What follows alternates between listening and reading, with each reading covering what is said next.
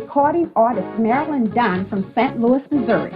If you are looking for some soul-stirring, anointed, spiritual, and heartfelt music, visit my website at www.marilynnDunnMinistries.com. Or you can also find me on CD Baby, iTunes, and Reverb Nation. For booking information, contact Mr. Kevin Dunn at 636-856-0551. That's 636-856-0551. Hi, this is Angel Sessions, and when I'm in town, I listen to Jerry Royce live, positivepower21.org, where they play my favorite music. This is Thomas-ware, gospel artist, urban gospel artist, and my hit single is Love Got Your Name on It. You're listening to Jerry Royce live. Stay tuned. You are listening to positivepower21.org with Jerry Royce.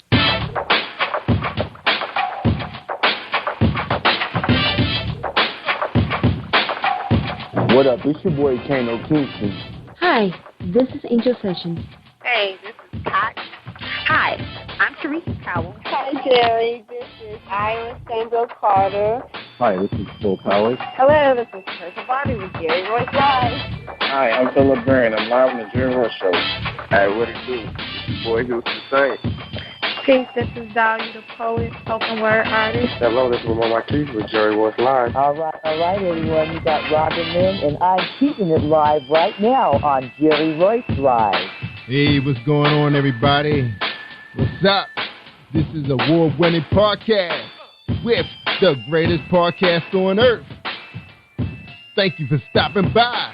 I'm your host, Jerry Royce Live Worldwide on Internet Radio, where you get your positive on. So when it's all positive, it's all power. That's positive power. This is a worldwide podcast for growth, wealth, and success. Thank you.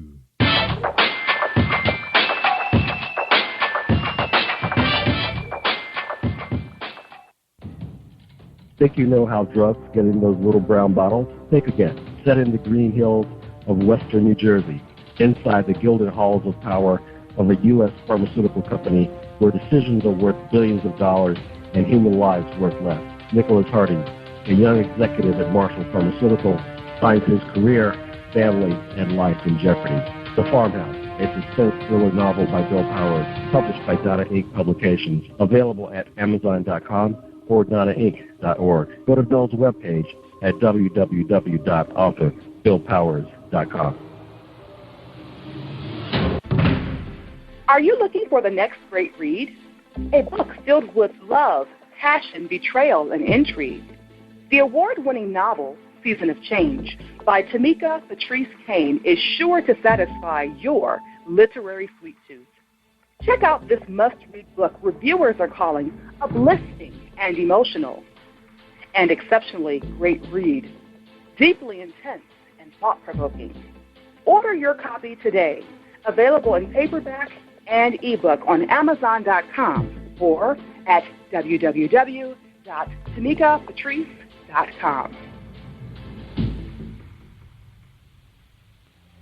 Are you an author looking for promotional services or a reader looking for a great read at low prices? In this competitive world of books, Writing Royalty Promotions is dedicated to bringing authors and readers together to build a greater respect for literature through our various promotional services and online bookstore. So head over to WritingRoyaltyPromotions.com and check us out.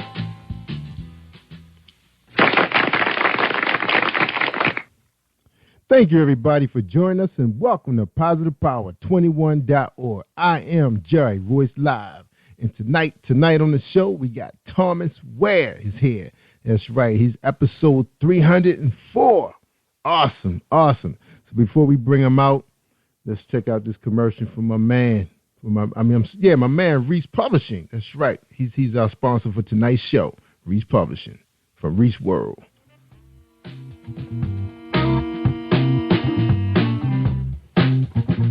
Are you an avid reader of urban fiction, looking for drama, suspense, and more?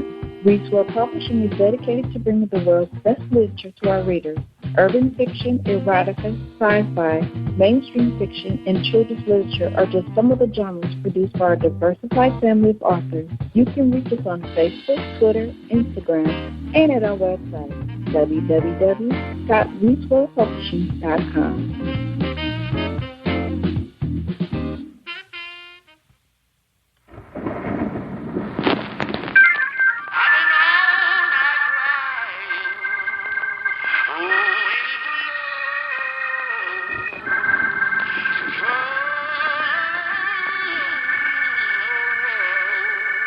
Tell me what you gon' do, tell me what you gon' say when love comes your way.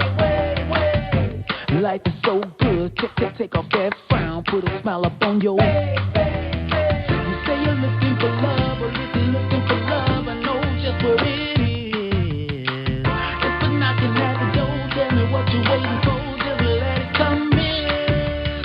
No. Love got your name on it. Love got your, love got your, love got your name on it. Love got your, love got your, love got your. Why you been looking for love in all the wrong places? I'm here to let you know love's been looking for you. Knocking at the door. Let's break the beat. Let's roll. Well, everybody's got problems, I got some too, but I refuse to cry, cry, cry. As soon as you get up off the ground, there's haters all around trying to kill your smile, smile, smile. Say you've been looking for love, well, if you're looking for love, I know just where it is. If they're knocking at the door, tell me what you're waiting for, just let it come in.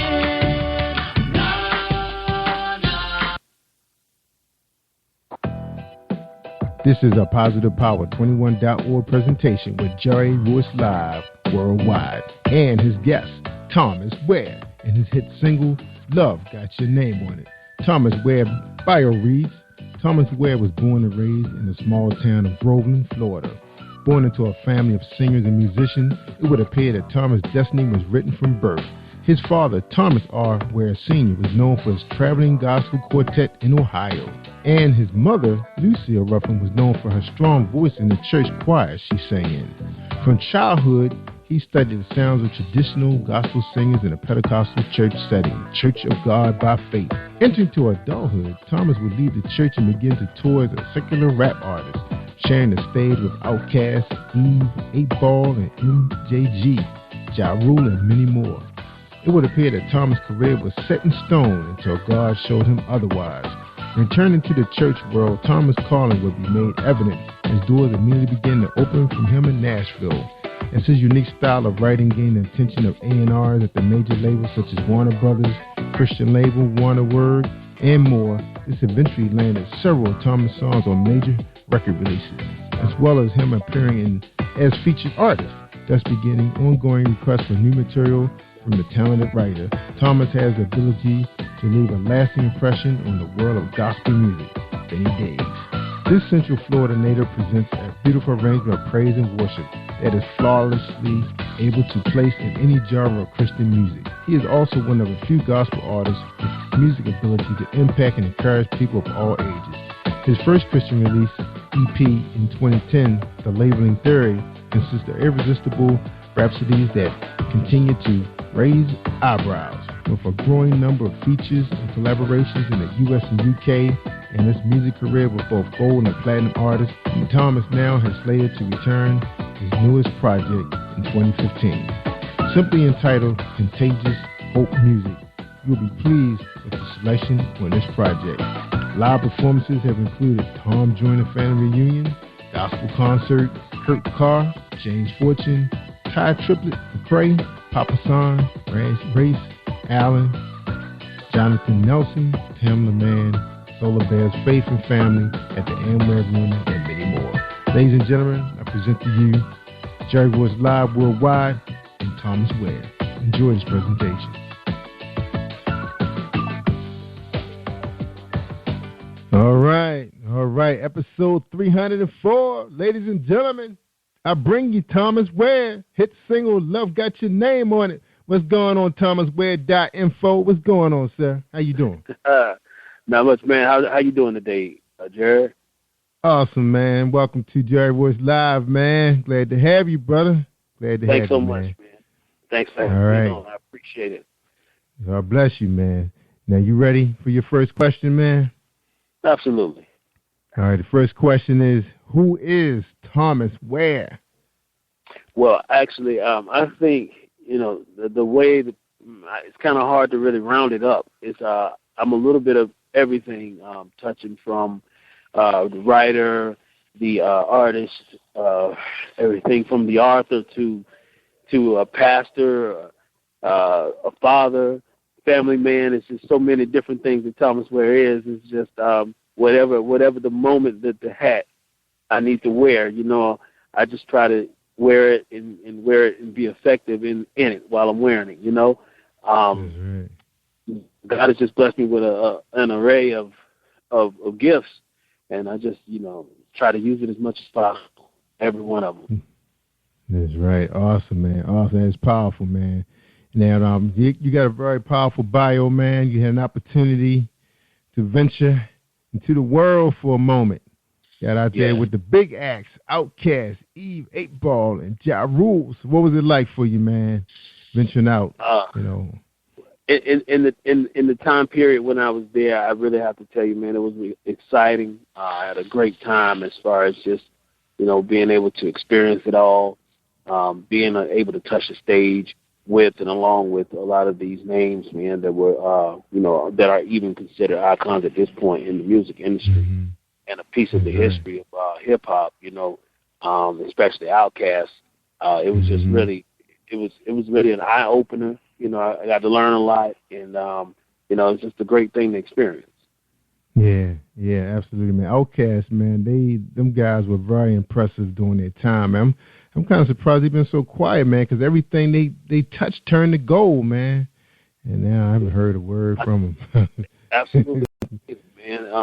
It's just a creative sense. I think that's what I loved about them so much was just, just how the guys were. They weren't afraid to step outside the box of the norm of what was going on inside of hip hop at the time.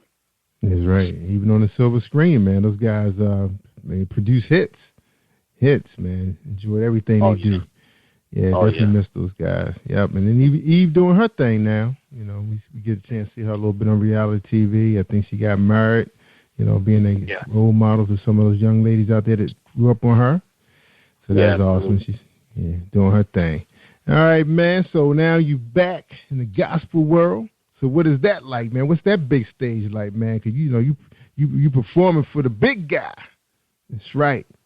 You know what? That's the most impressive stage I've ever stepped foot on. Just expressing how much of an eye opener and how excited I was stepping on stage with the guys out of the secular industry. Man, when I tell you, when I step on the stage here, it's just mind blowing, man. It's amazing what God is doing, and it's just amazing to see the lives that are touched and changed through the many ministries that we do. So I tell you, man, it can't be compared to anything else. That's right. Amen. All right, Thomas, give our audience a chance, man. My family, man, they pretty much run Eastern Shore. They all down in Maryland deep, DC deep, and they always say we want to know these people's background because we know they weren't always successful. So tell us, man, tell us your background, man, where you come from, and then tell us where you headed at. Okay. Wow. My background, I'm from Grove, Florida. It's a really small town. And my father and my mother, they, as a child, my father was a sharecropper. And my mother, she basically was in the same field. And so as we grew up, between the big shop my dad had and the field, the mini plantation, we call it, we grew up doing a lot of hard labor work. But, and then coming out of that, leaving, I really got involved with a lot of crazy stuff. gang lifestyle and just hanging out with the wrong people and selling drugs and the whole nine. And, God really did a work on me in the midst of it. And, out of the world setting, I really got an opportunity to write my first book. And my first book I wrote was The Reinvention of the Black Man. And it was actually my true life story in a sense of where I was coming from.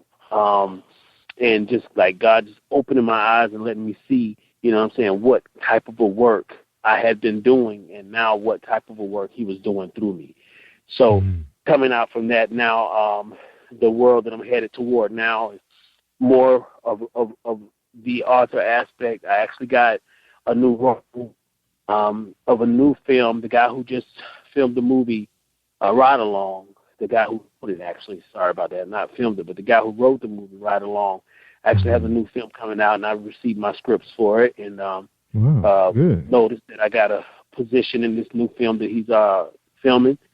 So God bless that, and at the same time, it's just amazing. I've been doing a lot of writing for different artists, a lot of different Christian artists that are everything from gospel to the more AC Christian gospel, which go more toward from contemporary to traditional. So we're touching that as well as just working around. I have a mentoring system that we actually travel to different groups of schools, actually in some of your areas, actually throughout Michigan, Boston, New York City, different places like that. So we've been touching base all over the place, going in and doing these motivational type ministries inside of the school system.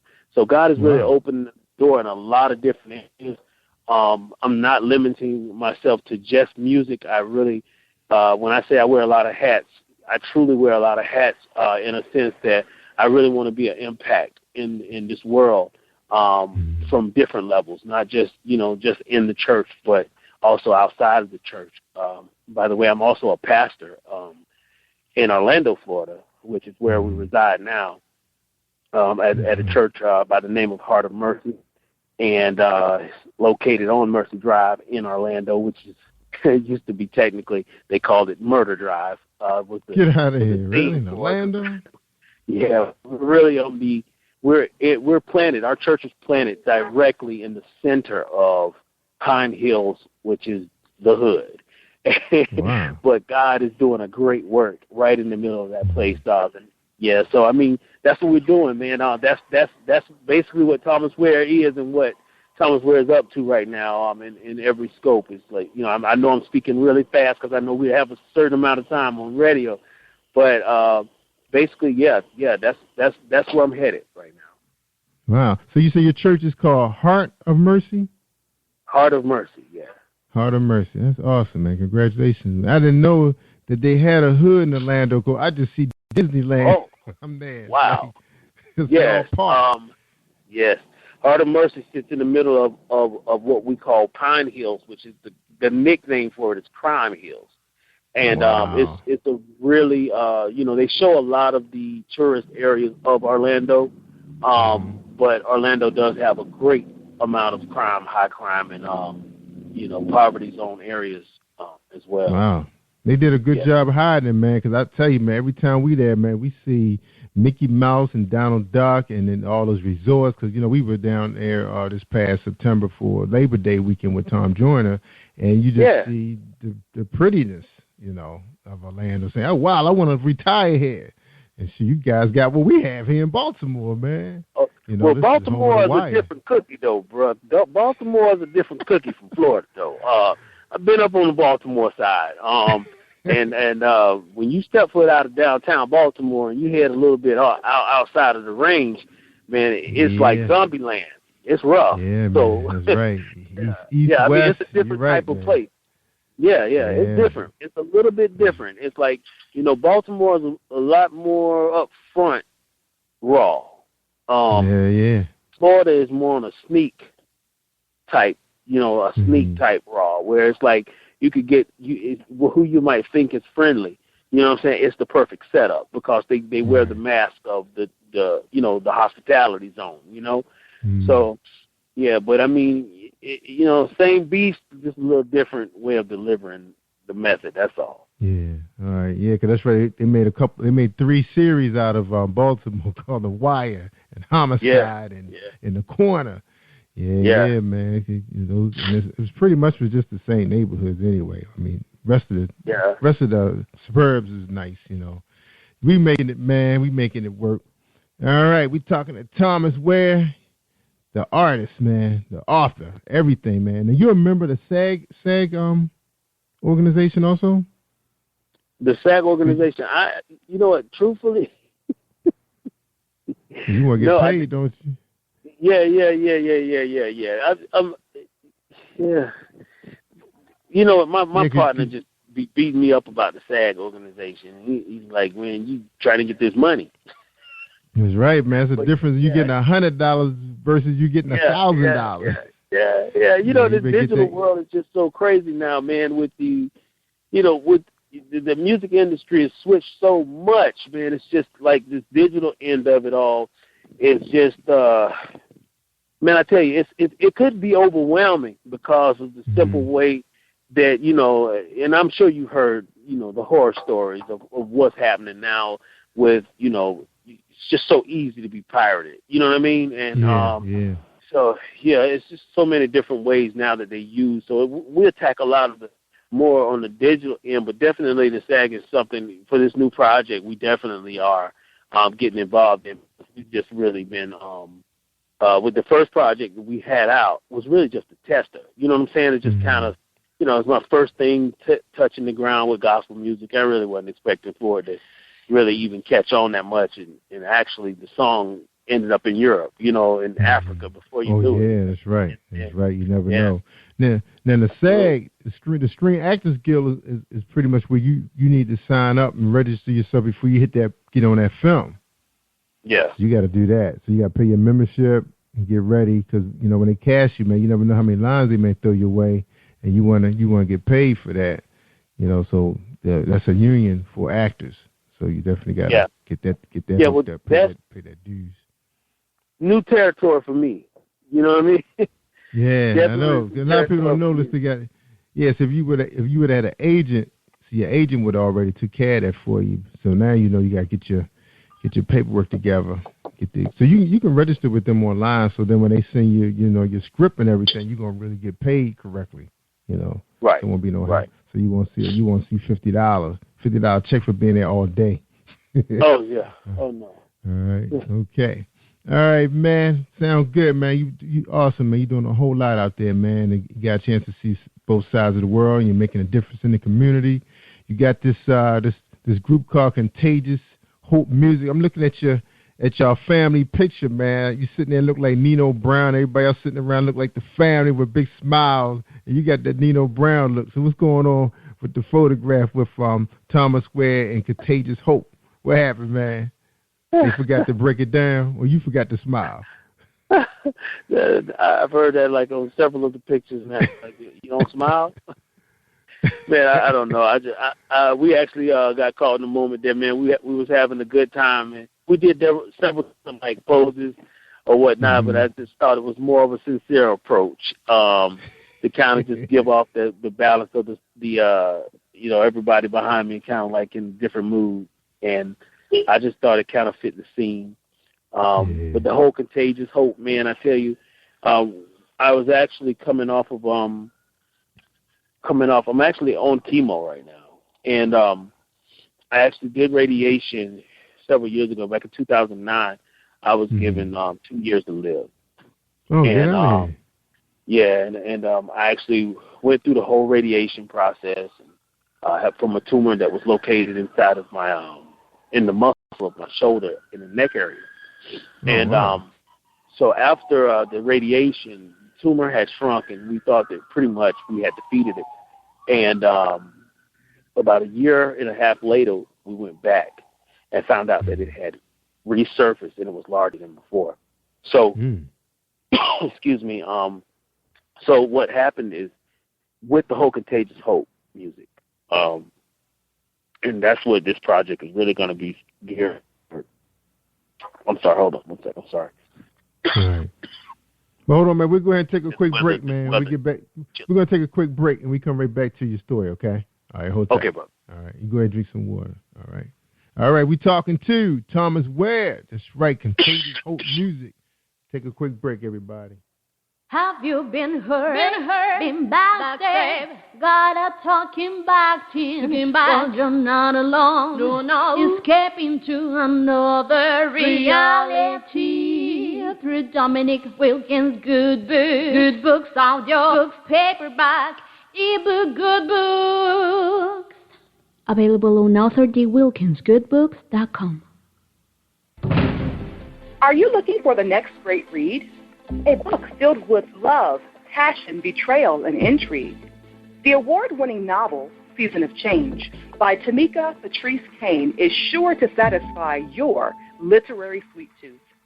Check out this must-read book reviewers are calling uplifting and emotional. And exceptionally great read.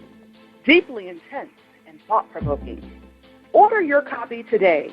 Available in paperback and ebook on Amazon.com or at www.tamikapatrice.com. Are you the next best-selling author? Hi, my name is Kiaki Helm, founder of WBKPC. The world is waiting to hear your thoughts about issues that are concerning the youth of today. So share your ideas and thoughts with the world by joining our writing contest, which will give you the opportunity to become a published author if you win. You don't have to wait until you're older to accomplish great things. You can start now.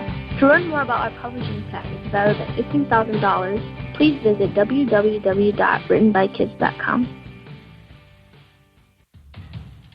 Think you know how drugs get in those little brown bottles? Think again. Set in the green hills of western New Jersey, inside the gilded halls of power of a U.S. pharmaceutical company where decisions are worth billions of dollars and human lives worth less.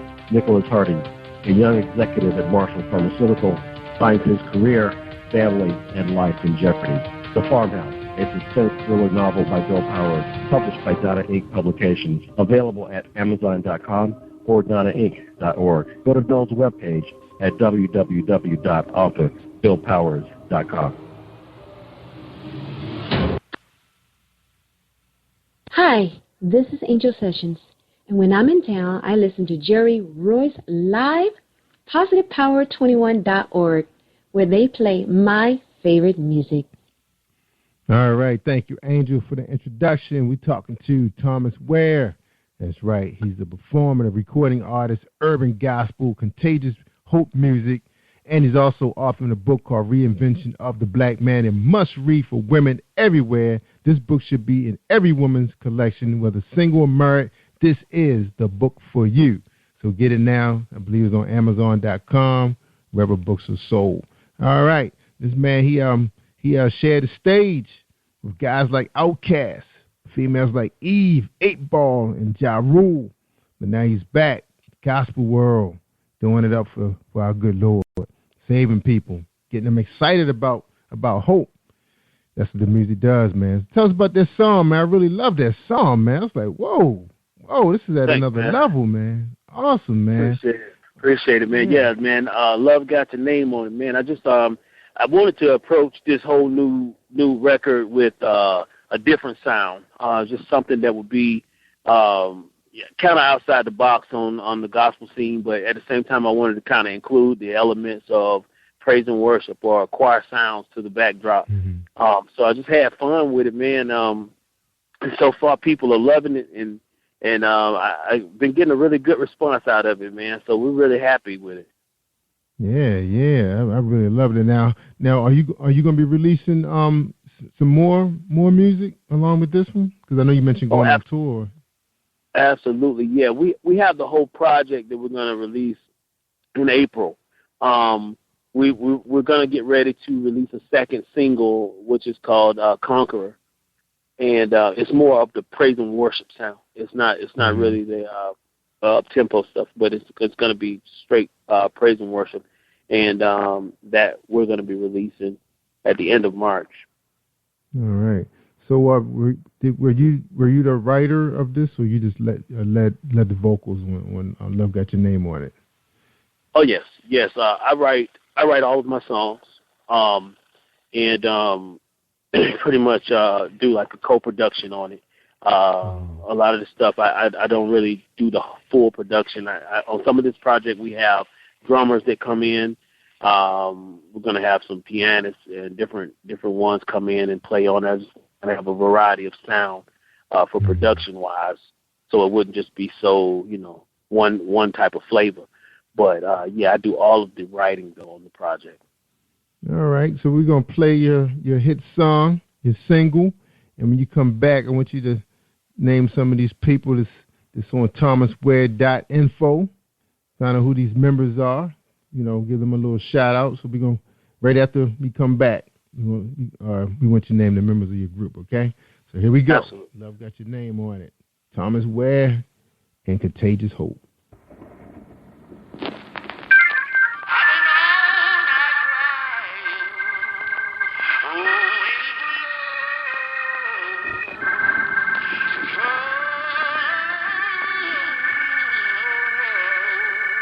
Tell me what you gon' do, tell me what you gon' say when love comes your way. Life is so good, take off that frown, put a smile up on your face. You say you're looking for love, or looking for love, I know just where it is. It's for knocking at the door, tell me what you're waiting for, just let it come in. No. Love got your name on it. Love got your, love got your, love got your name on it. Love got your, love got your, love got your. Why you been looking for love in all the wrong places? I'm here to let you know love's been looking for you. Knocking at the door. Let's break the beat. Let's roll. Well, everybody's got problems, I got some too, but I refuse to cry, cry, cry. As soon as you get up off the ground, there's haters all around trying to kill your smile, smile, smile. Say you've been looking for love, or looking for love, I know just where it is.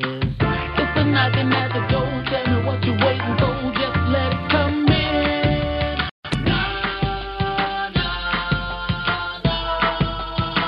Love got your name on it. Love got your, love got your, love got your name on it.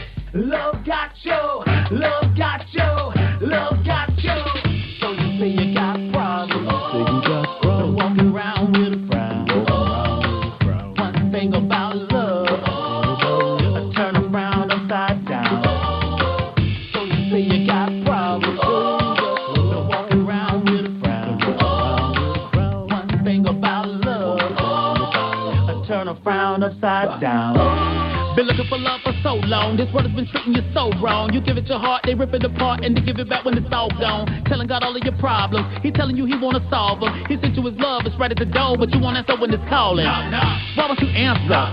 It's not hard to find. Look here to the cross, look to the grave, what you on his mind. Look left, look right, but hold up, don't you pass. Got a lot of options in this world, but don't get choosy fast.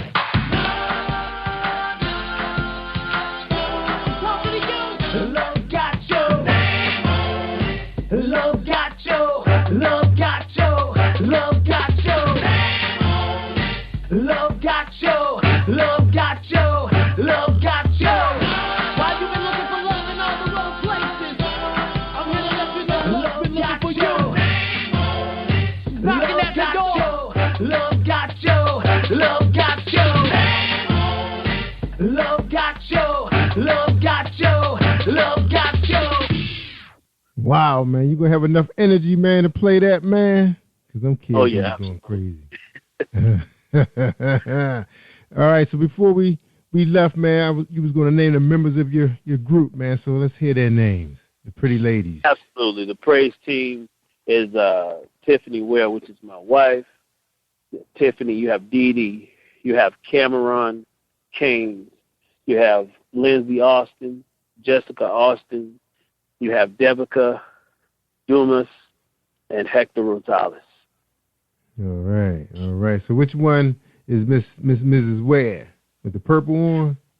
Actually, Mrs. Ware is the one sitting almost behind me, to my left arm on the picture. All right. Oh, okay. She got her arm on her hand on her chin. The girl right behind her, on the behind me almost. Oh, okay. All right, got you. Miss Ware sitting in the back. Man, she probably said, I need to be up there on this lap. Huh? Guy sitting in the back. Miss Ware, she probably going to make you redo that picture, man. All right, bro. Well, you the man. Your picture, right? All right. She's supporting you. That's the main thing. She's supporting you, and she's on a project. Because some people, significant others, don't even know what they're doing on this project. Yeah, real man. Hey, man, I truly believe that my wife is definitely the heart of the project, and everything that I do in ministry and in life, period, man. I make sure that I include her in everything that I'm doing.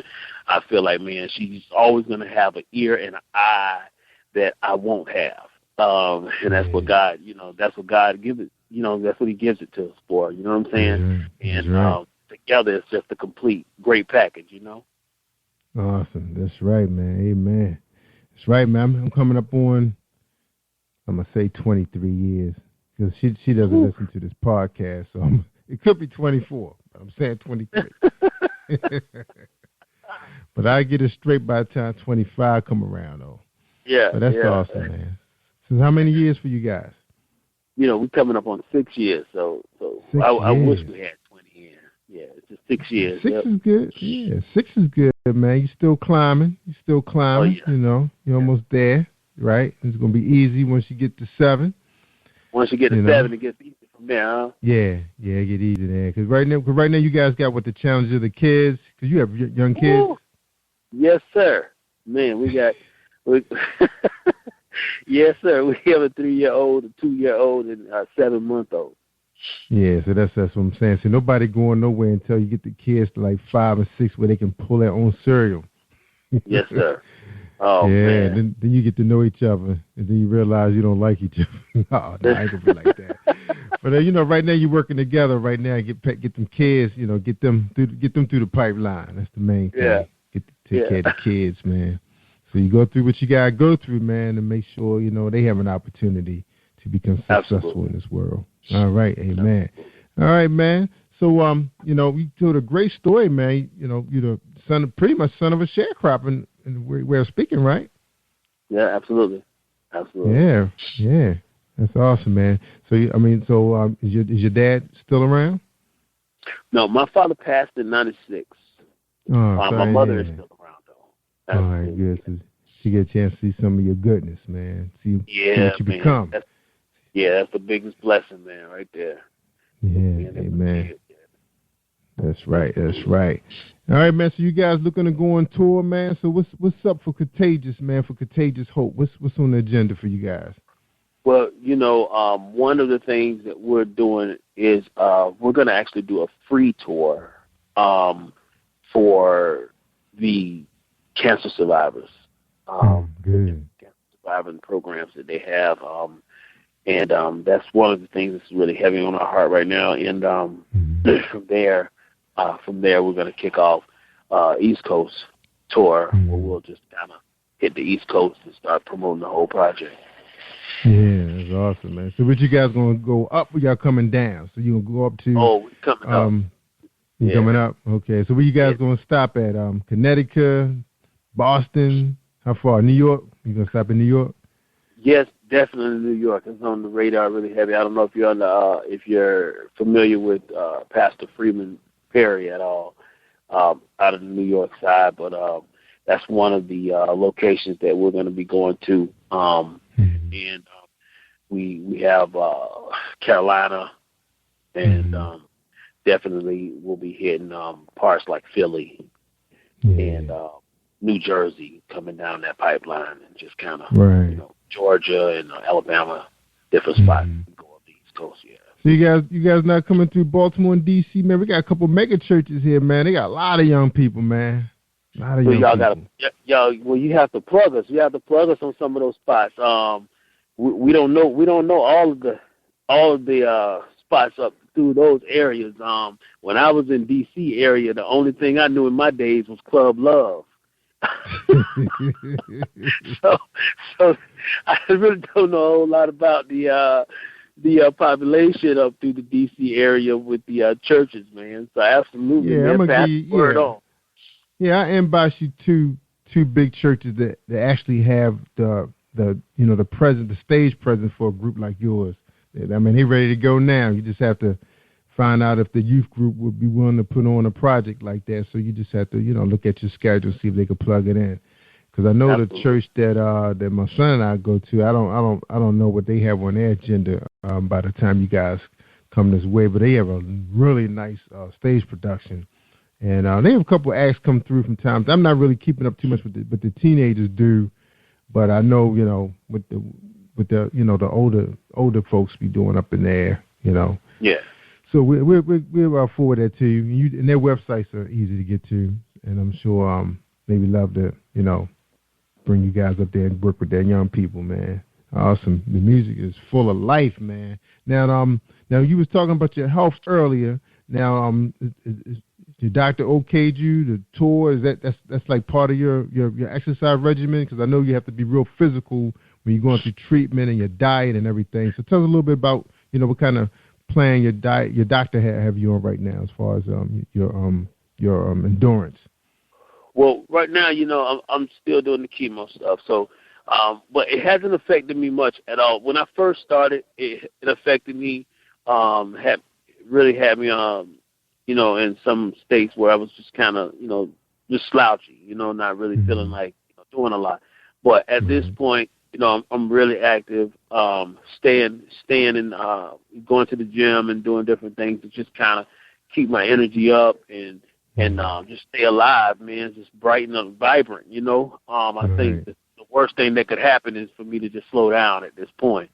So, man, I'm just having faith, man. I'm sticking to the routine, doing what the doctors, prescribing at the same time, and just kind of just pressing my way through, man. But it hasn't taken away from us at all, man. Because when we go in, and sometimes I tell you, man, you forget you even have any type of illness, man. When you hit that stage, so much, God is just working through you so much to where you forget about everything, man. And yeah, man, that's right. Cause I've had some gospel performers have had some issues, almost more than what you have, man. And they out there dancing and everything. I was like, what? Yeah, I see him. His leg was almost amputated, and he's out there dancing and hip hopping and gospel, pretty much several days a week, man. So that's a miracle, man. A testimony right there. Yeah. Amen.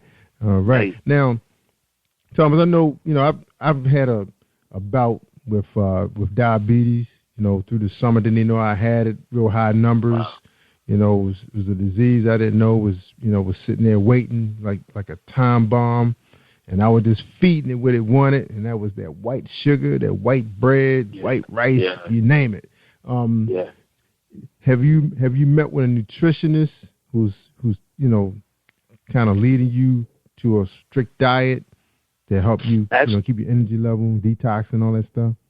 Yeah, absolutely. And we actually have some groups that come into our church that we have, and we actually have tests done on members, free tests and everything. We all do it together, and we get checked and make sure that our sugar counts and everything is good as far as our blood count. And we've been staying on top of that, and at the same time with my health, the doctors give me a very strict regimen as far as eating wise. That just keeps me in a good place, because with the chemo, what happens is it takes away a lot of the blood cells that is needed to keep you from getting sick. You know what I mean? Right. So it's easy to get exposed to stuff. If you get exposed to different sicknesses, you can really get sick easily. So they keep me on some great regimen. So my wife stays on top of me with it, and I try to sneak, bro. I ain't gonna lie to you, man. I really try to sneak and get it. Get all the extra stuff that I'm not supposed to get, but at the same time, she stays on top of me, man. But yeah, we stick to it though. I want to stick around, man. These kids are little, That's right. But That's right. I want to stick around as long as I can. See them at least get up out of school, head into college, do something. Just get grown. That's right. You want to make sure they're in good hands. That's right. You want to see where they're headed at. I understand that. Yeah, because I know it was a lot I didn't know about, with refined sugar and what carbs do to the body, and I found out the hard way, man. You just, you're delusional. You don't know what's going on. Can't remember nothing. You tired. You sleepy, and then the medicine just draining your bank account, man. Whoa. So I figured exercise is cheap. So I said, all I got to do is get in the produce store, and nutritionist. I met with her today, and I've actually been free of diabetes since November, and I have a new doctor, and she was like, I tell people all the time that they can beat it, and you the proof. She's just so happy when she see me. It's just like I'm her kid or something. She's just so happy, and she's, like I said, she's a new doctor. But you gotta keep up that exercise and the vegetables. I mean, they actually including vegetables in my breakfast now, man. I never even thought about that. Even if it's just salsa, with eggs and protein, Yeah, bro. I mean, I actually do greens a lot. I juice it. I do a lot of juicing. So that really helps a lot, man. I've cut back. I cut back on the white bread and stuff many years ago. But my mother, she was diagnosed with diabetes, and she stuck to a really strict regimen with her eating, and she's been around for, it's kept her here for a long time. And her friends, we witnessed her friends die from diabetes. They cut one foot off, cut a leg off, and then before you know it, they end up passing away. And one of my best friends in Atlanta, he actually he found out he had diabetes by going in a coma. He didn't even know he had diabetes until he was in a coma. You don't. So it's a scary thing, man. But especially black folks, man, we really have to stay on top of our game when it comes to our eating. That's right, man. That's where I always thought about. I said, man, I've known people who are smokers, but they don't eat much. I said, well, they doing a lot better than the people who don't smoke but overeat. Their health is actually better. And I said, there must be something to it, to the food. So the food is, in a way, it's poison to your body if you don't watch what you eat. So that's our little infomercial for the black people who's listening. And our Hispanic friends too, because I have a lot of people, all kinds of persuasion listening. All of us are suffering from the same thing, so it doesn't really matter. It's not prejudice to any race. Diabetes, it takes prisoners. That's all it wants to do, is take you prisoner, hostage with chocolate and all that sugary Slurpees and stuff. Because man, when they get hot, what people thinking about, man? When they get real hot. Yeah, and it's accessible. The worst stuff is accessible to you. The stuff that's healthy for you is expensive, and you just can't really get it. Like people can't get that as easy as they can get stuff that's killing them. That's right. All right, man. Church of God by faith. You grew up in a church. Now, since you had an opportunity to, experience, because you was in church at a real young age, right? Yeah. Real young age. Do you think that was the reason why it was so easy for you to transition back? Because I know you had a good time out there, man. With Ja Rule and Eve and all of them. I know you was loving that, but you knew something was wrong, and you came back. So would you say your parents was a major influence with that? Absolutely. My father, he was more or less, by the time I came along, getting up in age, my dad really didn't go to church as much as my mom did, but they kept me in church all the time. So, I just believe in that scripture, man. You train up a child in the way they should go. You know what I'm saying? Once they get old, they won't depart from it. And it's just like, that's the truth. It's like you might stray, but that word that's put in you as a child, that word stays with you, and it keeps you. And I don't. If it wasn't for that word that was put in me as a child, I believe I would have never made it back. I would have never did that. That's right. Yeah. So listen, folks, for those of you who staying home, thinking TV is enough, video games. Oh, man. It's like a little experience. Yeah. Yeah, playing them with that Holy Spirit, man. That's what you need in you, man. It talks to you all the time. Always saying something. No, don't do that. Yeah. That's powerful, brother. Absolutely. Powerful, man. Now, you guys is out there on social media. Now your publicist is not on social media, but you guys on social media. Tell us a little bit about how social media been helping you get the word out about your powerful movement that's going on. I think a lot of people underestimate the social media, but man, I tell you, it is one of the best tools you could possibly use. I mean, you have immediate access to people all over the world, and if you use it the right way, you can, and especially if you use it the right way and you have a great message that's conducive to the people that your audience base, I really believe that is the key to catapulting many types of, careers, as well as just, projects or whatever you're working on. But social media is a great tool, man, from Twitter, the Instagram, the Facebook.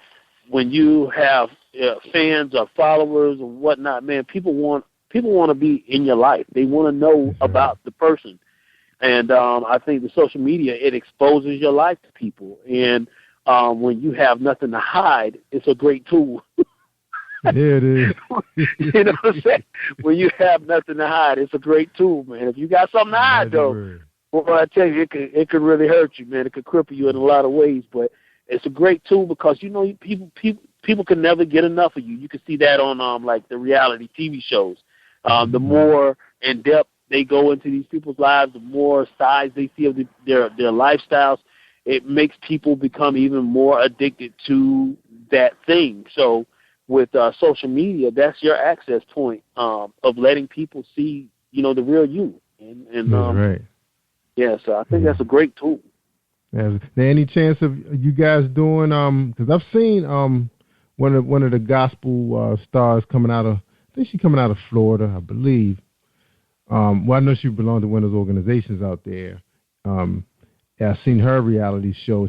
They showing her in the studio out with her family, and it looks like that'll be an ideal setting for you guys. Your whole Contagious Hope family. You ever thought about that?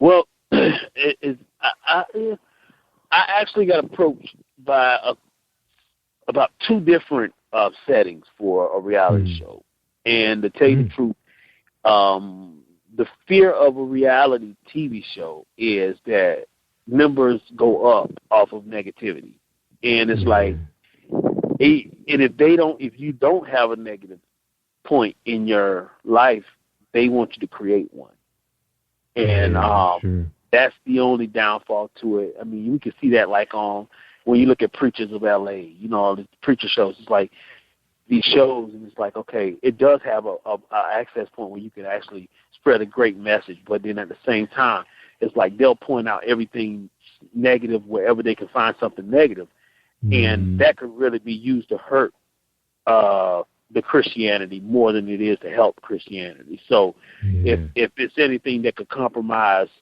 my walk or someone else's walk, you know what I'm saying? Because, one of the things that Paul talked about in the Bible more than anything else was, it's some things that we do in life that aren't necessarily sin to the point where you're sinning. But if it's going to mislead somebody that's a babe in Christ that don't understand fully, you know what I'm saying? It's better for you not to do it, So, that's just the thing. I'm really leery to that. I'm just fearful, you know what I'm saying? I'm fearful to mislead anybody, you know what I'm saying? Because I believe God really frowns on it, So I don't want to be the cause of error for nobody. So you don't think you can do it on your own? So I was going to say, you don't think you could do it on your own terms if you put a team together yourself? When you're because you guys have a media team at your church, a ministry? Yeah. We do. And you know what? We could do it and just have our own cast for it. You know what I'm saying? As far as like sort of like a YouTube channel or something like that, or a word channel. Yeah, but as far as like when you start talking about the networks, You know, that's when I won't mess with those guys. Not Bravo, Spike TV and stuff. It gets sticky when you start talking to them. So, right. But I would we're say actually it's fun. going to be... Now, I would say I thought it would be pretty entertaining watching y'all rehearsals, you know, how, you know, because young folks are always curious how things get started, you know, and like say you guys in production. Like I've seen like Terry Rimson, she's in production for her album or they're working on a song and they tape those events, you know. It looks so fun, man, watching them do that, you know, go through that element of the production, you know. That's all. Well, you will see a lot of that on our YouTube, like our road trips and stuff. Mm-hmm. You will be seeing a lot of that on the YouTube. Yeah, we're a really classic set of clowns. We're real serious when it comes to the gospel and doing a ministry in, but man, we like to have fun. And so you're going to see a lot of clowning around and stuff like that. But all of that you will see on the YouTube. And we're definitely going to see that. That's right, man. See some love, man, out there, man. Yeah, absolutely. Now you have some collaboration that went on with these projects? With the new project that I did, to tell you the truth, I didn't do any collabing on this new project. Okay. And I'm going to tell you why. I really want this project to be something that God does. Okay. You know what I'm saying? I don't want it to be something that's only attached to somebody's name, and that's why, you know, this happened or that happened. You know, I really want this to be something that God does. I feel like God told me to do the project. If God told me to do the project, He'll see the success of it. So I'm just absolutely gonna just let Him do His work with it. We're gonna push it as hard as we can push it, but we're gonna see. You know, if the music is anointed enough to travel on its own. You know what I mean? That's right. All right, man, we're going to take a quick break. When we come back, we're going to get your final thoughts. We're talking to Thomas-Ware, his group. He actually should be a SAG member by now. He's about to be in a film coming soon. And we loving your story, man. We really loving your story. All right, hold tight for this quick break. It's Jerry Royce Live Worldwide. Think you know how drugs get in those little brown bottles? Think again. Set in the green hills of western New Jersey, inside the gilded halls of power of a U.S. pharmaceutical company where decisions are worth billions of dollars and human lives worth less. Nicholas Harding, a young executive at Marshall Pharmaceutical, finds his career, family, and life in jeopardy. The Farmhouse, a suspense thriller novel by Bill Powers, published by Donna Inc. Publications, available at Amazon.com or DonnaInc.org. Go to Bill's webpage at www.author.BillPowers.com. Hi, I am Arthur Crystal Alexis, and I'm on Positive Power 21 with Jerry Royce Live. Woohoo! All right. Thank you, Crystal. Bring this back on. All right. We talked to Thomas-Ware, hit single, Love Got Your Name on It, and his group, Contagious Hope. We wish them the best. All right, Tom, we can get your final thoughts on tonight's show, man. We appreciate it. Yeah, I absolutely had a great time and enjoyed you tonight, man. Thanks for having us on. We definitely look forward to seeing you all live when we get up on your side of town, Baltimore, D.C. And I just want the listeners to just know that, you know, you're talking to an individual that's really real about what I'm doing, about ministry and just serious about God. Please go back and visit our website, thomas-ware.info. You can find the book, Reinvention of the Black Man, on Amazon as well. And just drop a note. Check me out on Facebook. Let me know you heard it. Let me know what you thought about it. You know what I'm saying? So thanks for everything, though. Jerry Royce, man, appreciate you, brother. Yeah, man, I'm glad, man. You sounded so excited, man. I said, we got to get this brother on, man, his story. You're doing great things, man. You know, your message, your music is exciting, man. I know it's just going to take, you know, more ears to hear it so they can understand what God is trying to do with all of us, man. And hopefully my program, you know, be streaming, man. We're going to be streaming you all week long, man. So hopefully the right people hear the message and come to God, man, because people are hurting out there, bro. I've been doing this show for a year now, man, and I was telling my sister, I said, I've kind of been getting a little immune to some of the story, but it's some, boy, can shed a tear. Yeah. Can shed a tear. You know, I was wondering. I mean, as much as I have the passion to do radio, I didn't know. I thought I was going to be DJ Rolls Royce on here, man. But God had other plans. I get my little time on Saturdays to be on the wheel of steel, but Monday through Thursday, man, this is what I do, man. Bring the stories to the people, man. All right. That's what's up, man. That's what's up, man. Well, God bless you, man. God bless you, man, for what you do, man. It's still a work and still ministry, brother. And that's the key to it all, man. We just do what we can do to just keep on giving out that testimony, man. People's lives are changed by the testimony, man. And you giving access to testimonies is what's going to change lives all over the world, brother. That's right, worldwide, man. I didn't know it was going to be like this, man. I really didn't. I did not. I had no idea. No idea. We get these type of stories, man. But look, man, we wish you the best of health, man. And next time you drop that single, man, you got to stop by again, man. Tell that story, man. People got to keep hearing it, man. All right? Absolutely. Absolutely, brother. Thank you again. You're welcome. And Thomas, I always tell people all the time, man, they want to hear the good stuff. I mean, the real good stuff. Just like tonight, man. This brother, he's fighting for his life, but at the same time, he's giving God's praise, man. He's singing and saving people day in and day out. That's what it's all about, man. Sometimes we just got to stop and hear the music.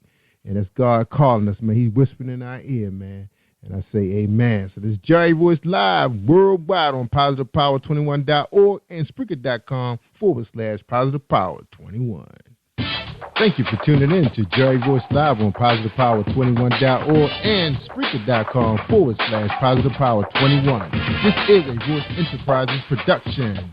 And don't forget about replay on Facebook.com/Jerry Royce Live.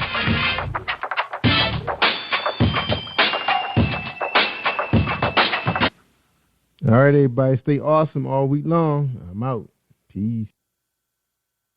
Have you been hurt?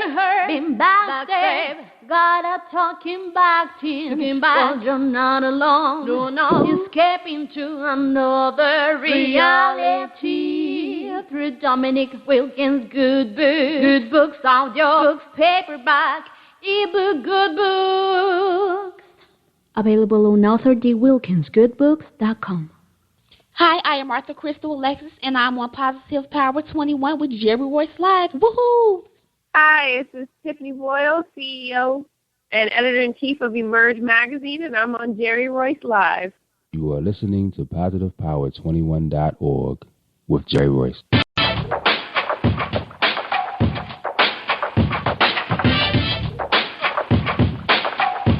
What up? It's your boy Kano Kingston. Hi, this is Angel Sessions. Hey, this is Pat. Hi, I'm Teresa Powell. Hi, Jerry. This is Iowa Stanville Carter. Hi, this is Phil Powers. Hello, this is Teresa Bobby with Jerry Royce Live. Hi, I'm Philip Barron. I'm live on the Jerry Royce Show. Hey, what it do? It's your boy Houston Saint. Peace, this is Dahlia the poet, spoken word artist. Hello, this is Lamar Marquise with Jerry Royce Live. All right, everyone. You got Robin Lynn, and I'm keeping it live right now on Jerry Royce Live. Hey, what's going on, everybody? What's up? This is award-winning podcast with the greatest podcast on earth. Thank you for stopping by. I'm your host, Jerry Royce Live worldwide on internet radio, where you get your positive on. So when it's all positive, it's all power. That's positive power. This is a worldwide podcast for growth, wealth, and success. Thank you.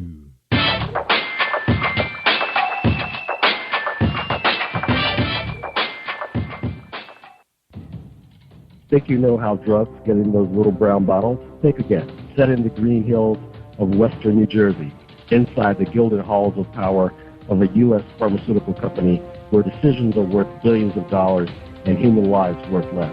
Nicholas Harding, a young executive at Marshall Pharmaceutical, finds his career, family, and life in jeopardy. The Farmhouse, a suspense thriller novel by Bill Powers, published by Donna Inc. Publications, available at Amazon.com or DonnaInc.org. Go to Bill's webpage at www.author.BillPowers.com. Are you looking for the next great read? A book filled with love, passion, betrayal, and intrigue. The award-winning novel Season of Change by Tamika Patrice Kane is sure to satisfy your literary sweet tooth. Check out this must-read book reviewers are calling uplifting and emotional, and exceptionally great read, deeply intense and thought-provoking. Order your copy today, available in paperback and ebook on Amazon.com or at www.tamikapatrice.com. Are you an author looking for promotional services or a reader looking for a great read at low prices? In this competitive world of books, Fighting Royalty Promotions is dedicated to bringing authors and readers together to build a greater respect for literature through our various promotional services and online bookstore. So head over to WritingRoyaltyPromotions.com and check us out.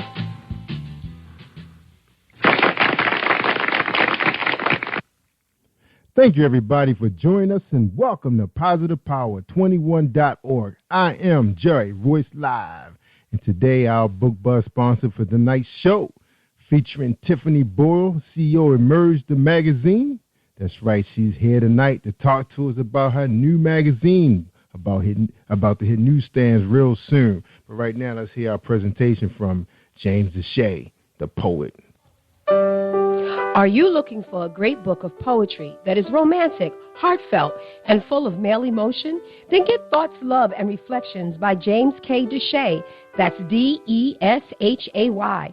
Go to www.jamesdeshay.com. You will enjoy Thoughts, Love, and Reflections.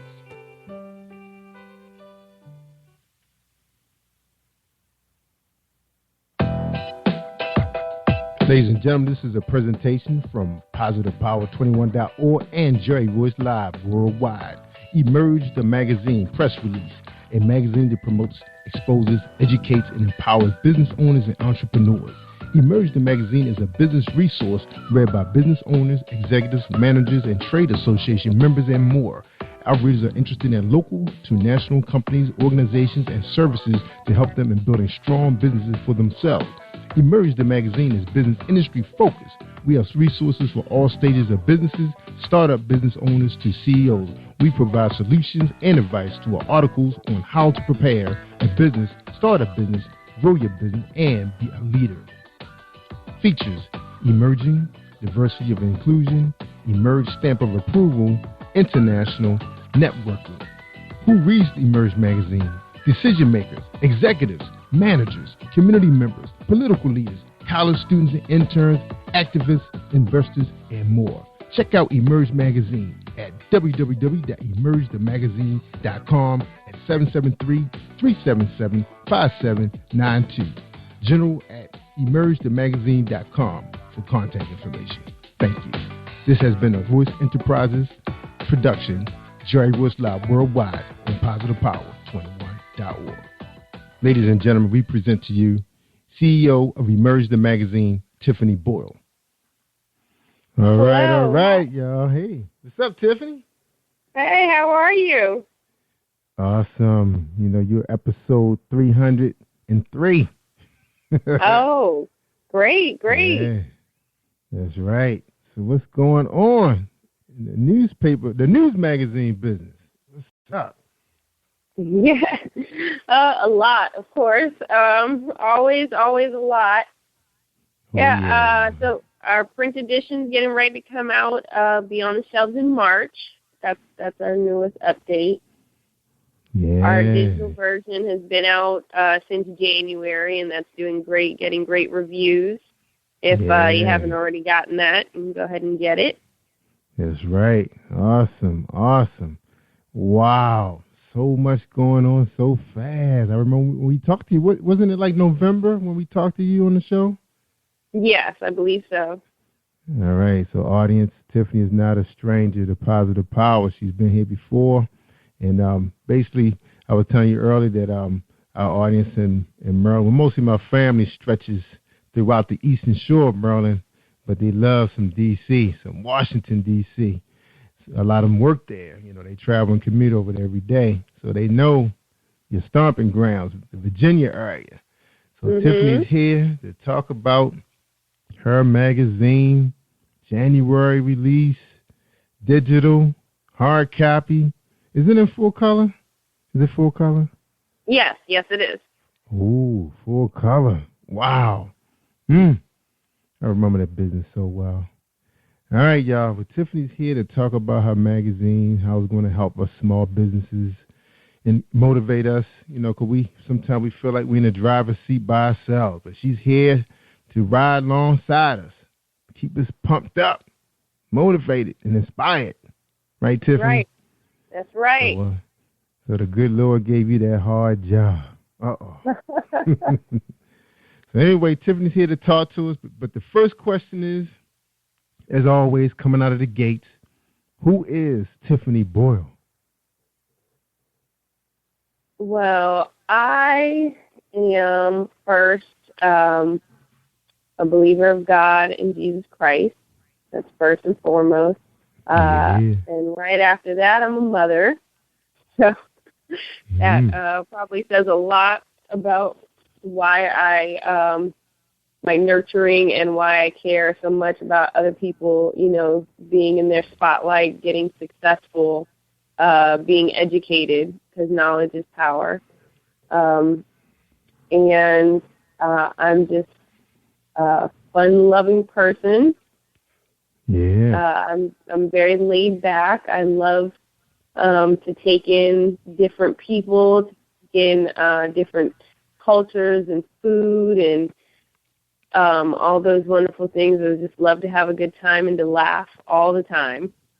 Mm-hmm. And a little bit about my life. I was born in Florida, Miami, Florida, and I lived there for my younger years. And then moved to Virginia, where I currently live now. And then my family, we moved overseas.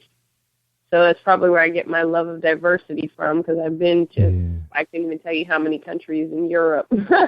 Wow. And that was an awesome experience, meeting great people, great friends, lifelong friends. And then I ended up back here in Virginia, which is now my home. And I love the D.C. area. I'm always coming up there. I will probably end up moving up there. I feel like Emerge is taking me there. Yeah, you're going to be there soon. Won't be right. Long. Yeah. Yeah, and that's just me in a nutshell. I like to travel. I like to explore different things, do different things. I'm always on the go. Somebody once told me I'm a visionary, so. That's right, innovator. That's right. Yeah. Yeah, take on this big beast, 'cause that's what it is. You know, the magazine publishing business, boy, that's a monster. So you sit on the 9th floor of Emerge the magazine. How does it feel to be up so high? That is awesome, Tiffany. Now, Tiffany, we want to know what inspired you to. I know my reason why I got into the business, the magazine business, when I was doing. What's your reason? What was your biggest reason to take on this? My biggest reason was to help people. That was honestly the whole concept behind Emerge, was to help people in a way that is long-lasting, not just a quick tip on social media or something you read on the internet that could be changed. You know, once it's in a magazine, it's not changing because it's already out. That's right. So Done deal. Those business owners in the magazine can see where they were, 10 years from now. Oh, this is where I was, just by reading the article in Emerge magazine. Someone 10 years from now can pick it up and read an article and be inspired to start their own business or to continue on with their dreams. So that's really the reason why I started the magazine. That's right. That's right. Now, you have any heroes out there, who's in the business that you're watching closely to know what moves to make next? Anybody? Any publishers? Your favorite? No, I kind of glance. No heroes, just because I don't know any of them personally, and I definitely would love to. Always need a mentor. I watch them, just over just read up on articles, things like that. So no one I tend to watch the most. Right. So you're your own trendsetter, because I know the old Oprah, magazine's not bad. It's a little bit of everything, variety in there. My favorite has always been Black Enterprise. That's the one that motivated me to get into publishing, and now podcasting, which to me is another form of media, which publishing, but it's more communication. So that was my hero, was Earl Graves. Earl Graves Sr. was my hero. Got a chance to meet him personally, on 2 occasions. What a man, what a man. All right. So that's nobody's you keep an eye on right now. Now I notice there are quite a few females taking on this big beast, the magazine, the publishing world. And I haven't seen too many guys. But there's a few I've been keeping my eye on, but I noticed there's a lot of females. Why do you think the females are so anxious to get into the magazine, online and offline? We can multitask. To be in this position, you have to be able to multitask. Your head, you have to have your ideas going all different ways and have to know what the deadlines are for 5 different tasks all at the same time. So I think that's a big thing. Yeah, and having true. to deal with so many different people and different personalities and things like that, I think that's why, not saying men can't do it, but I know women are better multitaskers. So how many magazines would you say out there that's still around, that's like, 30, 50 years old, that's been operated by a woman? Been operated by a woman? Yeah. Was Vogue started by a woman? Was Cosmopolitan? I don't know. I believe Essence. Yeah. I know they've had their editor-in-chief has been a woman for a long time. I don't know if Vogue was started by a woman. Yeah, I was working at a publishing company that actually, we actually, published the magazine for some of the, the publishers, did the composition work, and there was quite a few of them. Well, they were coming and going. A lot of them didn't even make it past 6 months. But a lot of them were started by men, because you get a lot of fitness and sports magazines that are started by men. So they make up the majority. But now you're starting to get a lot of hair magazines, fashion, those kind of things. A lot of the fashion magazines are starting to be more earmarked like towards hair or, clothes. I haven't seen anybody really expose the shoe market as much as money they make in shoes, but I guess that's what catalogs are for. But and I think some of your major catalogs are mostly men, which is another animal too. It's taking on another level. But it's a very interesting industry. I love it. Always loved it. Always. Now, you said you wanted to help people. Why not open up a homeless shelter or a soup kitchen or go on a radio? Why the magazine business? I can tell you why I wouldn't do radio, because I'm not that boisterous, I guess I could say, for being in a magazine is more behind the scenes. I get to organize everything, set out layouts, do planning, things like that, and I'm very good at stuff like that. When it comes to being in front of a large group or having to go out and network, one-on-one, I'm great. Big groups, I have to make myself go do it. And so with the magazine, I have to do those things as well if I want people to know the magazine exists. But the content part, it's just me and another person or the writers I have to deal with or whoever I'm interviewing. It's just one-on-one, and I get to know their story, and I get to tell their story.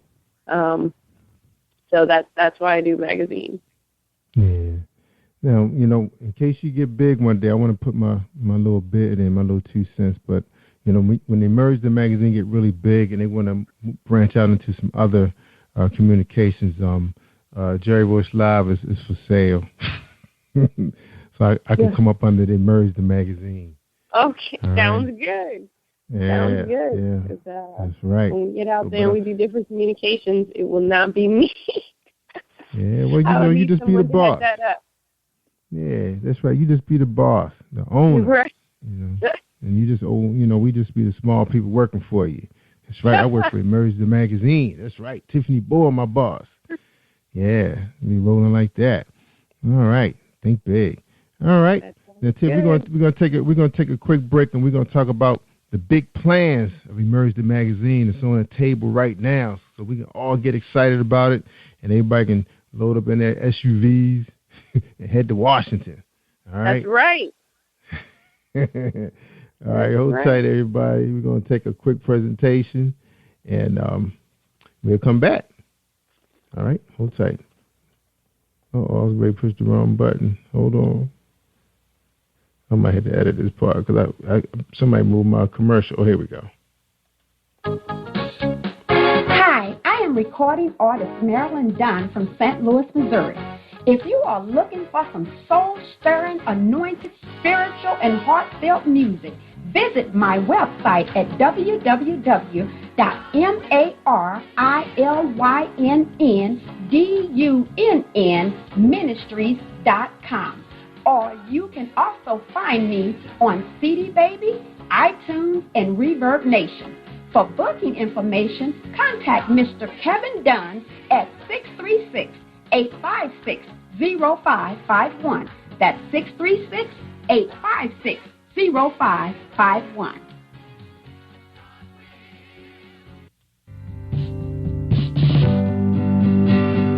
What do you give to a person who has everything? Hi, I'm Darlene Rucker-Wood, and I am the owner of Stylish and Stellar Gifts by Dar. I get this question all of the time. At Stylish and Stellar Gifts by Dar, we specialize in customizing gifts for people and pets too.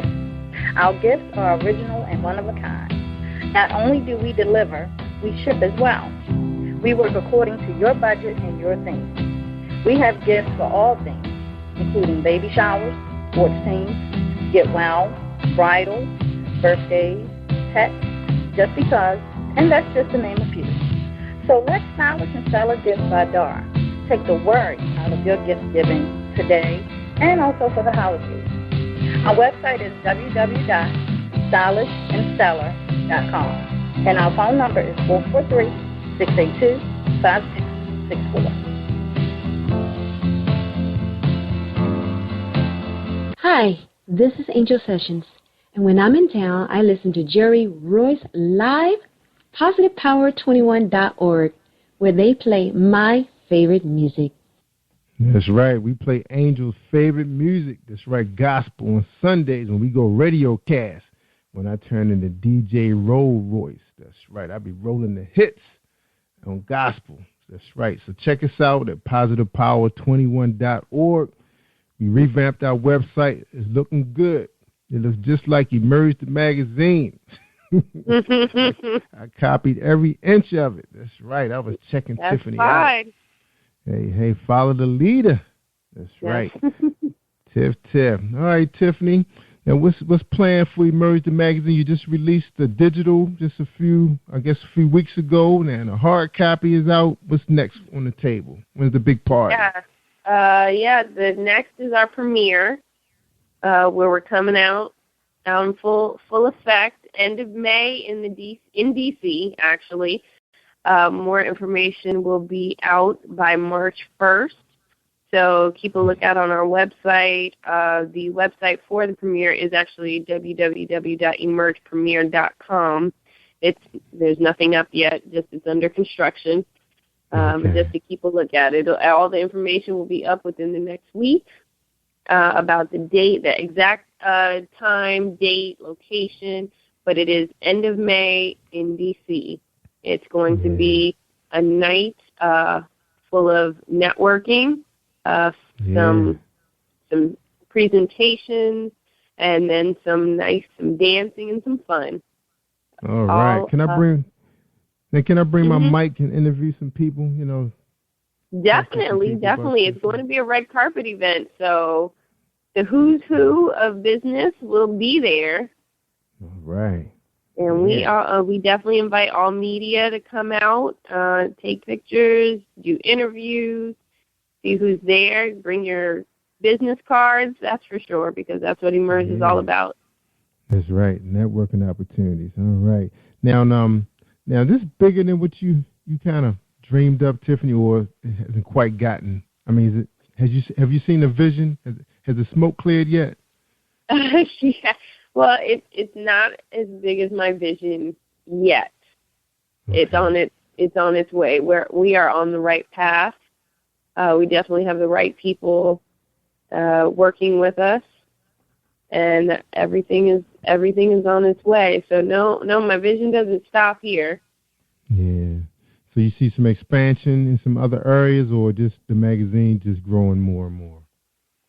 Definitely in other areas. We're going to start workshops soon. We're going to have a conference in October, probably again in the D.C. area. Good. And we're all about helping people, how-to, empowerment, business, knowledge, networking, getting all the networking we can in, because connections is very important in the business industry. That's right. Now you see, the Emerge magazine, are you planning to do like happy hour events? Like, well, network. I know a lot of people call them networking events, but they end up becoming happy hour events. So most everybody there trying to meet somebody, like a meat market. Are you going to try to keep control of that, or you trying to keep it more like a conference workshop type event? Well, I'm sure we're going to have some happy hour events. What we do have is we will have our social Saturdays that will start popping up in different areas, and that'll be more of the happy hour events because people like to have fun. Business is not all suit and tie and serious. I want people to be able to casually speak about their business and enjoy others' companies. So we will have social Saturdays. We also have, it's called the Emerge Elite membership program that we just rolled out. That is for business owners, entrepreneurs, venture capitalists, and investors. They can become a member of Emerge, where you get discounts at certain places, certain services. You can get discounts to our event, if not free, and discounts at other people's events as well.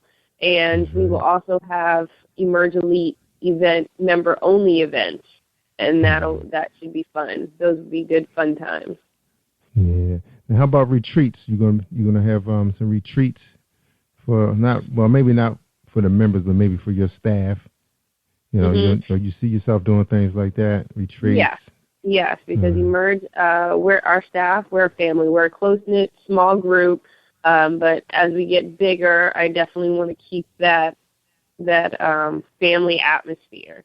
I like people to be able to speak their minds. I like open door policies. So we'll definitely have retreats.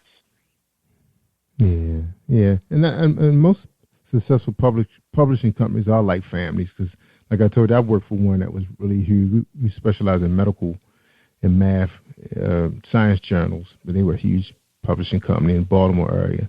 And they used to do a lot of retreats. Managers used to go away. The employees used to do big picnics. We used to go to the beach, basketball league, you name it, all that. Pretty much everybody grew up and watched their kids grow up in the business. It was over 100 years old. Yeah, 100 years old. Yeah, it was something else. I mean, it put me through college. Yep. And my mom was able to stay home for a couple of years till she was ready to go to college. So it was quite a business, very successful for that family. Yep. And then we ended up, it inspired us as well, to go into the business, because we knew we could do the work. Not only were we inspired by Earl Graves, Black Enterprise, we saw a black publication, one of the few then that was successful, except for Essence was around in Jet Ebony, but not quite like his, the one that was more like about you having your own ownership, empowerment, have your own businesses. So I could see, how this your machine is going to work. Now, are you gonna network with like the Small Business Administration? Have some of your members, because they do workshops and things like that and conferences. You see yourself networking with them? We're working on collaborating with SBA, with Chamber of Commerce. Because one thing we do also want to get people on the right track as far as legal ways to go, funding for your business, any type of certificates you could get. We definitely want to go that route too. So we are working on our connections with those organizations. That's right, because right now the president has allocated a lot of money to a lot of the federal agencies who's allocating, small business contracts, procurement, a lot of money. A lot of money, but you have to have your certification as an 8A. That's right, and in some cases for the state, get your MBE, minority, and that includes veterans and other disadvantaged people, Indian tribal Indians. There's a whole lot of different little categories nowadays. I can't even name them all, but all of them kind of fall under disadvantage. But I know veterans is one of the big ones nowadays, so they don't even really use the word minority anymore. That's not even used really. So it's a lot to understand. So it's great you taking on this, and I know people are going to be excited around you to see this thing, take off. All right, growth. Nothing like growth. All right, so we're going to take a quick break, real quick, Tiff, and we come back. We want to get a little bit more of your vision for your business, and because we got people listening right now who's pretty much kind of operating their small business. They're authors, some of them are podcasts, some of them are performers. Management is important. We want to hear your take on your opinion about being a good manager and a team player, and do you believe in servant management, which is more like you kind of like sharing the wealth in the West. Right. Okay. All right, hold tight for a quick bit. We're going to take a quick break. I don't know why I can't find nothing today. All right, here we go. Think you know how drugs get in those little brown bottles? Think again. Set in the green hills of western New Jersey, inside the gilded halls of power of a U.S. pharmaceutical company where decisions are worth billions of dollars and human lives worth less. Nicholas Harding, a young executive at Marshall Pharmaceutical, finds his career, family, and life in jeopardy. The Farmhouse, a suspense thriller novel by Bill Powers, published by Donna Inc. Publications, available at Amazon.com or DonnaInc.org. Go to Bill's webpage at www.authorBillPowers.com. Hey everyone, this is Tanika Gonzalez, spoken word poet. Whenever I'm online, I'm always listening to Jerry Royce Live. That's right. All right, we're talking to Emerge the Magazine CEO, Tiffany Boyle. Now, Tiffany, your vision. We were just talking about that a little earlier. Mm-hmm. How you aspire to lead, your troops, with this magazine that you've taken on, how you see yourself as a leader. As a leader, I am very open.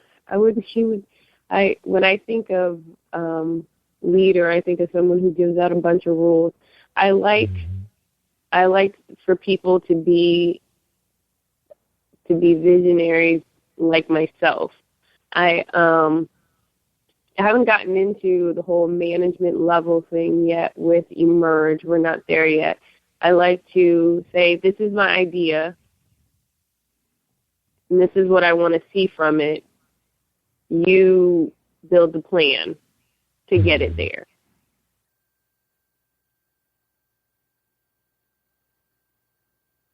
And, I help them with the plan if they need to, but that's how I conduct Emerge. It's all broken into different sections, but that's how I give out. This is my idea. This is where I want it to be. This is when I want it to be like that. Go for it. And so there's no time for people who, certain people need instructions. They have to have step-by-step tasks, and they cannot be in Emerge the Magazine. Right. Because I don't have the time to sit there and micromanage anybody. I need people to. That's why it's so important that for the team that came aboard to Emerge, that they believed in the goal and they believed in the vision along with me. I'm sure not as much as I believe in it, but enough to where they knew they were going to have to sacrifice their time and their energy into this to see it come to fruition. And a lot of them once they, especially like my editor, she started off as an intern and in college, and she's graduated now, and she's still editing because she just believes in the vision and she believes in the goal, and she loves the articles that we put out and where we're trying to go. So a lot of the people that came on board, they ended up falling in love with the goal and the mission just after speaking with a few people or seeing end results, things like that. So yeah, that's right. Now, have you put a strategic plan in effect, like what they call them, like 25-year plans nowadays?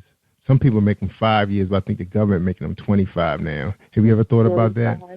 I haven't yet. My goal for this year is to create a vision board for myself and Emerge. So that's one of the things. I have it all flying around in my head, but I have to actually put it on paper. I have about 5 years out, but I haven't gone further than that yet. All right. Now, I know it's a lot of challenges, being a publisher, a CEO, because there's so many different pieces of this machine, and I call it a machine. Right. I remember operating it, and I know you do have the head, and then you have all these working pieces. And like you said, people have to be able to take ownership of what they're doing, so everything can work together, be fluent. If they can't, you have to find somebody else. Now, I remember listening to this guy named Jack Welch. I actually have his book, and he was the CEO of General Electric. And he said it took a long time before they got upper management to look at this idea called being a servant manager.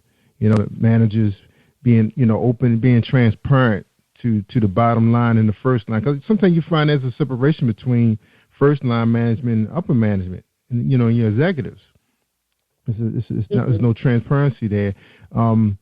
As a publisher, do you see your vision on how you want your different levels to work hand in hand? Have you looked out that far? Yes. I definitely believe communication is a big factor in that. But yes, I have thought about how I want the different divisions to interact, how we would all come together when I start getting into the different levels of management and executives. Not there yet, but I have thought about it, and I'm sure my plans would have to be tweaked as I grow. Yeah.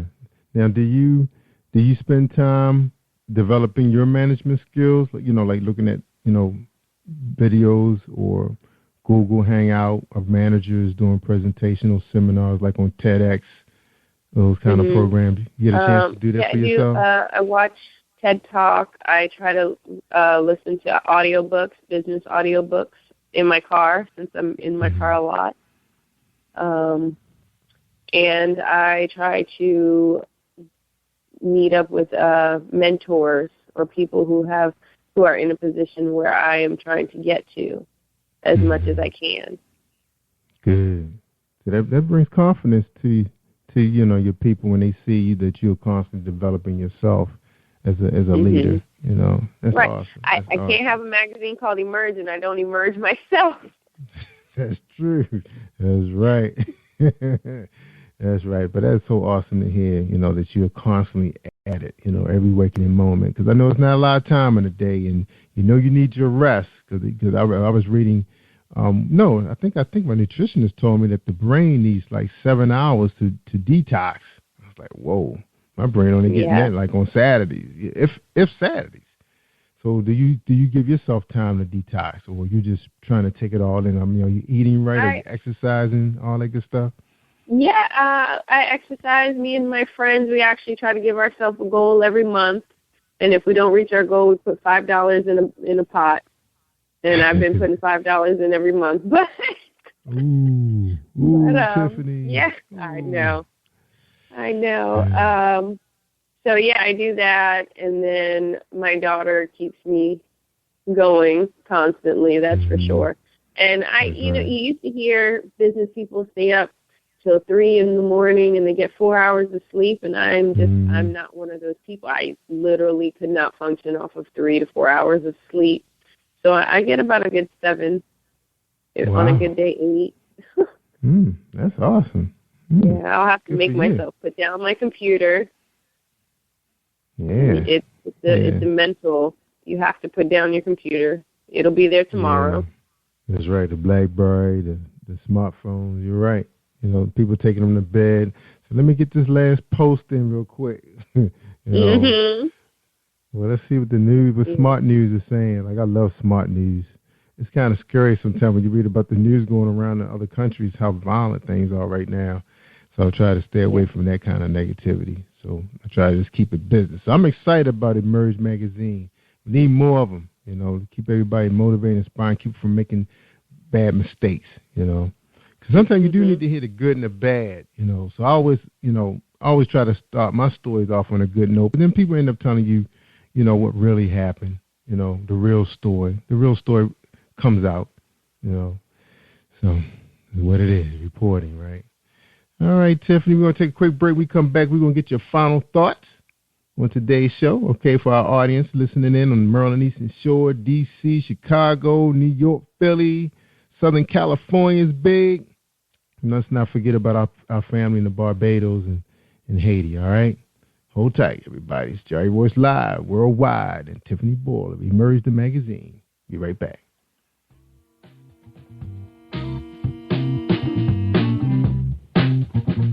Are you an avid reader of urban fiction, looking for drama, suspense, and more?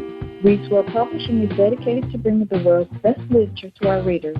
Urban fiction, erotica, sci-fi, mainstream fiction, and children's literature are just some of the genres produced by our diversified family of authors. You can reach us on Facebook, Twitter, Instagram, and at our website, www.reedswellpublishing.com.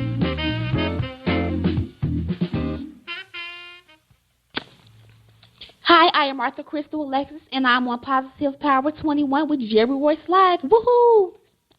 Yeah. Thank you, Crystal. All right, we back with Tiffany. Tiffany, your final thoughts. My final thoughts is, if you have not downloaded the digital version of Emerge Magazine, download it now. You can get it off of emergethemagazine.com. And then after you read it, tell me what you think. We're all about tailoring to what the people need. Was it helpful? Did you get inspired by it? What would you like to see more of? And there are great articles in there. Keep looking forward. We're going to have some contests coming up in the next 2 months. So keep a lookout on that on our social media outlets. And hope to see you at all of our events. And show support, and we will support you. That's right. That sounds good, man. I like everything you said tonight. Sounds so good. I'm looking forward to all these events because, you know, I need an excuse to get to D.C. again. You know, besides waiting for Christmas to hang out. Yeah, hang out. Because we were just hanging out because National Harbor was like our family hangout during the Christmas holiday, but we need another reason to. So my wife said, I don't know if I can handle going to D.C. for a concert. I was like, oh, man, no entertainment. It's only 40 minutes. Exactly. And she actually got a crib over there in Glendale. So I don't know what the problem is. Like, we can't make a stop, you know. I don't know. Yeah, we'll work it out with her. We'll work it out. Well, now you'll have an excuse. That's right. Yeah, so we need to hang out with some grown folks. We with the kids too much. That's right. So we counting on you. We counting on you now to make these events happen. And typically be like, oh, we just released the magazine. We'll do a party next time. So don't do that. Don't do us like that, all right? All right, Tiffany. Yeah, hopefully we'll be able to get a link so we can put it on our website, positivepower21.org. Got many, many visitors. And we got the Rock News magazine still out there in archive in case you guys want to check it out. The Rock News magazine is still out there. My family published it years ago. I think we started publishing in 2006, but it's archive. So we still get a lot of visitors to it. So hopefully we'll be able to connect Emerge the magazine to it. Would you like that? All right. Yeah, sounds good. Yeah, because people come there to listen to Jerry Royce Live for some reason. I had to put a play on that site because people was going there. And I guess when you put up my name, it goes there first. So I guess that was the reason. So anyway, we're going to get you a link so we get that from you. So please don't forget, Tiffany, so we can do that for you. All right. Okay. All right, because I have one server that's sitting on, so I'm about to take it down. I don't bring it up that often. All right, so you got to get it to me tonight so we can update it. All right, ladies and gentlemen, Tiffany, I tell people all the time, if they want to hear the good stuff, I mean the real good stuff, they need to listen to positivepower21.org and Spreaker.com/positivepower21. And don't forget to go to emerge-magazine.com. Check out what's going on around D.C. and Maryland. Tiffany's going to lead us. Lead us, Tiffany. All right. Yes. All right, everybody. Y'all stay awesome all week long. I'm Jerry Royce Live worldwide. Thank you for tuning in to Jerry Royce Live on PositivePower21.org and Spreaker.com/PositivePower21. This is a Royce Enterprises production. And don't forget about replay on Facebook.com/Jerry Royce Live.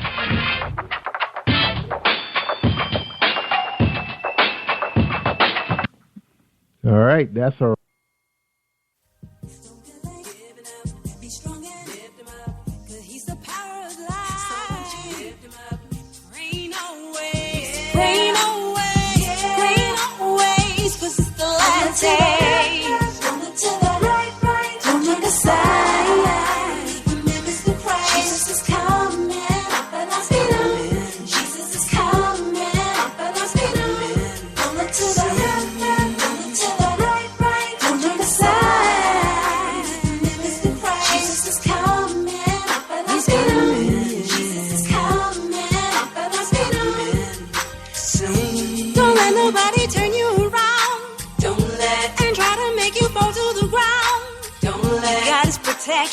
He guides with direction, his love and affection. Be strong and lift him up, cause he's the power of life. Rain always, cause it's the last day.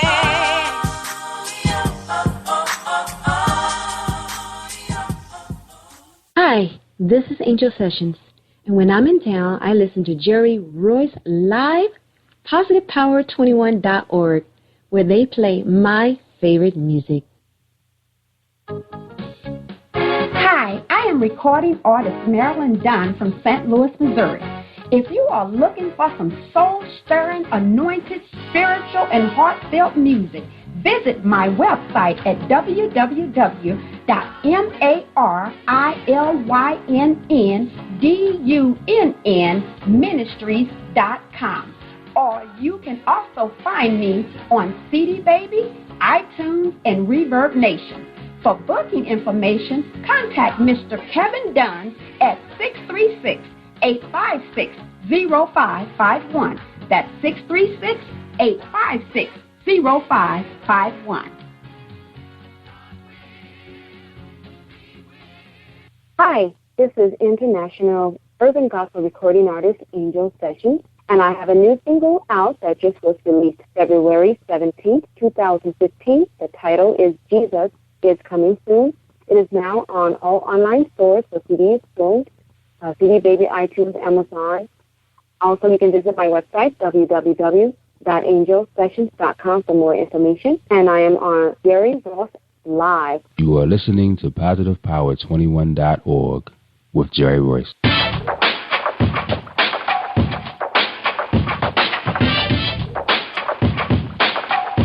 What up? It's your boy Kano Kingston. Hi, this is Angel Sessions. Hey, this is Pat. Hi, I'm Teresa Powell. Hi, Jerry. This is Ira Sandro Carter. Hi, this is Phil Powers. Hello, this is Teresa Bobby with Jerry Royce Live. Hi, I'm Philip Barron. I'm live on the Jerry Royce Show. Hey, what it do? It's your boy Houston Saint. Peace, this is Dahlia the poet, spoken word artist. Hello, this is Lamar Marquise with Jerry Royce Live. All right, everyone. You got Robin Lynn, and I'm keeping it live right now on Jerry Royce Live. Hey, what's going on, everybody? What's up? This is a award-winning podcast with the greatest podcast on earth. Thank you for stopping by. I'm your host, Jerry Royce Live worldwide on internet radio, where you get your positive on. So when it's all positive, it's all power. That's positive power. This is a worldwide podcast for growth, wealth, and success. Thank you.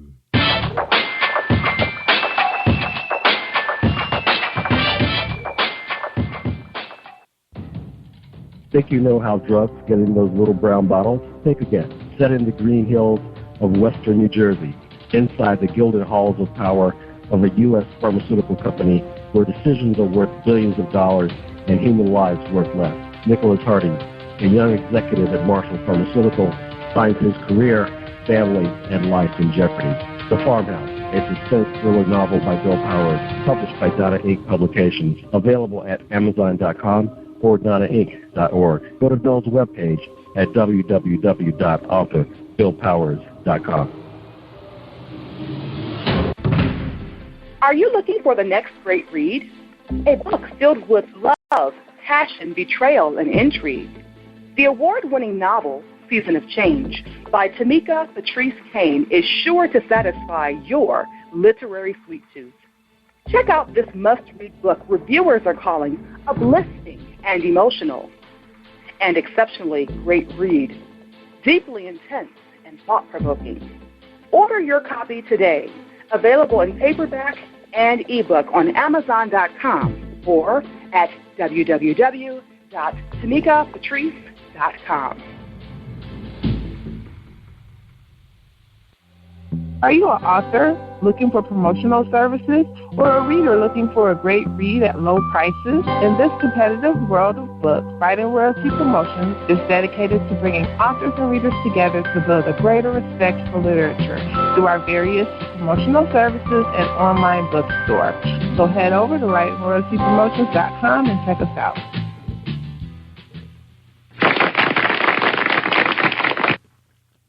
Thank you, everybody, for joining us, and welcome to PositivePower21.org. I am Jerry Royce Live. That's right, and welcome, everybody. And tonight we got a special treat for you. I know you guys have been watching us on Facebook, and we've been promoting Angel Sessions is back. That's right, urban gospel recording artist. That's right. She's the songstress of Hearts of a Broken Love, my favorite LP. And we're going to have her on in a few moments, but right now we're going to have a word from our big major sponsor of this program, Dominique Wilkins. Have you been hurt, been backstabbed? Gotta talking back to him, but you're not alone. No. Escaping to another reality through Dominique Wilkins' good books. Good books, audio books, paperbacks, ebook, good books. Available on AuthorDWilkinsGoodBooks.com.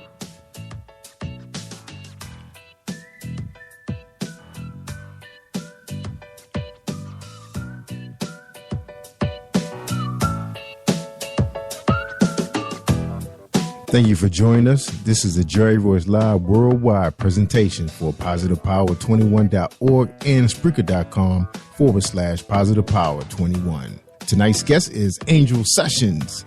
And her bio reads, I've always had a love and passion for singing ever since I was a little girl. Touching the lives of others through my music inspires me to continue my journey for God's glory until the end. Angel Sessions. The road to success hasn't been easy, but after 18 or more years in the music industry, Angel Sessions has proven she is in it to stay. Angel started out early on as an R&B recording artist before her first deal with Pitt Mobile, Ichabod Records, and Volt Records. Angel was traveling to Guam, performing at the Grammys pre-parties in Los Angeles, and performing at the same venues with acts such as The Whispers, H-Town, Tina Marie, James Brown, Eric Benet, and many more. She performed also on many local television stations in the Bay Area and was interviewed on local radio program shows. Angel Sessions writes all of her own lyrics. Ever since I can remember, I always wrote songs of love to my Heavenly Father. It was a gift God has given me along with the ability to sing. Angel began singing in church. She was one of the lead singers that would perform a special song when called on. After years of local performances in the Bay Area and the Los Angeles area, Angel was introduced to a producer and songwriter that would take her career to the next level. In 1998, she signed a deal with Pitt Mobile Records she released her first album entitled Introducing Angel. Her first single release was Never Her. Got radio airplay on 80 BDS stations and was received well. The buzz about Angel was beginning to spread, and many people in the industry was hearing the name Angel Sessions. Ichabod sold the company in 1999. Angel was introduced to the vice president of Fantasy Records, Phil Jones. She had already recorded her second album, Love Ride, and at the time was shopping for her deal for her new project. Phil Jones loved the album, and it was soon released on December 1999 on Volt Records. The single Get It Right from the album was also released to all of the radio stations around the country. A video was also shot for the song. Actor-director Fred Williamson played Angel's father in the video. The album was received well and had a small write-up review in Rolling Stones magazine and mentioned in Billboard magazine. Volt Records also signed Lenny Williams, Brenda Holiday, Freda Payne, the Delphonics, and the Dramatics. Each of them did one album deal. Angel had the opportunity to record backup vocals on the album and also duets. She was also introduced to Maurice White, lead singer of Earth, Wind & Fire. Angel sang on two on Maurice's albums that lately placed on the Stylistics album in 2010, entitled Painted in the Sky. Many great producers contributed to the album Love Ride. Tony Camillo wrote the song Inconvenience on Angel's album Love Ride. It was written for the movie Held Up, starring Jamie Foxx and Nia Long. The original title of the film was Inconvenience, but was soon changed to the title Held Up. However, Angel was invited to the movie premiere to meet Jamie Foxx and the cast and to see the film. In 1999, Angel was introduced to Mary Wilson, formerly from the talented and famous girl group The Supremes. In 2004, Angel traveled around the country singing backup for Mary Wilson. In 2005, Angel released her first gospel recording album on CD Baby. The album entitled He Loves You began the new journey in the gospel world of music for Angel Session. She auditioned to open up for Fred Hammond at the San Diego State Fair in 2007 and was later asked to do two shows performing on two different stages on the same day of the event. In 2012, Angel released other gospel material. She shot her first gospel video, Chasten and You Got Him, You Don't. Both videos were received well by her fans. Angel released her next video in 2013 titled You Can. In 1 hour after the release, it went viral to over 9,000 views. Angel released her seventh album, You Send Me Higher, and EP, If You Love Me, that same year. In 2014, her latest album, Hearts of Broken Love, gained exposure from the fans around the world after the release of her single, Get Up, from the album. It was released to radio stations and charted at #1 for 11 weeks on the national U.S. charts. Hearts of a Broken Love also charted on Amazon at #14 for the best gospel music download. Angel is currently working on a new album entitled Songs of Comfort and will release her new single, Jesus Is Coming Soon, in February 2015. She is also planning on a tour coming soon. She has been featured in Encore, HD Hair Magazine, Artists United Magazine, Say What News Online Magazine, and Top Cat Online Magazine. Angel has also had her songs featured on Coast to Coast mixtape and was nominated for the Underground Music Awards for the Most Promising Female Artist and nominated for the ATL Music Entertainment Award for the Best Female Artist. Angel continued her success with sharing her talent for all of her fans, and she is so grateful for the support many of her fans have shown her. Ladies and gentlemen, we present to you Angel Sessions. Enjoy this presentation on Jerry Voice Live Worldwide. Welcome to the show, Angel. How you doing? Hey, I'm great, Jerry. Thank you so much for having me. All right, now, you got your brand new single coming out. Well, it should be out now, right? February. Jesus Coming Soon. Yeah, February 17th. It was out about 2 days ago. So it's on Amazon, all online stores where music is sold. CD Baby, Amazon, Google Play, iTunes, you name it. Yeah. Oh, man. Beautiful song, too. Now, before we get started with the interview, I told you my audience in D.C. and Maryland, mostly my family, they love to know who they're listening to on this show. And this is for you, Eastern Shore, Maryland, D.C. The question is, who is Angel Sessions? Angel Sessions, I am an urban national and international urban gospel recording artist. And I've been in the business for quite some time, over 18 years. Been a long journey and a wonderful one. Thanks again to my Heavenly Father for keeping me through His strength strong and to go on. And just a lot of great things in store this year. Just working hard on continuing to put out good music, mainly for God's glory and for all of my fans. I'm just grateful for all the emails I receive, for all the support I get through my awesome team, Kelly Lee, Artists United, Demetrius Guidry, and all the wonderful host radio shows such as Bronze 8, Jerry Royce Live, and just many others if I haven't named. But God has been good, and I just can't thank Him enough. Amen. Amen. God is awesome. That's right. All right, Angel, you know I'm always listening to your songs. I tell you all the time how I just love your album, your LP, and I can't wait for the new one to come out. And you're dropping that in March, right? The Songs of Comfort. Jesus Coming Soon, February. March, you got Songs of Comfort coming out. How anxious is your team and your fans? How anxious are they? From what I'm hearing, and all the great, wonderful emails and response that I get, I'm sure they're very excited about it as much as I am. So I think they'll really enjoy this new album.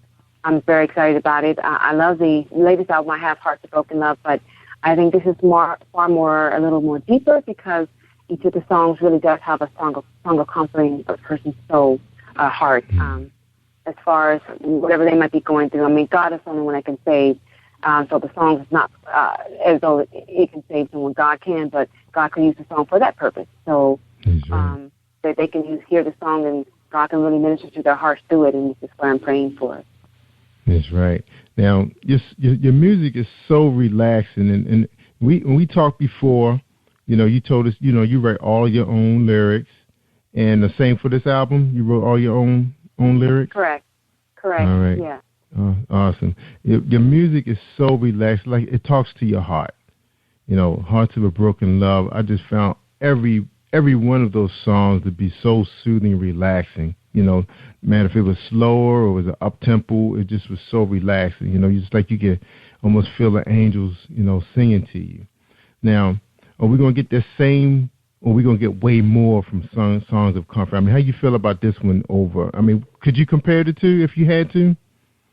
Yeah, Songs of Comfort is different. My writing ability is who I am. So I think when people hear my vocal arrangement, it's still Angel Sessions, but Songs of Comfort is definitely more powerful, more, heartfelt, simply because each song I write, I try to be as different. I try not to be, similarly the same. So it definitely does have that great feel of Songs of Comforting someone's soul. So, it's, the Hearts of Broken Love is a great album, and I'm definitely still currently pushing that one. But this new album that I will be releasing, I'm really believing that hopefully, Lord willing, it's going to do well, and that people will see why the title is called Songs of Comfort.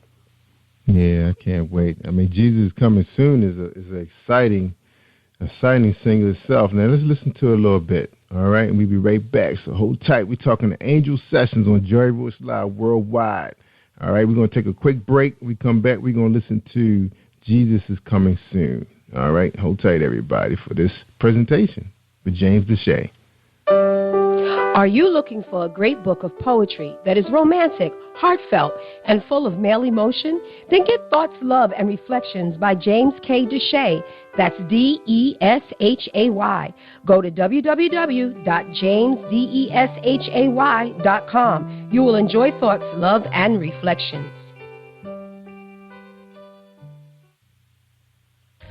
Don't delay, give it up, be strong and lift him up, 'cause he's the power of life. Lift him up, rain away, rain away, rain away, 'cause it's the last day.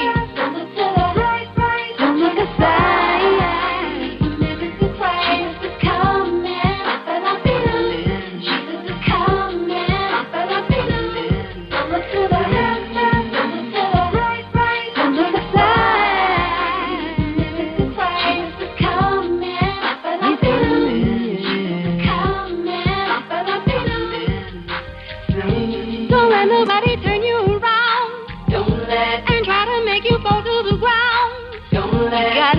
action. He guides with direction, His love and affection. Don't give it up, be strong and lift Him up, 'cause He's the power of life. Lift Him up, rain away, rain away, rain away, 'cause it's the last day.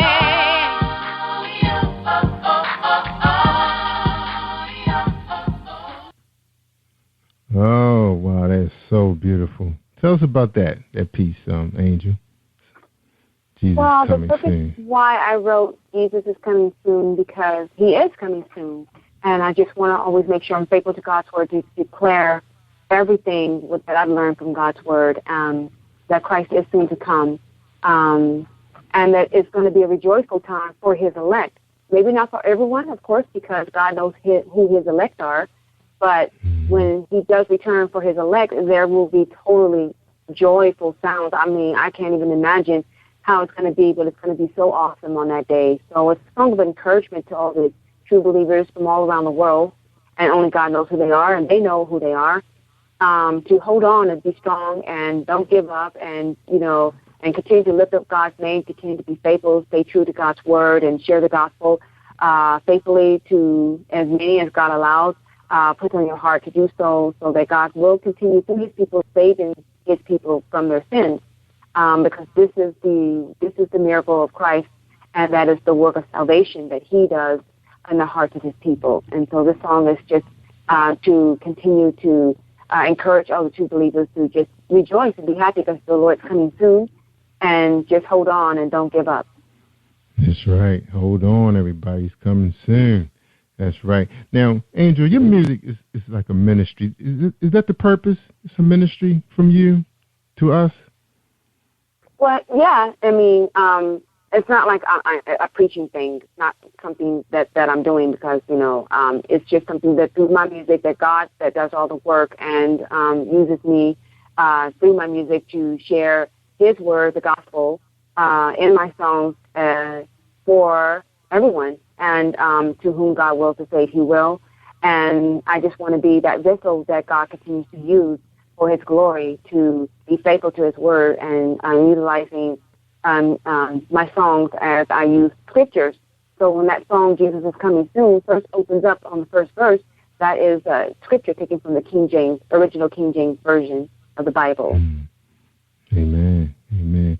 Now, there's a lot going on out in the world.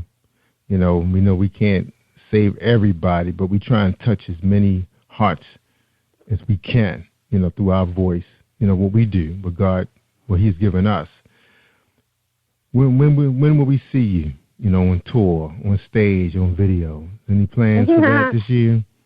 Well, as far as video, definitely, hopefully soon. I can't say as far as when that is yet, but tour, hopefully, definitely soon. God, He knows the ending from the beginning, and you never know what God has in store for you. This is why I just continue to pray that God lead and guide me to whatever He asks me to do. If it's right now, continue to just put out music and He continues to touch the lives of people, then that's what I'll continue to do. But, of course, I would, and I am working on eventually wanting to tour, and start performing more so that I can be able to reach my fans and see them face-to-face and be able to share, what God's given me through songs, and be able to be live and up close, because I know that means a lot to my fans to be able to perform live, and that's what I'm desiring to do. Because I have fans all over the world, that write to me and ask me, when are you coming to the UK, or when are you coming to Japan, or when you come to Australia, we want to see you. So, I get these kind of emails sometimes, and it just really, inspires me and pushes me more to keep going, in hopes that I can, get that worked out. That's right. That's right. They want to see you. Now, Angel, we know you got your start in church. Now, when you reach your plateau where you are right now, the big stage you're on now, being, international gospel star, is it possible for you to show up at church and pastor say, hey, come on up here and sing, Angel? Is that possible? Does that happen? No, I mean, it hasn't as far for a while. I'm just, there was, I was in San Diego and with my mom, and she wanted me to sing, things like that, and share my gift to to her friends and people there. So I was able to do so, and they were very, happy. This was off my Heart to Broken Love album. This was back in December. So, but I'm just looking to tour, hopefully worldwide, even if it's just starting off my native city area, and just be able to go wherever God allows to take me to go. I just want him to lead and guide me, not me myself. Good. Now, our audience is a lot bigger since the last time we spoke with you on Jerry Royce Live. Now, people want to know, how did you get your start? They listening to you right now. You're international. You have these beautiful songs out. Obviously, you have good support, to get where you are today. You kept you grounded.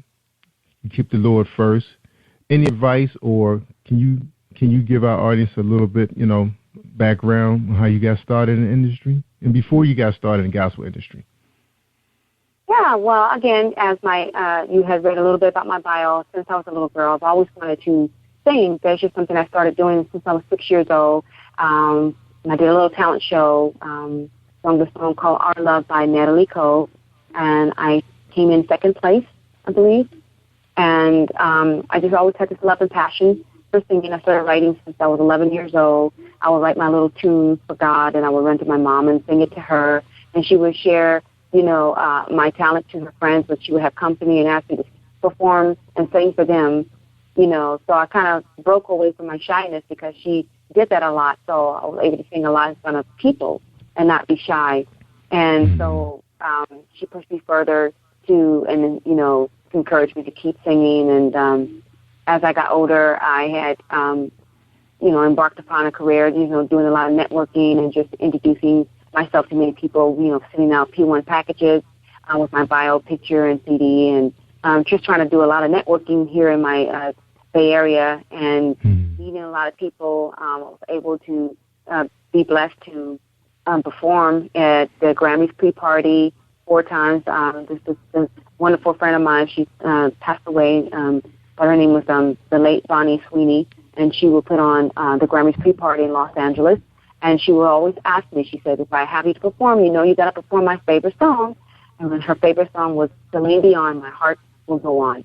So every time I would perform, I would open up with that song first, and then I would perform one of my songs at the Grammys pre-party. And so I was blessed to do it 4 times, 4 different years, and open up for many other people like Howard Hewitt, and perform with H-Town was there, and the Whispers, and I just met so many great, wonderful, celebrities, performers, and this was before I even got my start. I was just doing a lot of networking and trying to find myself and, putting out demos, constantly performing and recording in studios.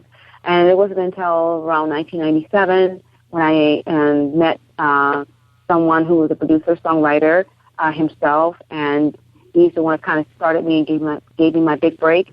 And started his own label, Pitmobile Records, and we went to Atlanta, Georgia. At the time, Itchy Bond Records was around in Atlanta, and they fell in love with my music, and he wanted to put out a single on me, which was called She Was Never Her, but Itchy Bond wanted an album. So I had already had a lot of songs I've never published, but, fresh new songs I just recorded, so we put it together and recorded a few more songs to put the album called Introducing Angel, which was released in 1998 from Pitmobile/Itchy Blonde Records. The following year, we were going to release the second single off that album, which was called You Missed a Good Thing. That was a song originally that I wrote, and they had folded, and I was like, oh, wow. When we was about to release, I was, getting excited, but we just continued to perform. Actually, I recorded a new album, and we used their studio in Atlanta, and we shopped it to various labels at the time. And then he went to Fantasy Records out of Berkeley, California, and they reactivated a label, old school label called Vote, Vote Records. And they had signed a lot of the old school, legendary, great, awesome recording artists, which is Lenny Williams and Brenda Holloway, Frida Payne, and Dramatics, and William Hart of the Delphonics, and L.J. Reynolds of the Dramatics, and I can't remember everybody else, but and I was one of the new artists, and me and this other young lady from Atlanta. So I was able to perform on their albums, doing backup vocals on their albums. The Mighty Bells, can't forget them. And so I was able to meet them and just really down there, became friends and just, great teams and just working together and recording. And we did this single called A Brand New Start, which was a duet with me and Lenny Williams, Brenda Holloway, and William Hart of the Delphonics. And we were going to release that. We did release it, actually, on the Folk Records. We were going to actually perform it on Oprah Winfrey's show. She heard the single, and she loved it, and she performed it on her show, and I was all ecstatic, excited about it. But, God knows, and, it didn't work out, but, the single did come out, and, so just kept promoting and pushing the Love Ride album. The big buzz created was, all around the United States and Japan about Angel Sessions and my first album and my second album.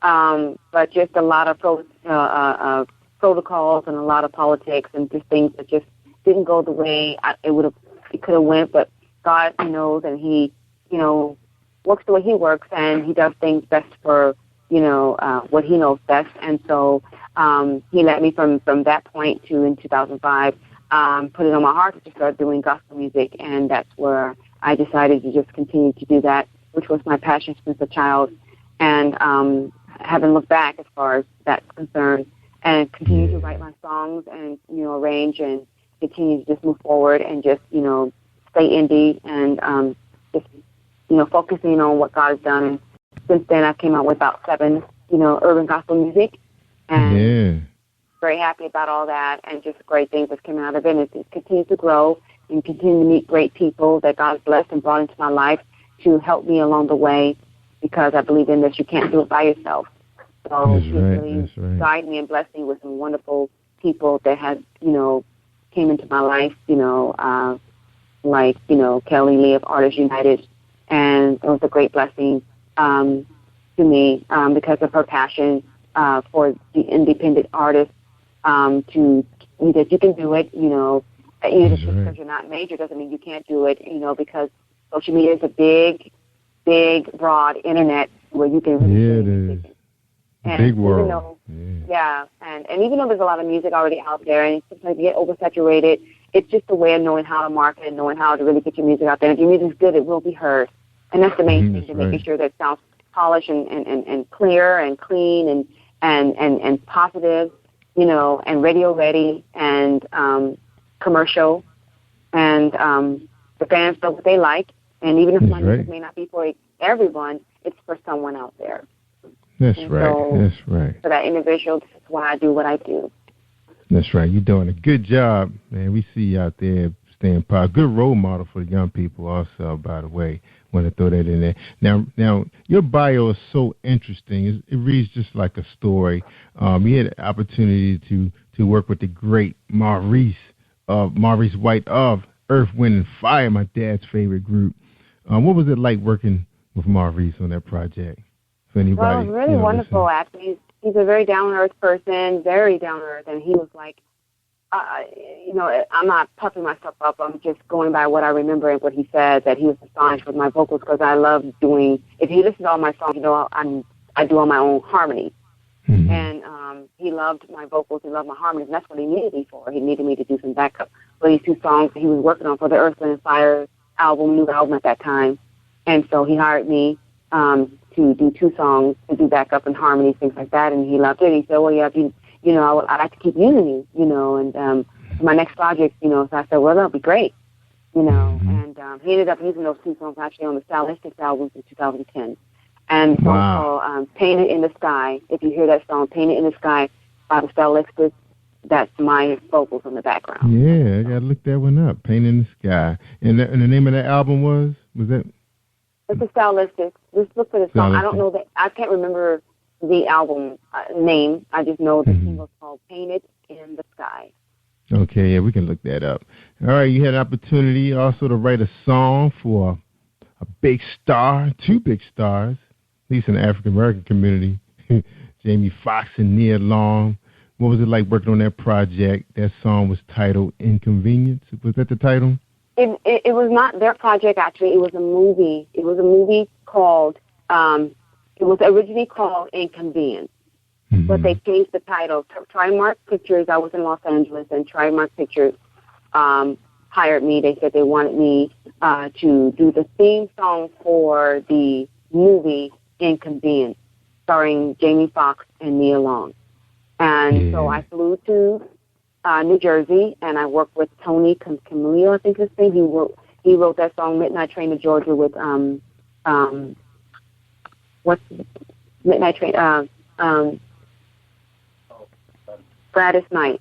Gladys Knight, that's right, Gladys Knight. Yeah, he wrote that song for her, and he's a Grammy, award-winning songwriter. Oh, yeah. And he wrote a lot of great songs for a lot of Dionne Ward and a lot of people he's worked with. So he wrote the song Inconvenience on my album, and right at the last minute they changed the title to Held Up.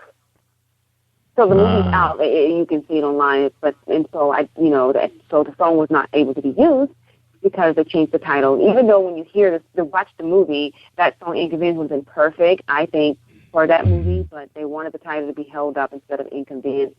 But I was able to still go to the movie premiere and meet Jamie Foxx in the cast. Yeah, that was awesome. That's awesome. All right, we talking to Angel Sessions. She's been in the industry for a while, and we want to know the secret to holding up in the industry, the one that we know so well, the big-time music industry. Now, Angel, a lot of people don't last that long in the industry, and I guess it's because they're not moving along with the time, or the labels just don't feel like, and we want to carry them, pay them the money they used to making, or do some of the people just decide to go indie, work on their own projects, so that's something they probably always wanted to do it their way. So we're going to just get your opinion on that when we come back. So we're going to take a quick break, all right?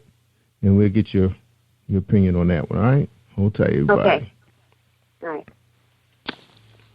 Hi, I am Arthur Crystal Alexis, and I'm on Positive Power 21 with Jerry Royce Live. Woohoo!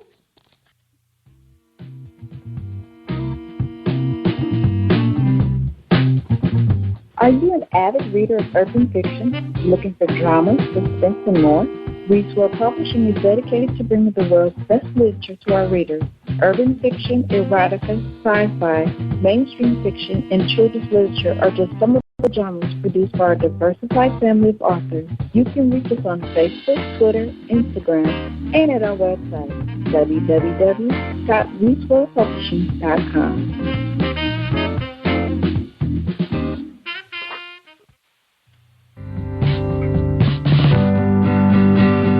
What do you give to a person who has everything?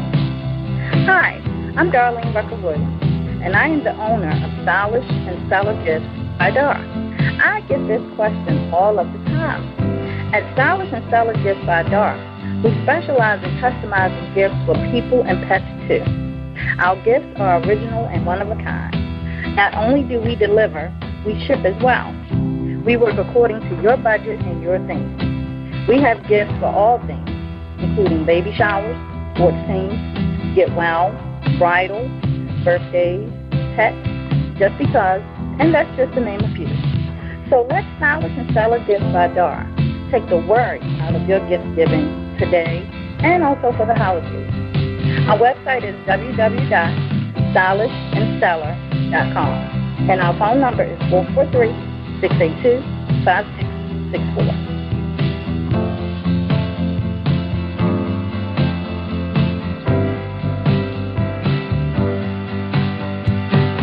PositivePower21.org Internet Radio. You are listening to PositivePower21.org with Jerry Royce. All right, thank you, family. That's right. Family all over the Maryland, Eastern Shore, Washington, D.C., they listening to us. They want to know who's the writer of Get Up, because they love that song, too. That's from Hearts of Broken Love, Angel Sessions, gospel, urban gospel recording artist, brand new single out, Jesus Coming Soon. Songs of a Comfort is on its way. I can't wait. Woo. Angel, so how have you been able to hold up? You have 18 years in the industry. A lot of them don't make it that long. You know, you hear about the greats. They just falling by the wayside. Tell us the secret, Angel. How you do it? How did you do it? It's no real secret. It's just about the passion, the person has to have and what they do. If it's just about something, some people don't do it always for their passion and love of music. They do it maybe because it's just a money thing or, at the time it's just what they thought they wanted. It just depends on the individual. But I think that it's all up to the individual. If you're in it for the right reasons, if you're in it for the love of music, for the love of the people that you share your music with, you can continue to do it, because if you give up, you never know how it's going to end. It won't go anywhere because you've given up, so you will never know. That's right. Now, Angel, you know how sometimes you read about these guys that, they're pastors, bishops, deacons, and they'll tell that story how they heard God calling them, but they just weren't listening. They didn't want to give up the streets. They didn't want to give up that lifestyle they were living, to preach His word. They just kept resisting Him until things went bad, and they had no choice. And then they finally gave in and said, "Let me go help God and His people." And they got into the ministry. Now you were out there before in the R&B on the music side, and you decided that it wasn't for you anymore, and you decided to do gospel, and you just love it. You got the passion for it. You hear about some of these greats. They used to sing in the church, then they went on and got big contracts, and you don't even hear about them anymore. I just wondered what would happen if they decided to return to their gospel roots and start singing for the Lord again. You think that was a blessing for you? Working for God again? I do know that God has to be the one to draw you. You can't do it yourself. There's nothing we can do in ourselves. God's already said that through His word, that without me you can do nothing. So God has to be the one to plant that seed in that person's heart. He has to be the one to save that person. If He truly has saved you, when you have an intense desire to do His will, to be obedient is to be, to keep His commandments, which is the whole Bible. And when that, you will not give up. You can't give up, because God is the one who's taking control of your life, and He's the one who works in your heart, both to will and do of His good pleasure. So it's always going to be about God, because it's not ever about us. If we do it on our own strength or on our own self-righteousness, and we're thinking we're doing it, by God, and we fall by the wayside, and we keep doing it, and we keep falling, then we have to re-examine ourselves. Are we really saved? Right. And so salvation is of the Lord. It's not of ourselves. It's nothing we can do to get ourselves saved. God has to be one to do it for us. He's already done the work before the foundation of the world. So at that point in time, before that person dies on this earth, God will apply the word to his heart, to that person's heart. And only God knows when that happens, but they know they'll have a new heart and a new spirit, and they'll know that their life will be completely different. They won't have the desire to continue to do the same things they've been doing. They won't have a desire to say, well, yeah, I backslid, but there's no such thing as backsliding when God saved you. God doesn't work like that. That's right. Amen. Powerful, powerful. All right. Now, you've been seen in some big-time magazines. You're in a new one that's out, Artists United magazine. Kelly Lee, brand new. Yes. She featured you in that. What was that project like for you? Yeah, that was awesome. She had released her awesome magazine October of last year, 2014, featuring the awesome Erica Kane. She was the first young lady on it. She's an awesome R&B singer herself. Many people know her music. And she blessed me to feature me in November on the Artists United magazine. And I was totally honored for that. And so, yeah, that was just an awesome magazine. And then there were others that was on that God blessed me with like Say What News magazine, a wonderful magazine that God blessed me with Renette Brown. She's the CEO owner of Say What News. That was back in 2012, actually. And then she featured me again in 2013 when I came out with the You Send Me Higher album. She did a review on that one. And then the latest album, the latest magazine I was on was called, Encore. Encore, yeah. Hair and Fashion magazine featuring Lisa Ray Shaw was on the front cover of that magazine. That just came out January of this year. So I am in that one. All right. Now, you have a great look, real fashionable. How important was image? Especially being introduced in these magazines, because they seem like, these magazines about the glam, perfect image. Is that tough? Being in the industry, trying to keep it up 24/7. Is that hard? No, because I'm not trying to be a follower, actually. I just wanted to continue to allow God to use me. And I just do what I have been doing for a long time, which I believe it is important when you show yourself to be professional, keeping up with your website, updating it constantly, keeping current information on there for your fans and anyone that want to know anything about you. Your image is very important, your album cover, your CD cover, your pictures, profile, your photos. It's very important because if you look sloppy, your music, the people are going to think your music sounds sloppy, So you got to be very, careful and if you're a sincere artist, of course, you're going to want to look like most of the majors. You don't see them with sloppy albums and it looks like amateur looking. It's very professionally done. So if you, as an artist, have to remain, doing the same because you want your fans to take you serious. That's right. So Angel, where did you learn all your business savvy, in the beginning? Where were you in the beginning and where are you now when it comes to making business decisions? And who's helping you out with that? So the grace of God helps me out with that a lot, of course. And then, of course, with the help of Kelly Lee, Artists United, and then, of course, my husband. But I make a lot of decisions also of my own simply because I've been doing it for so long. And I had to learn, a lot of the business side in order to take care of my business when it comes to making sure, with my BMI account, publishing or royalties, and making sure I register my music and things like that. So when I'm coming out with a new album, everything is all taken care of. It's not just throwing your music out on iTunes expecting it to just sit there and people are going to go buy. You really have to market that. You really have to continue to push and market and promote so that people can know that you're out there and that, and make yourself visible on a regular basis. If you could do, be on blogs and have other people to talk about you, and share your news where other people be excited for you as well as you're excited for yourself. So I learned a lot of these things as I'm out there doing a lot, and along with my team that's working with me. And I think that's, very important. You should, always learn the business and not just sit back and do nothing but be the artist. I don't think it's cool to be lazy. You have to learn to say, no, it's going to take hard work. Nothing happens overnight, but it's not about the quick, get rich quick, kind of thing, but you keep grinding, you keep working, you keep pushing, and it will happen eventually. We're willing. You just keep, believing in yourself because if you have what it takes, others will see it. That's right. But you have to get it out there in front of them. That's right. Now, how important is management to an artist? How important is that? Good management. I think for new artists, that management could be important because new artists don't mainly know much about the business. They don't know where to go. They just do music in studios. They want to get heard. They want to be out there. They want to perform. They want to sing.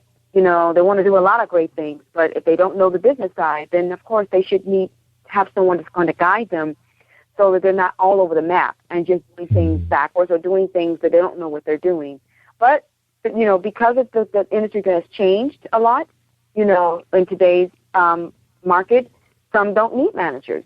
I think it's good to always have someone to guide you because even with me, I don't think that I know everything because I don't. Just because I've been in the business for a very long time, the industry is constantly changing. There's constantly new things that are online, constantly new things that are happening. To keep yourself current, to keep yourself going, you need to learn about all these new things to keep yourself, going so that you can not only help what you're trying to do, but perhaps share that knowledge with someone else, to keep going because the industry is always changing. It's always been like that even before social media began, so it's always good to keep, keep yourself, grounded. And I think as, with today's change of social media, if you are an advanced artist, and you know an awful lot about, what you need to do with marketing and promotion, things like that, you may necessarily not need a manager. But then, again, you may want one because you can't do everything. And that's a lot of hats to wear. You may want eventually someone to take over and say, I just want to be the creative person, and I want someone to take over my business side, and that's fine, too. Mm-hmm. That's right. Now, who decides on your different looks? Because all your pictures look great, your poses. I think everything has to be perfect when you're, especially on the internet, because it moves so fast. How important was your look for the internet? Well, as always, since the beginning of time when I first started this industry, it was always important to me, having that image as well as performing and things like that. It all goes hand in hand. You want to take care of yourself. You want to look the part. Again, it's not like that's the image and then that's it. But image is everything. If you just look like you don't care about yourself and you look sloppy and toe up and you just wear anything and you just take a picture like a selfie picture and you stick it on an album cover and call it a CD, that's not going to look right for someone you want to buy your music. And they buy that, even if it's download. I mean, it just looks like you don't care, so why should they care? That's right. That is true. Now, how about as far as like skincare, eating right? Are you really in tune with those kind of things?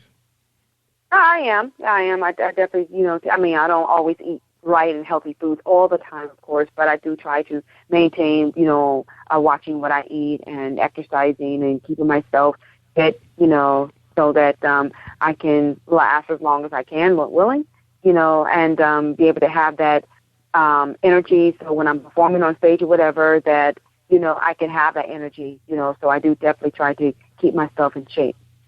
That's right. Now, what is a typical morning like for Angel Sessions? A typical morning? Always media? It's every day is kind of different. It just depends.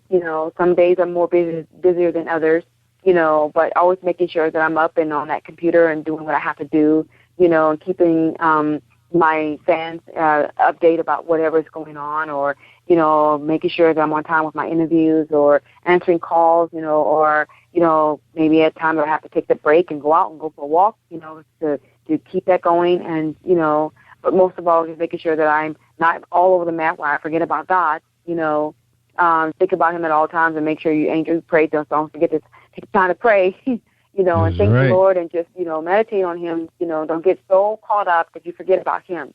I can remind myself to do that all the time because it's easy to be done if you're so caught up. Yeah, you hop right out of bed and forget to jump on your knees. You're like, oh my God, where am I going with this? Now, and this question is for you, Angel. Then we're going to take a quick break.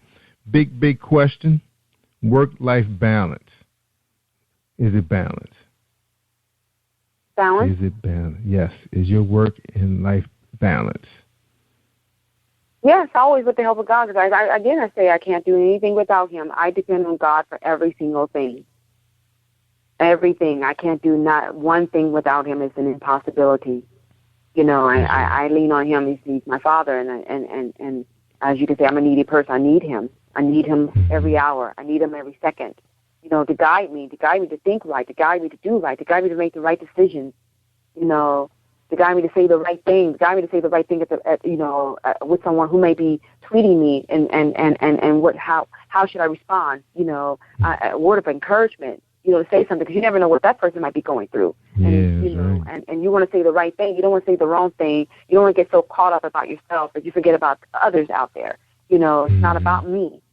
So just remaining balanced, that's just thinking about that this is not for me and I'm not here for me. It's just for God's glory. So, if I keep that in mind, that it's not me, it's Him, that's where the joy comes in. That's where the joy comes from to keep me going. That's right. Now, that was a good message because, when you get caught up in your passion and, you're really driving because you know where you're trying to be, because I always try to set little pinpoint, little goals, and then you always want to, throw them at somebody, see how it sounds to them, but then you find yourself that you're monopolizing the conversation all the time. It's always about you, and sometimes you forget to ask them how was their day, what are they up to right now. It's like, it's not a lot of time in a day, and with the speed of the internet, sometimes you say, "Oh my God, did I call Mom yet? Did I give her 15 minutes, or should I time her?" Or you find yourself being on a timetable all the time.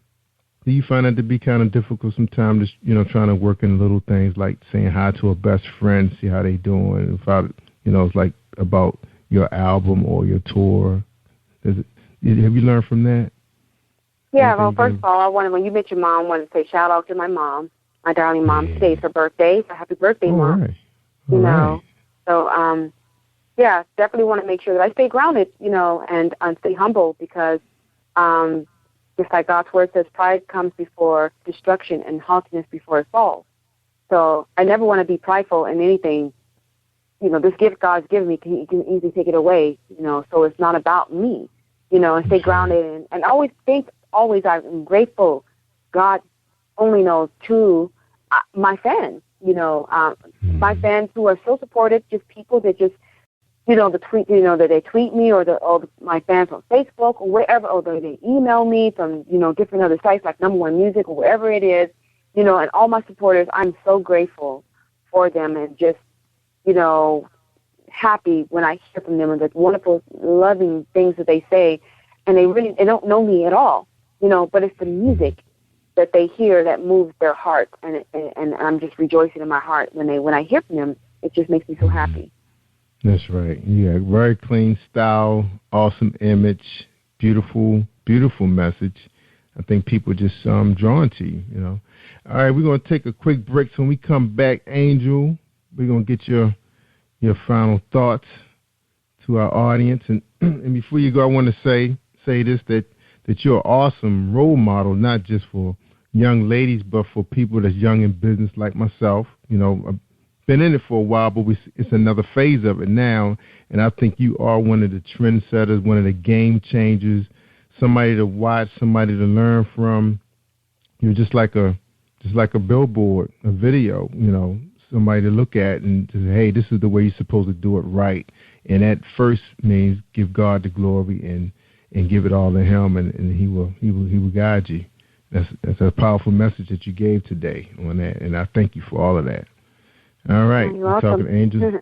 Thank you. We're talking to Angel Session. We're going to take a quick break, and we'll be right back and get her final thoughts. It's Jerry Voice Live Worldwide. Are you an author looking for promotional services or a reader looking for a great read at low prices? In this competitive world of books, Writing Royalty Promotions is dedicated to bringing authors and readers together to build a greater respect for literature through our various promotional services and online bookstore. So head over to writingroyaltypromotions.com and check us out. All right. Thank you, Leisha Sandler. That was Leisha. Thank you, Leisha. Promoter out east. No, she's in Atlanta right now. Anyway, we appreciate her help. All right, we're talking to Angel Sessions. Man, I love that song, Get Up. Can't wait to get into Songs of Comfort. Can't wait for that to be dropped. Jesus Coming Soon is out there now. Download it, guys. That's right. CD Baby, iTunes, Amazon.com. Is anywhere else they need to know where to get it at, Angel? Just want to let everyone, again, you want more information, you can always visit my website at www.angelsessions.com. You can go there, and then out there you can click on that contact if you need to contact for any info. And just stay up to date, and I will keep you informed on all that I have coming up this year. And thank you for all those who are supported by my single, Jesus is Coming Soon, anyone who bought any of my music. And look forward to Songs of Comfort, which will be released sometime in March, towards the end of March.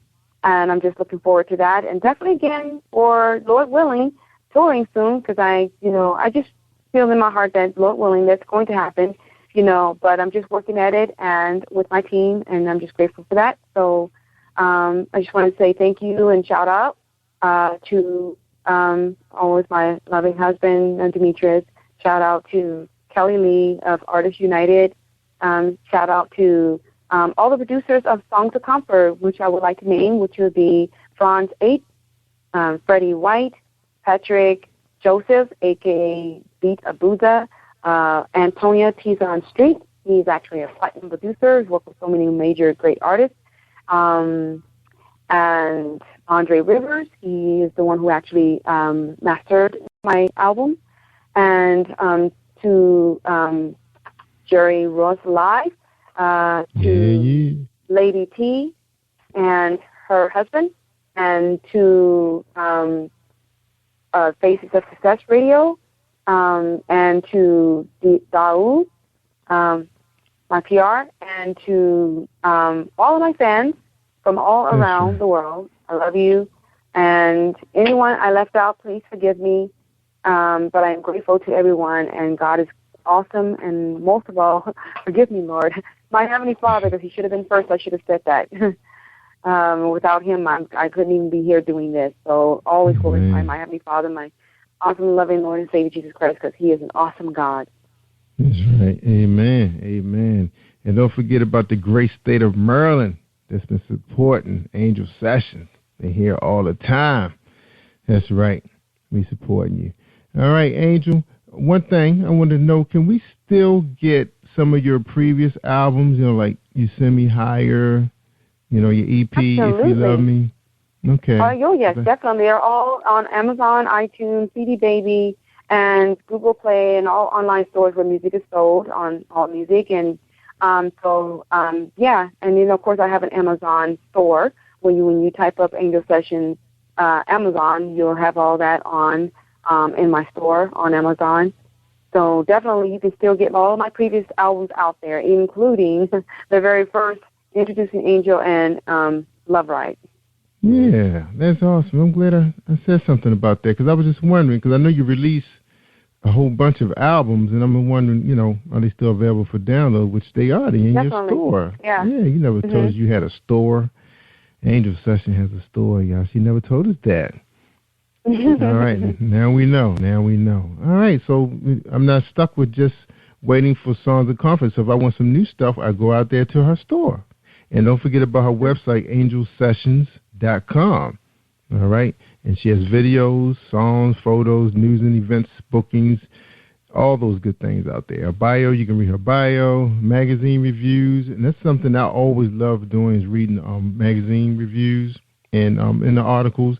So she is available. Look up Encore, HD, Hair Magazine, Artists United Magazine, Say What News Online Magazine, and Top Cat Online. So those are some of the magazines you can catch up and really get a chance to get to know Angel, because I know I didn't ask her all the questions you probably want to hear, but you can check out those publications online and find out more and more about Angel Sessions. All right, our Angel. We appreciate you, Angel. Thank you so much for coming on my show. Well, thank you so much, Jerry, for having me. It's always a pleasure. Absolutely. And again, thank you so much for your patience today. You're simply awesome, and we wish Songs of Comfort the best, and we hope you come to the Maryland, D.C. area to perform. I hope we. Oh, wow, that would be awesome. Yeah, that would be awesome. Yeah, they know you out here, so you see if your management team can make that happen. All right. Mm-hmm. All right, ladies and gentlemen, like I always say, if you want to hear the good stuff, the real good stuff, you got to listen to Joy Royce Live on positivepower21.org, because I just finished revising the website. The team was working on it. It looks good. We agreed to something. We got it going. Also, you'll see Angel Sessions on there. That's right, so you won't forget that she was just on this interview, so it's out there on demand. Also, on Spreaker.com/positivepower21, you can listen to her 24/7, anytime, anywhere, on your smartphone, PC, laptop, and tablets. All right, ladies and gentlemen, I'm Jerry Royce Live worldwide. Have an awesome week, all week long. Bye-bye. Thank you for tuning in to Jerry Royce Live on positivepower21.org and Spreaker.com/positivepower21.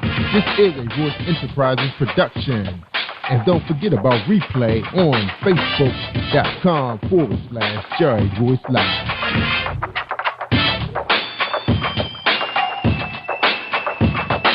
He's ending it. All right, everybody.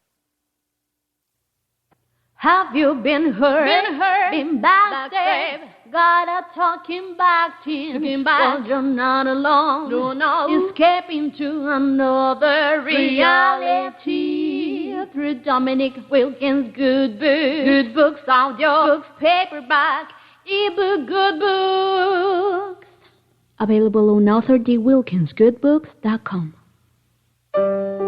Are you looking for a great book of poetry that is romantic, heartfelt, and full of male emotion? Then get Thoughts, Love, and Reflections by James K. Deshay. That's D-E-S-H-A-Y.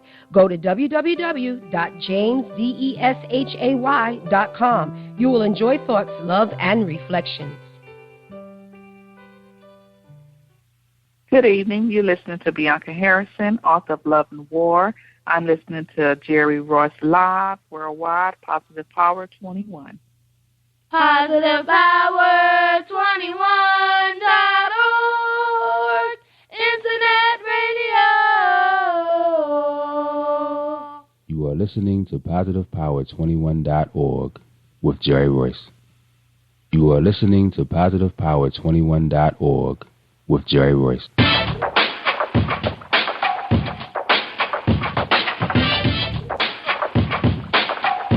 What up? It's your boy Kano Kingston. Hi, this is Angel Sessions. Hey, this is Pat. Hi, I'm Teresa Powell. Hi, Jerry. This is Ira Sandro Carter. Hi, this is Bill Powers. Hello, this is Teresa Bobby with Jerry Royce Live. Hi, I'm Philip Barron. I'm live on the Jerry Royce Show. Hey, what it do? It's your boy Houston Saint. Peace, this is Dahlia the poet, spoken word artist. Hello, this is Lamar Marquis with Jerry Royce Live. All right, everyone. You got Robin Lynn, and I'm keeping it live right now on Jerry Royce Live. Hey, what's going on, everybody? What's up? This is award-winning podcast with the greatest podcast on earth. Thank you for stopping by. I'm your host, Jerry Royce Live Worldwide on Internet Radio, where you get your positive on. So when it's all positive, it's all power. That's positive power. This is a worldwide podcast for growth, wealth, and success. Thank you.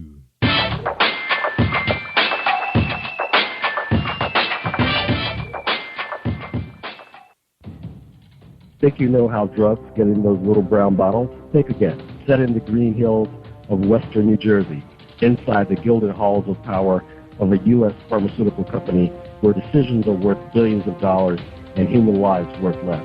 Nicholas Harding, a young executive at Marshall Pharmaceutical, finds his career, family, and life in jeopardy. The Farmhouse, a suspense thriller novel by Bill Powers, published by Donna Inc. Publications, available at Amazon.com or DonnaInc.org. Go to Bill's webpage at www.author.BillPowers.com. Are you looking for the next great read? A book filled with love, passion, betrayal, and intrigue. The award-winning novel, Season of Change, by Tamika Patrice Kane, is sure to satisfy your literary sweet tooth. Check out this must-read book reviewers are calling uplifting and emotional, and exceptionally great read, deeply intense and thought-provoking. Order your copy today, available in paperback and ebook on Amazon.com or at www.tamikapatrice.com.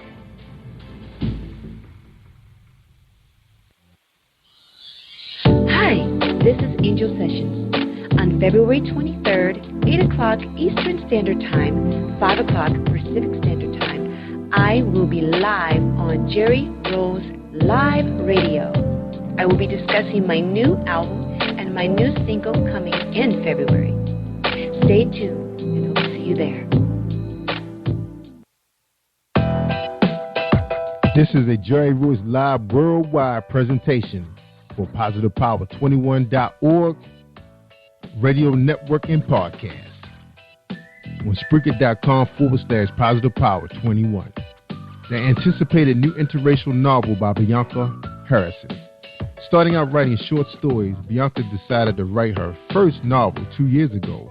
After writing on and off, Bianca knew it was time to complete what she had started In a 6-month time period, not only was her first novel completed, but her second novel was birthed as well.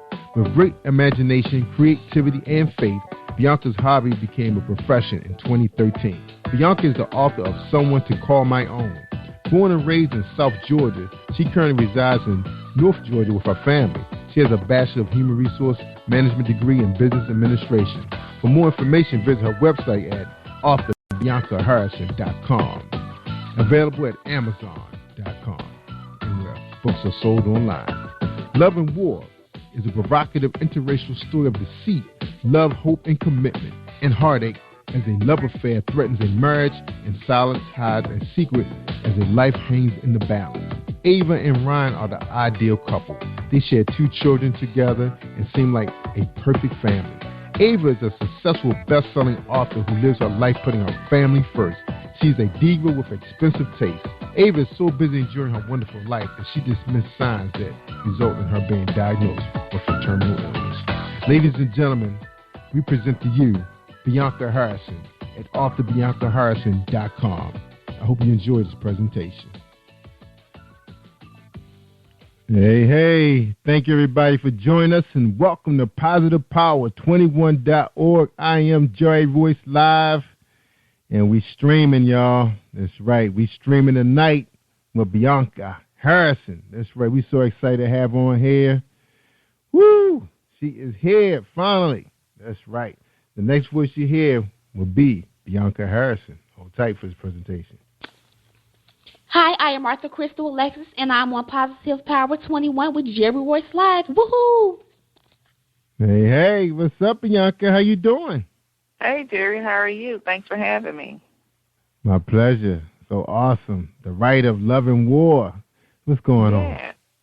Nothing. I was taking it day by day. That's right. Taking care of the family, right? Taking care of the family. That's right. That's a blessing. That's a blessing.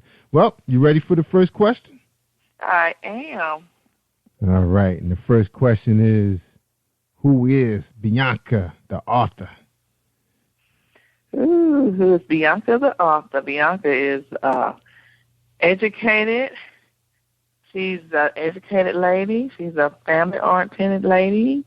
I have 3 kids. I'm married, and I am also a writer and an author and an artist.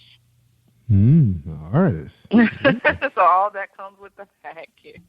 Wow. Besides, I still work my day-to-day job, so that comes with it too. But I managed to get everything done. Awesome. Now, it's unusual that, someone is packaged that way. They can write and create artistry. Now, how was that possible?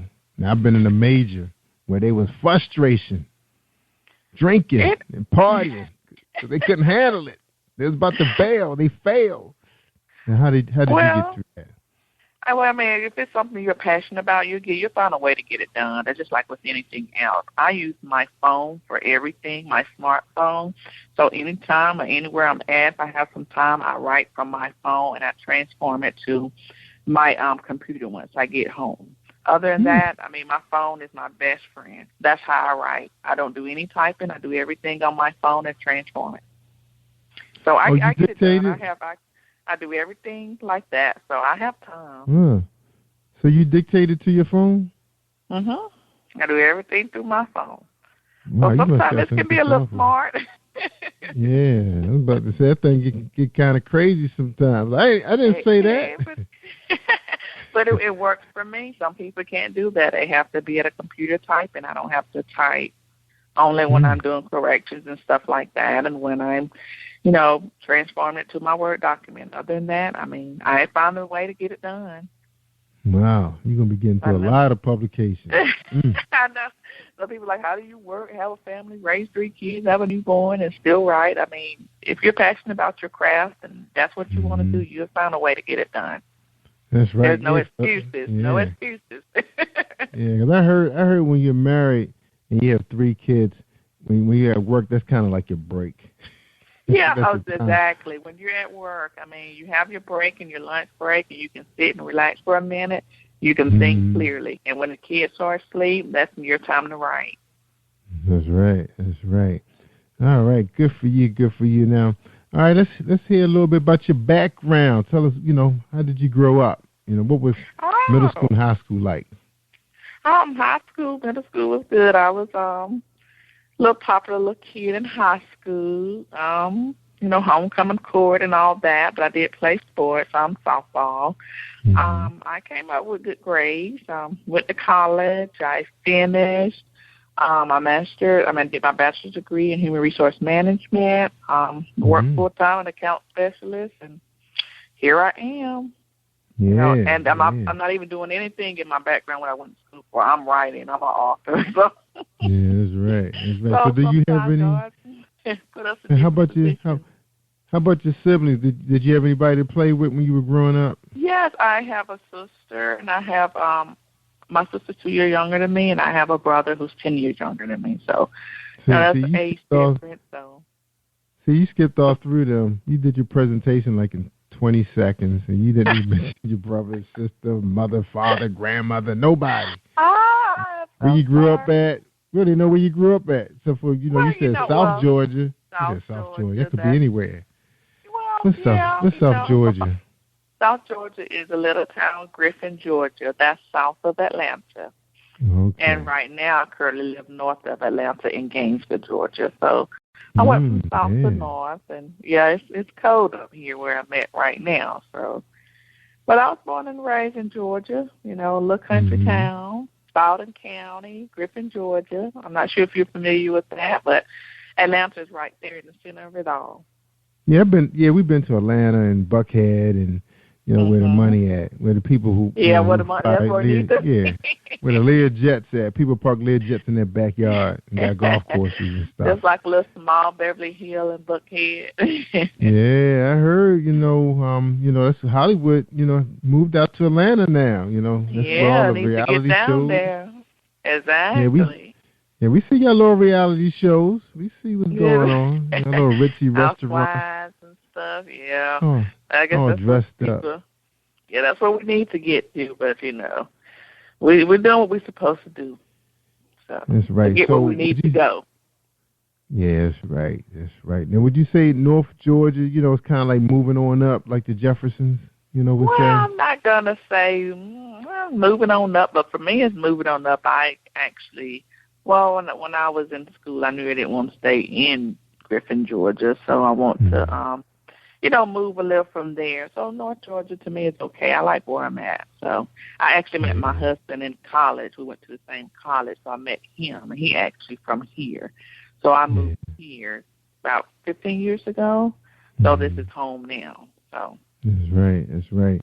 So what was it like in the household? What did you guys do to entertain yourselves? Did you guys have like a farm, or was it just, I don't know, Griffin? We didn't have a farm in Griffin. What we do for fun, just normal kid stuff. School projects and little groups and stuff and clubs. Other than that, my mom worked full time, my dad worked full time, and we just did normal stuff. Other than that, I did work while I was in school, so I worked when I was 15 and still kept my grades up. So other than that, I was trying to make money at an early age. I didn't have to, but that's what I wanted to do. Yeah, see, Griffin sounded like that was named after the mayor or somebody. Was that named after the mayor? No, Griffin just like a little. You're going to have to look it up. You have to look up Griffin, Georgia. So, I'm going to Google it, and I'm going to Google it, too. I'm going to look for exactly where you grew up at. Yes, exactly. Right now the crime rate, if you look, is awful. They're having so many gangs down there, so it's just scary. Every week you hear about somebody getting shot. So I don't know where that comes from. I guess kid doesn't appreciate life right now. Human life doesn't matter at this point. So it's all young kids and gangs. So that's all you hear about right now. I never in a million years you would have thought that. So. Cause see, I remember too. Growing up, like the eastern part of Maryland is kind of like like the south, like Virginia and them places, Carolina, and the kids really didn't have a whole lot to do. You had to be real creative. Like I remember my uncles and them, they had like band. Everybody had a band, or they had a DJ group. So they spent most of their weekends practicing for gigs. So, but during the week, they all had jobs like farming, cleaning, janitorial work, like because my grandfather had a janitorial business. I remember they used to go around cleaning different nurseries. That's what they call daycare centers down there. So they were busy. You know, by the time they did their homework and had to do those things, then chore, take care of the farm animals, their day was done. But for the boys who didn't have all of that, you know, they didn't have much. You know, they thinking about, you know, who house they going to break in when those people leave. You know, they could be their neighbor. They didn't care. So you be hearing dumb crime. It'd be dumb crime. Then drugs. It was a lot of drugs. You know, you can just pull right up and you see the man sitting right there. You know, the guy with the Mercedes is obvious. He's the guy. You know, everybody else driving, riding bikes. Yeah, that is sad. You know, you have that. But luckily, you know, I didn't grow up like that. I mean, like I said, there's crime and drugs everywhere. But the way it is now, it's so different. Yeah, it's prevalent in the low income areas. You know, that's how they survive. You know, because nobody else can get no job. And then when you have kids of your own, you know, it's just so scary. So you try not to bring them up like that, but you want to teach them about life as well, and you want to keep it 100 with your kids as well, too, about what's going on in the street. Yeah, I know. You know. So, well, we can look at that movie that's called the Snow in the Drifts or something like the Snow in the Bluffs. Yeah. They can look at that. I thought that thing was real. I was like, is this real? I had to call my son up. I said, Brian, is this real? Gosh, I know. So, you know, it's life, though. It's life. I know. That was scary. And I worked in the hood, but I don't remember being like that. It's like, me either. Yeah, I said, you kill people you know. And then drive-bys, that's the yeah, I think you shoot up people you don't know. You know, in the city, you know, you going at the other rival neighborhoods. Those guys like live in the same hood. They're not that far from each other. You can go visit family, and they're having a drive-by, and, you know, and it's the one that always get hit. So. Yeah, you know, cookout. It's like, you know, when you put your arms down in the city, at least they do take time off. It's like, look, man, it's a holiday, you know. Everybody put their arms down. Leave them at home. Take the clip out. Yeah. That's crazy. That's the way it is, though. You know, some people just put their energy into something else, you know. You just never know what you get. You know, people don't have time. They want to stay on a corner, shoot, and sell drugs. There's so much potential out here for everybody, I think, you know. There's something for everybody. So. That's right. Now, what's the ages of your kids? What are their ages? My daughter is 15 years old. I have a son who's 2. Me and my husband started all over once we went back to school, finished, and did everything else. And I just had a newborn who's 2 years old, and I'm still working. Wow. Well, not working, but, you know, trying to still promote my stuff. I'm okay, but I have a 2-week-old, a 2-year-old, and a 15-year-old. So you actually, so you working from home right now? You off from your other job? I'm actually, on maternity. As far as my book and stuff, I'm still doing stuff like that, setting up book tours, and just doing stuff like that, just to get everything out there. And you know, right now I feel like I know. Get an agent to do all this stuff for you. Yeah, that's what they for, public relations. Pretty good. Yeah, and he's actually pretty good with doing a lot of stuff like that too. He's actually doing a couple of things, but I set up a lot of stuff with him. You need to call this person. You need to call that. You know, I just like to have my hand in everything just to make sure stuff get done.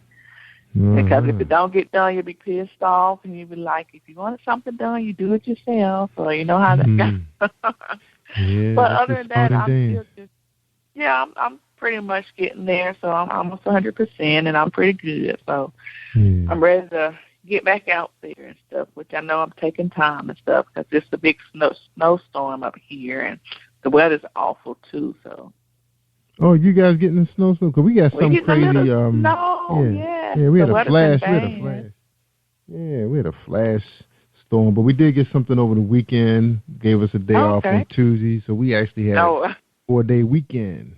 So that was hot. See, the kids been out of school, and I think they're going back tomorrow, but more weather's coming in tomorrow too. So it's just like awful and stuff. So everybody's running out here trying to make sure they got everything, and power's been out everywhere all week, and some people just now get their power back. So you guys have to make sure y'all have. So you guys got to have like wood burning fireplaces and stuff like that. Yes, And then when you run out of wood, you got to figure out what you're going to do. And then they got a newborn, so it's like, oh, crap, But luckily we was, our power wasn't out like the other ones, just a couple of hours. So we was one of the lucky ones. So I'm grateful for that with a newborn and stuff. Cause y'all lines don't run on the ground. So y'all don't run y'all let your lines down on the ground? No. See, in the cities, the new development areas, that's like suburban, they run our power lines underground. So no, they just, everything just kind of worked out. But a lot of people, I guess there was ice everywhere, and the power lines and everything down. Yeah, the weight of we haven't had no really bad ice storms in a couple of years now. Mostly the blizzards coming from the Midwest. That's what's really hit us hard. But I understand what you're going through. I mean, it's not over yet. Everybody's not out of the woods. When it's coming from the south, Ready for some spring weather right about now. Then when it gets too hot, we'll be complaining about that. Yeah, because it get hot down there. I remember, y'all get them thunderstorms and heat index is crazy. Georgia weather is crazy. 1 minute is summertime, next is wintertime, spring. You get all the seasons in 1 week. It's kind of like Long Island because my grandmother, owned a home up in Long Island. I remember that it's really cool at night because of the water, but during the day it's like sizzling hot. Like you can see the steam coming off the street. It's so hot. Long Island sounds like a nice place to visit. Oh yeah, really nice, really nice. A lot of mixture, different cultures and everything. A lot of different people, because a lot of people come there from the foreign countries who specialize in in medicine and nursing. So that's always the first stop, or those type of, because they have really big hospitals. Okay. Yeah, and that's where you go to get trained, because I think that's where my grandmother left Virginia, her and her sister too, get trained in nursing, and that's where they retired in the at a hospital. That's where they retired. Okay. Get them good benefits. Cool. Yeah, I think they actually live across the street from a hospital. Wow, they don't have no excuse not to go to work. I know. I mean, but they retired now. They're in the 90s now, so I don't know why they want to cross the street from a hospital. Yeah, that's crazy. Well, I mean, shoot, I guess that's easy to get to work too. So they don't come to work, somebody can go over there and check. That's right. All right, we talking to Bianca-Harrison. She has a book, a recent release, Love and War. We're going to talk about that book. It's supposed to be provocative, interracial story about deceit, love, hope, commitment, and heartache because of a love affair. That's right. And people doing that stuff still, too, man. You encouraging it in this book? I'm not encouraging. It's all my books are so diverse and it's so different. Each one of my books are different, and this one's totally different, and it talks about illness and just things that happen in life. Yeah, life. Okay. All right, I'm not gonna beat you up about that. All right, let's take a break. The territory. Yeah, I understand. People like reading that stuff, so they know how to do it right. All right, let's take a break. When we come back, we're going to talk about Love and War. So we're talking to Bianca-Harrison. Hold tight, everybody, for a 60-second break.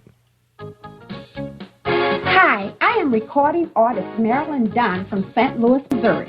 If you are looking for some soul-stirring, anointed, spiritual, and heartfelt music, visit my website at www.marilynnDunnMinistries.com. Or you can also find me on CD Baby, iTunes, and Reverb Nation. For booking information, contact Mr. Kevin Dunn at 636-856-0551. That's 636-856-0551. Are you looking for a great book of poetry that is romantic, heartfelt, and full of male emotion? Then get Thoughts, Love, and Reflections by James K. Deshay. That's Deshay. Go to www.jamesdeshay.com. You will enjoy Thoughts, Love, and Reflections.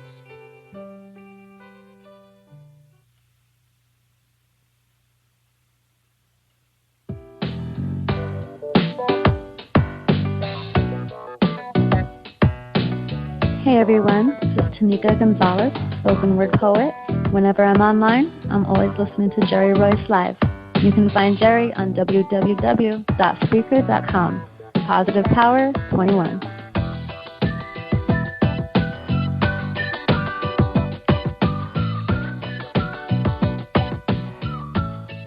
Positive Power 21.org. Internet radio. You are listening to PositivePower21.org with Jerry Royce. All right. Thank you, family. We appreciate the intro. Love and War. Love and War. What's the deal with that? Love and War. What's the deal with that? Oh, Love and War. No, Love and War is totally an interracial book for me. It's an interracial romance novel, women fiction. So much diversity in this book as far as the other books that I've written. This one just goes with a woman whose heart's been broken, found out her husband's cheating on her, just deceived her. And, the only thing about it, she does not ask for a divorce. She doesn't believe in divorce, but he does. And the same day that he's asking her for a divorce is the same day she comes with him about her illness. But she has to make a choice. Should she tell him about her illness or should she keep it to herself? So, you have to play it, how it goes. Yes, that's Ava and Ryan, the couple that's having a problem. Yeah. All right. And Ryan, he has another woman. Yeah, another woman. Yeah, when you always think the grass is green on the other side and you finally come to your senses and you find out it's not, but you got to figure out is it too late, though, Yeah.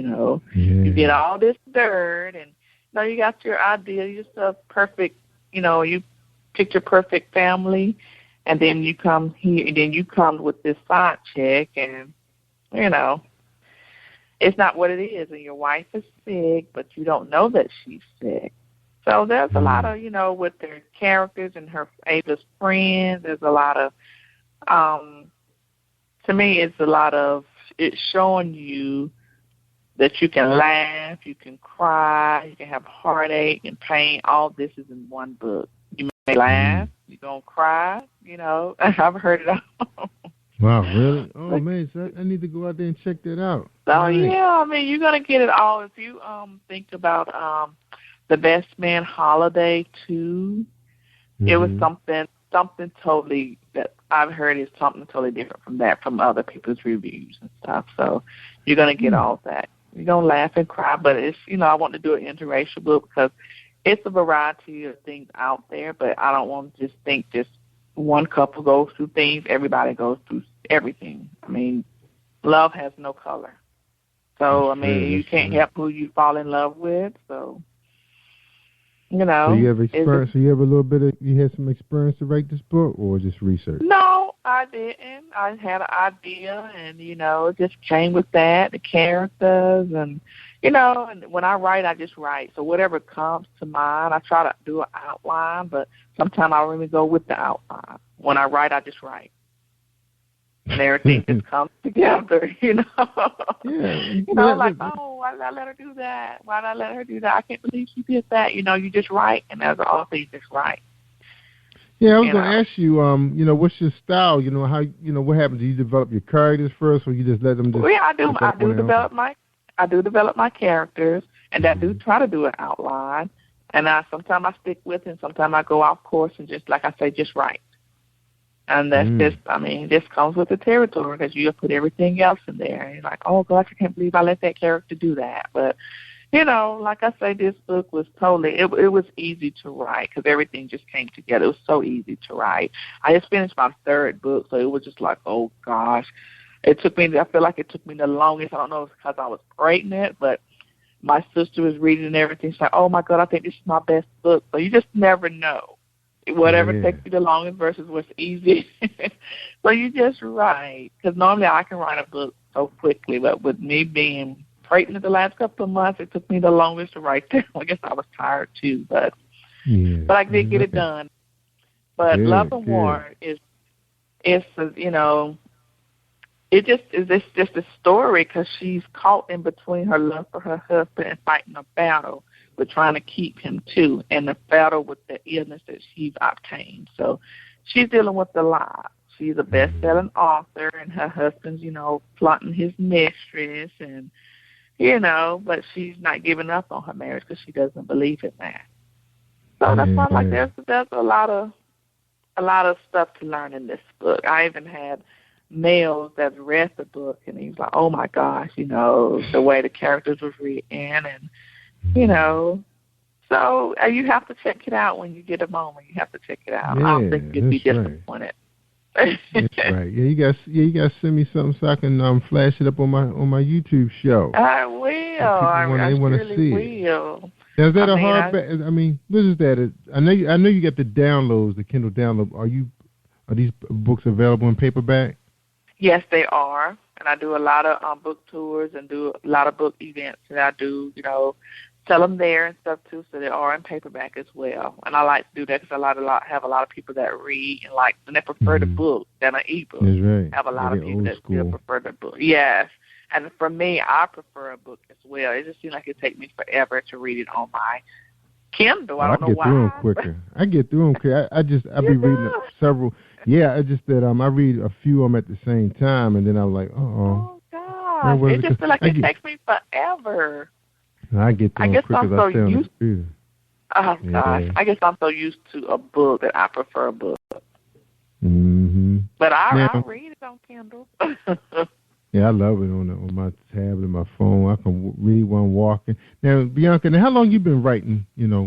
Been a fictional author? I've written a couple of years. I think I started writing in 2008, and for some reason I first wrote my first book, someone to call my own.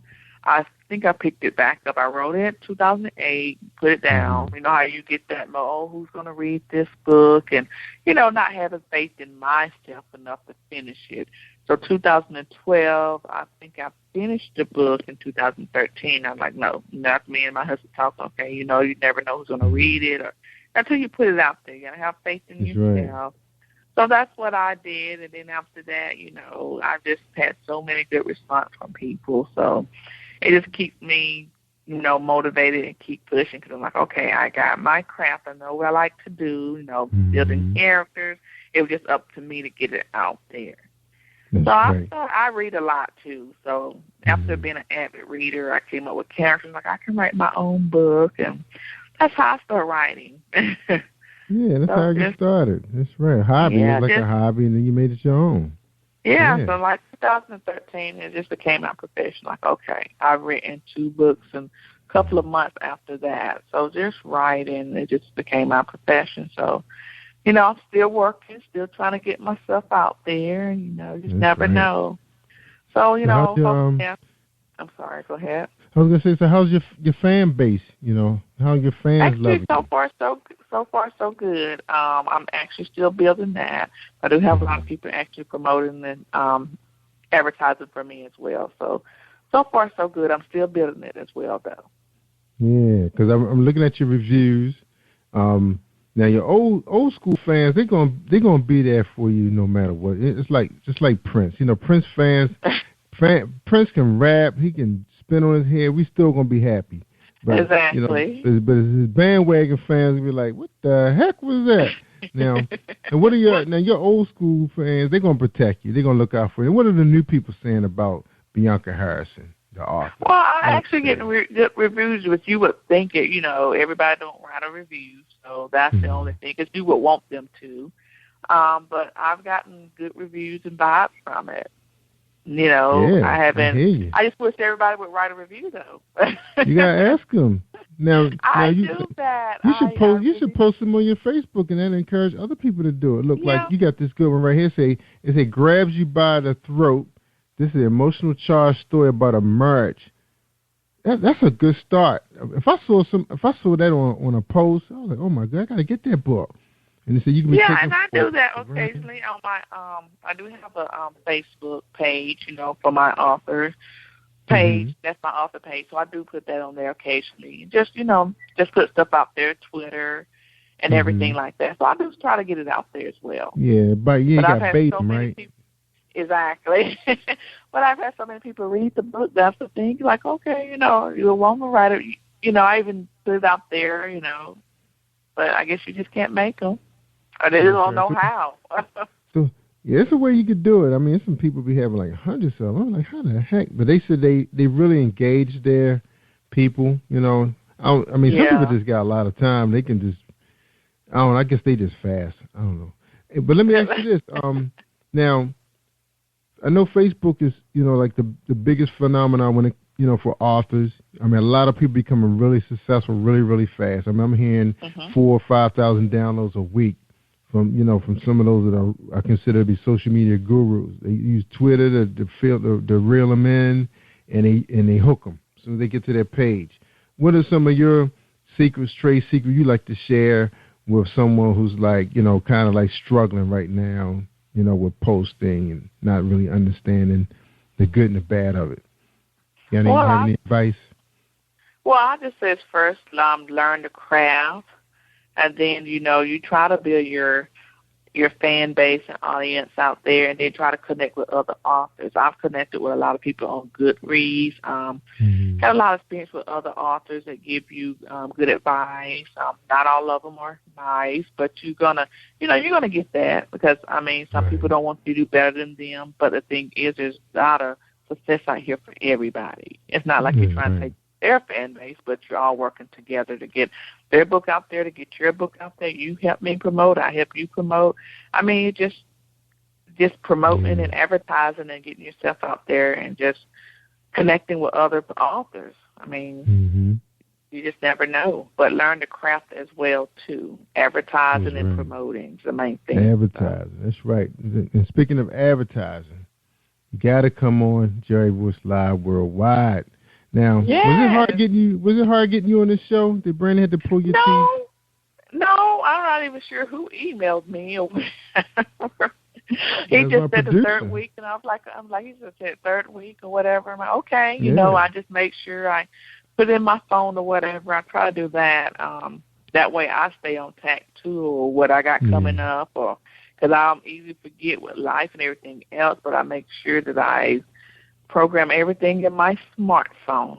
Yeah, you really use that smartphone, man. You use that. Oh my God! like It's not always secretary. smart, but yeah, it's good to me as far as what I have to do. So it really is. But no, it was not hard at all. No, it's not hard at all. Anything I can do to help your business and you can help me as well, that's good. Yeah, because I remember I had to make a couple phone calls. People said, they want you to call them. I'm like, what? Oh, no. I'm okay. And it wasn't you. You're helping me. I'm helping you, so no. Yeah, so I couldn't figure it out. I said, what? I said, we asking them to come on our show, now hand helping them, Yeah, you helping us, we helping you. Exactly. Yeah. So no. You didn't have to pull we didn't have to talk to your manager husband. Oh, no. I'm good. If I know it's something that could benefit me, benefit you, right. I'm good. Mr. Harrison want to speak to you first. Oh, no. I'm not going through all that, So. But, yeah, me and my husband actually works as a team. He's actually a graphic artist as well, too. So he's actually to, do a lot of stuff behind the scenes on my book and website and all that stuff. So, we have to work together when you're trying to build something. So that's right. So he did your book covers for you? Book covers and, website. Have to update that, But yeah, I like that. That's a nice. Nice.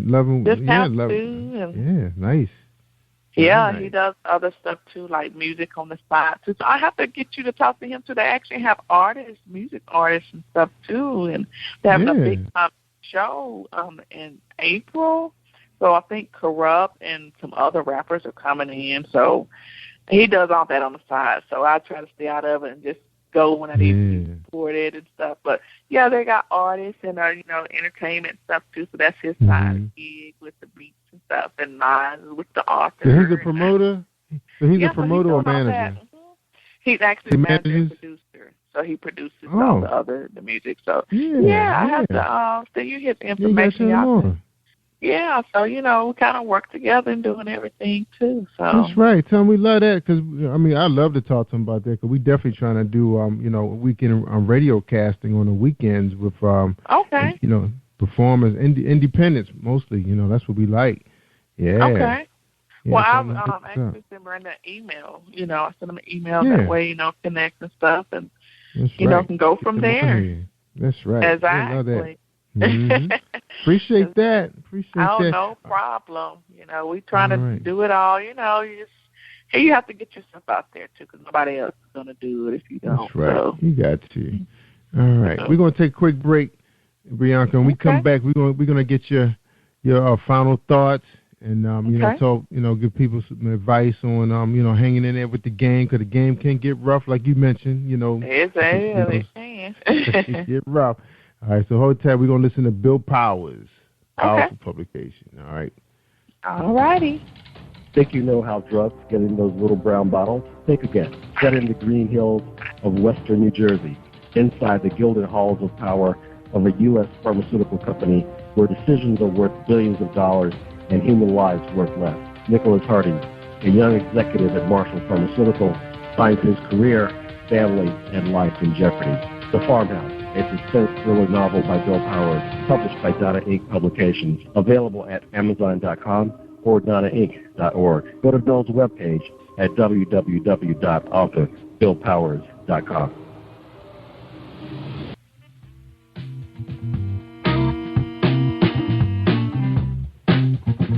Are you an avid reader of urban fiction, looking for drama, suspense, and more?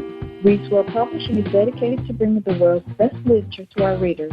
Urban fiction, erotica, sci-fi, mainstream fiction, and children's literature are just some of the genres produced by our diversified family of authors. You can reach us on Facebook, Twitter, Instagram, and at our website, www.readswellpublishing.com.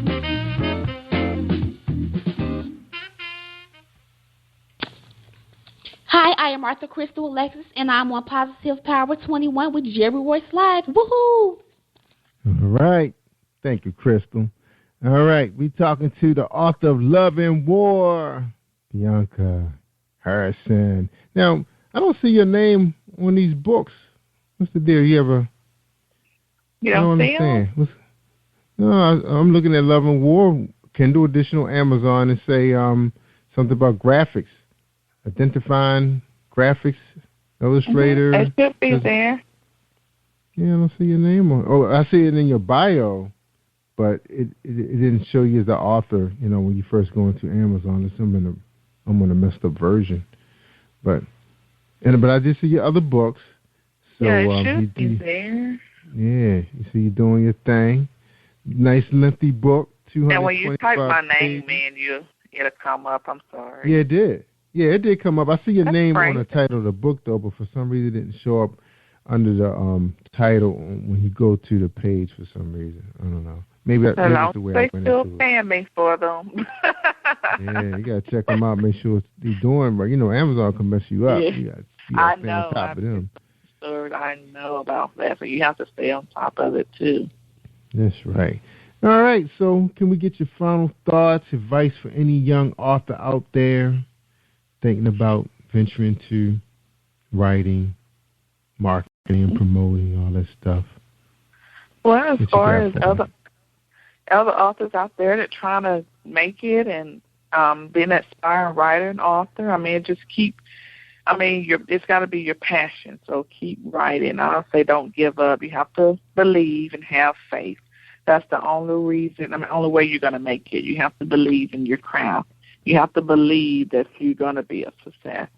As far as writing, just keep doing what you're doing, and, hey, it's going to show up. People are going to buy your stuff. You have to promote, advertise, and get your work out there, but you have to do the work, and you can't give up. You just have to. You got to have faith. Nothing's going to be easy. That's just like, something major happening overnight. It's not going to be easy. Sometimes you may stumble, but you got to stand up and keep walking. So that's right. All right. Now, another question would be, when you say invest in yourself, advertising, what type of venues would you recommend, so they don't be all over the place, what would you recommend how to advertise? What would be advice? First of all, always use social media. It's free advertisement, so use social media. Back in the days, we didn't have social media, so it was kind of hard to advertise. As far as advertising, you're going to meet other people. You're going to meet different sites to promote. There's Goodreads out there. There's sponsors. I mean, there's so much out there. And once you use those avenues, you'll find ways to dabble in other sites to promote. I mean, use your friends, your network. I mean, have friends to promote and advertise for you. Change your profile pictures to your book. You know, you just have to find ways out there. And it's free promotion out there as well, too. It don't have to always be expensive.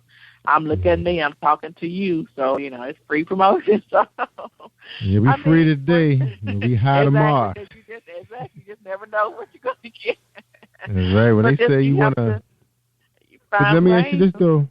But, Bianca, like, you know, a lot of people say they're getting kind of worn down. They have family they want to see and take care of, and they want to start working smarter. If they had to work smarter in promotion, because I mean, social media is tough work. You know, I know people say they post 200 something a day. It is, unless you can pay somebody to do it for you. It's right, not a lot of them do. I mean, and then sometimes you may see a significant number of sales, and sometimes you may not. So you have to just find other streamers for just using Facebook and postings and stuff. I mean, there's other people. There's people that can blog for you that would be happy to blog your books and do reviews for you. So I found a lot of people that does that as well, blogging, reviews, and that's when you start seeing sales, when people start blogging your stuff. And people is like, oh, okay, I like that. So, I mean, it can get draining. Sometimes I don't even post every day because it can get draining. And you can pay somebody to do the same thing to post for you, but why would you want to pay somebody to post for you when you can just post to your group yourself?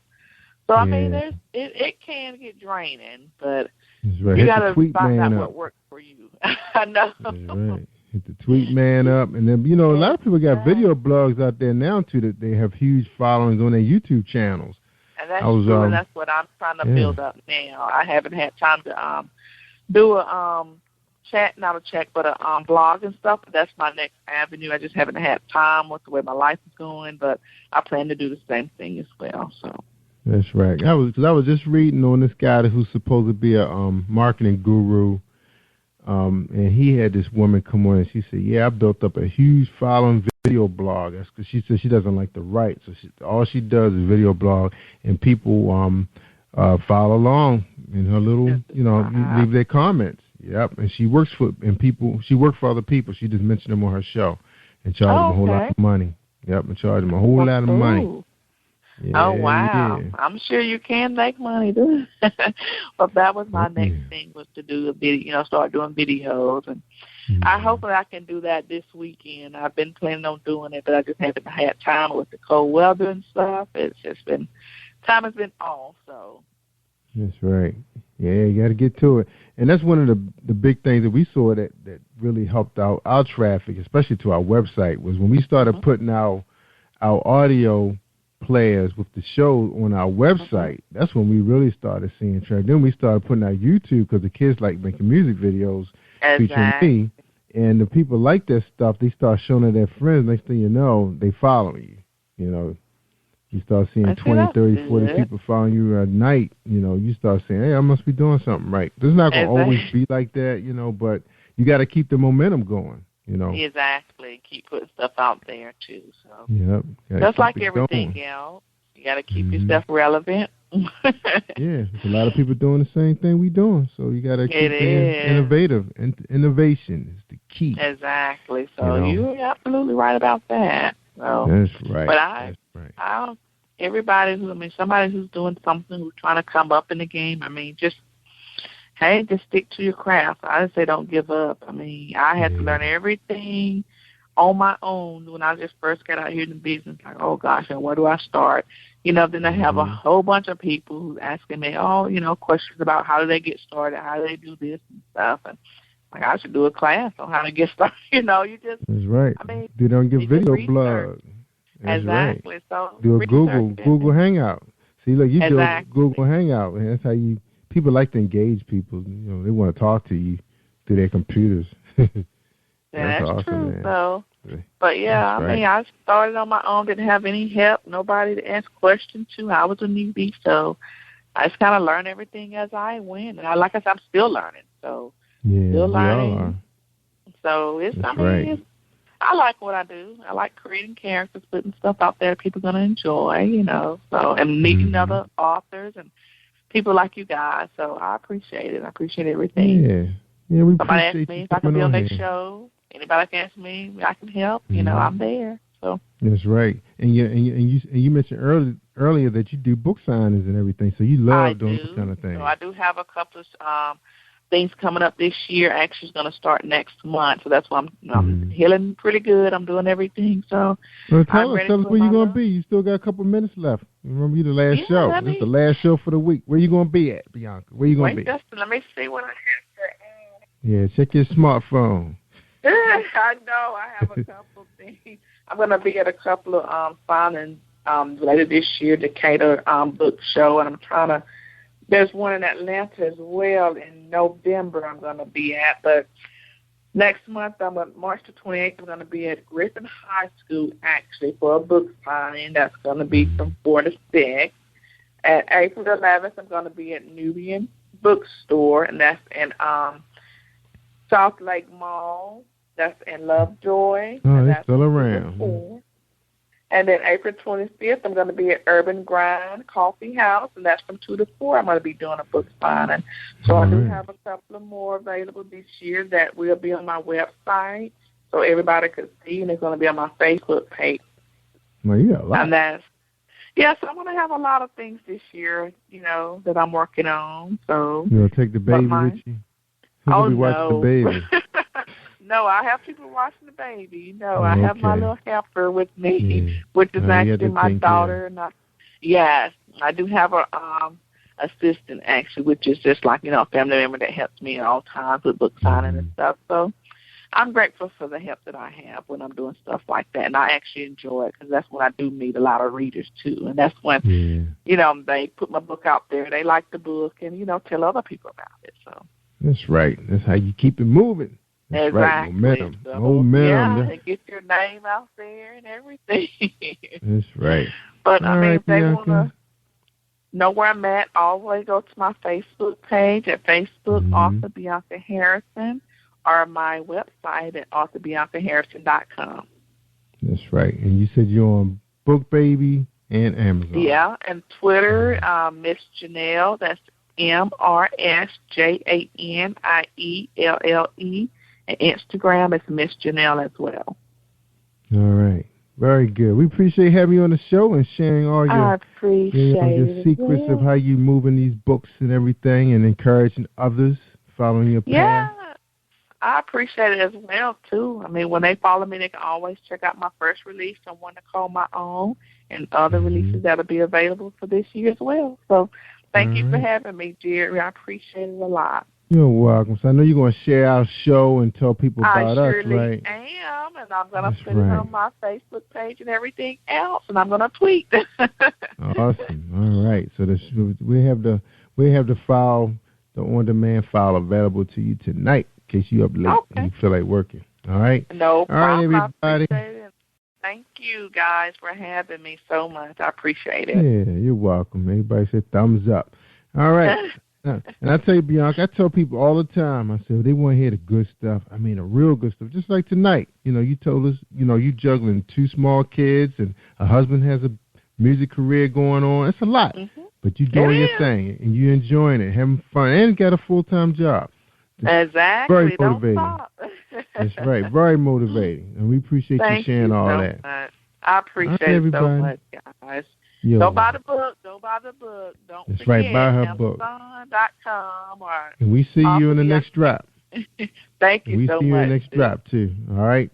Okay. Take care. Thanks, guys. All right, everybody. I'm Jerry Woods Live. Worldwide, positivepower21.org, Spreaker.com /positivepower21. Stay awesome all week long. Thank you for tuning in to Jerry Royce Live on PositivePower21.org and Spreaker.com/PositivePower21. This is a Royce Enterprises production. And don't forget about replay on Facebook.com/Jerry Royce Live.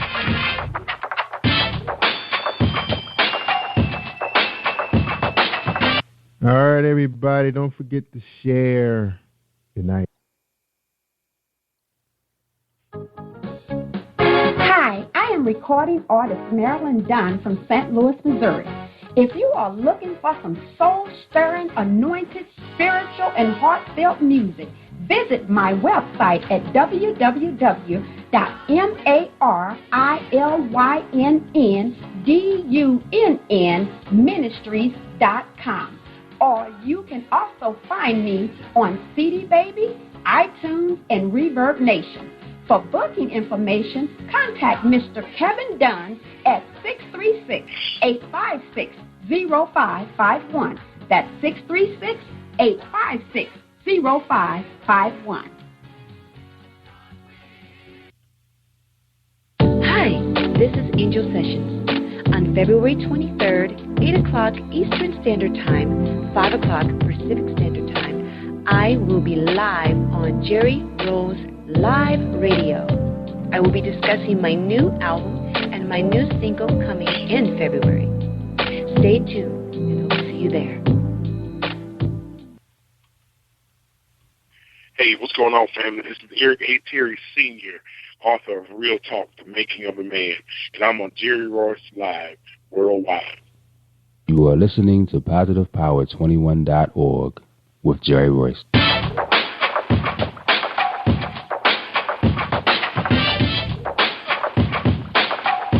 What up? It's your boy Kano Kingston.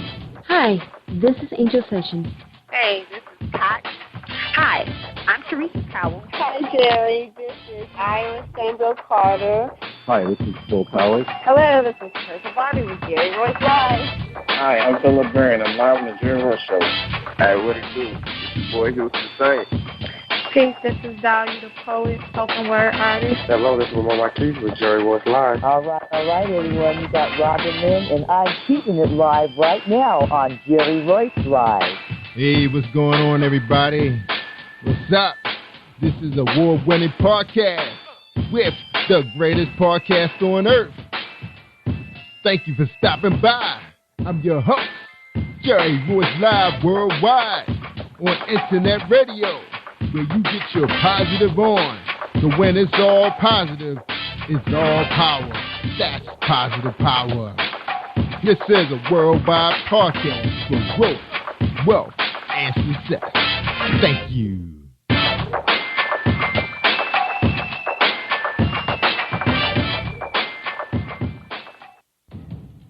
Think you know how drugs get in those little brown bottles? Think again. Set in the green hills of western New Jersey, inside the gilded halls of power of a U.S. pharmaceutical company where decisions are worth billions of dollars and human lives worth less. Nicholas Harding, a young executive at Marshall Pharmaceutical, finds his career, family, and life in jeopardy.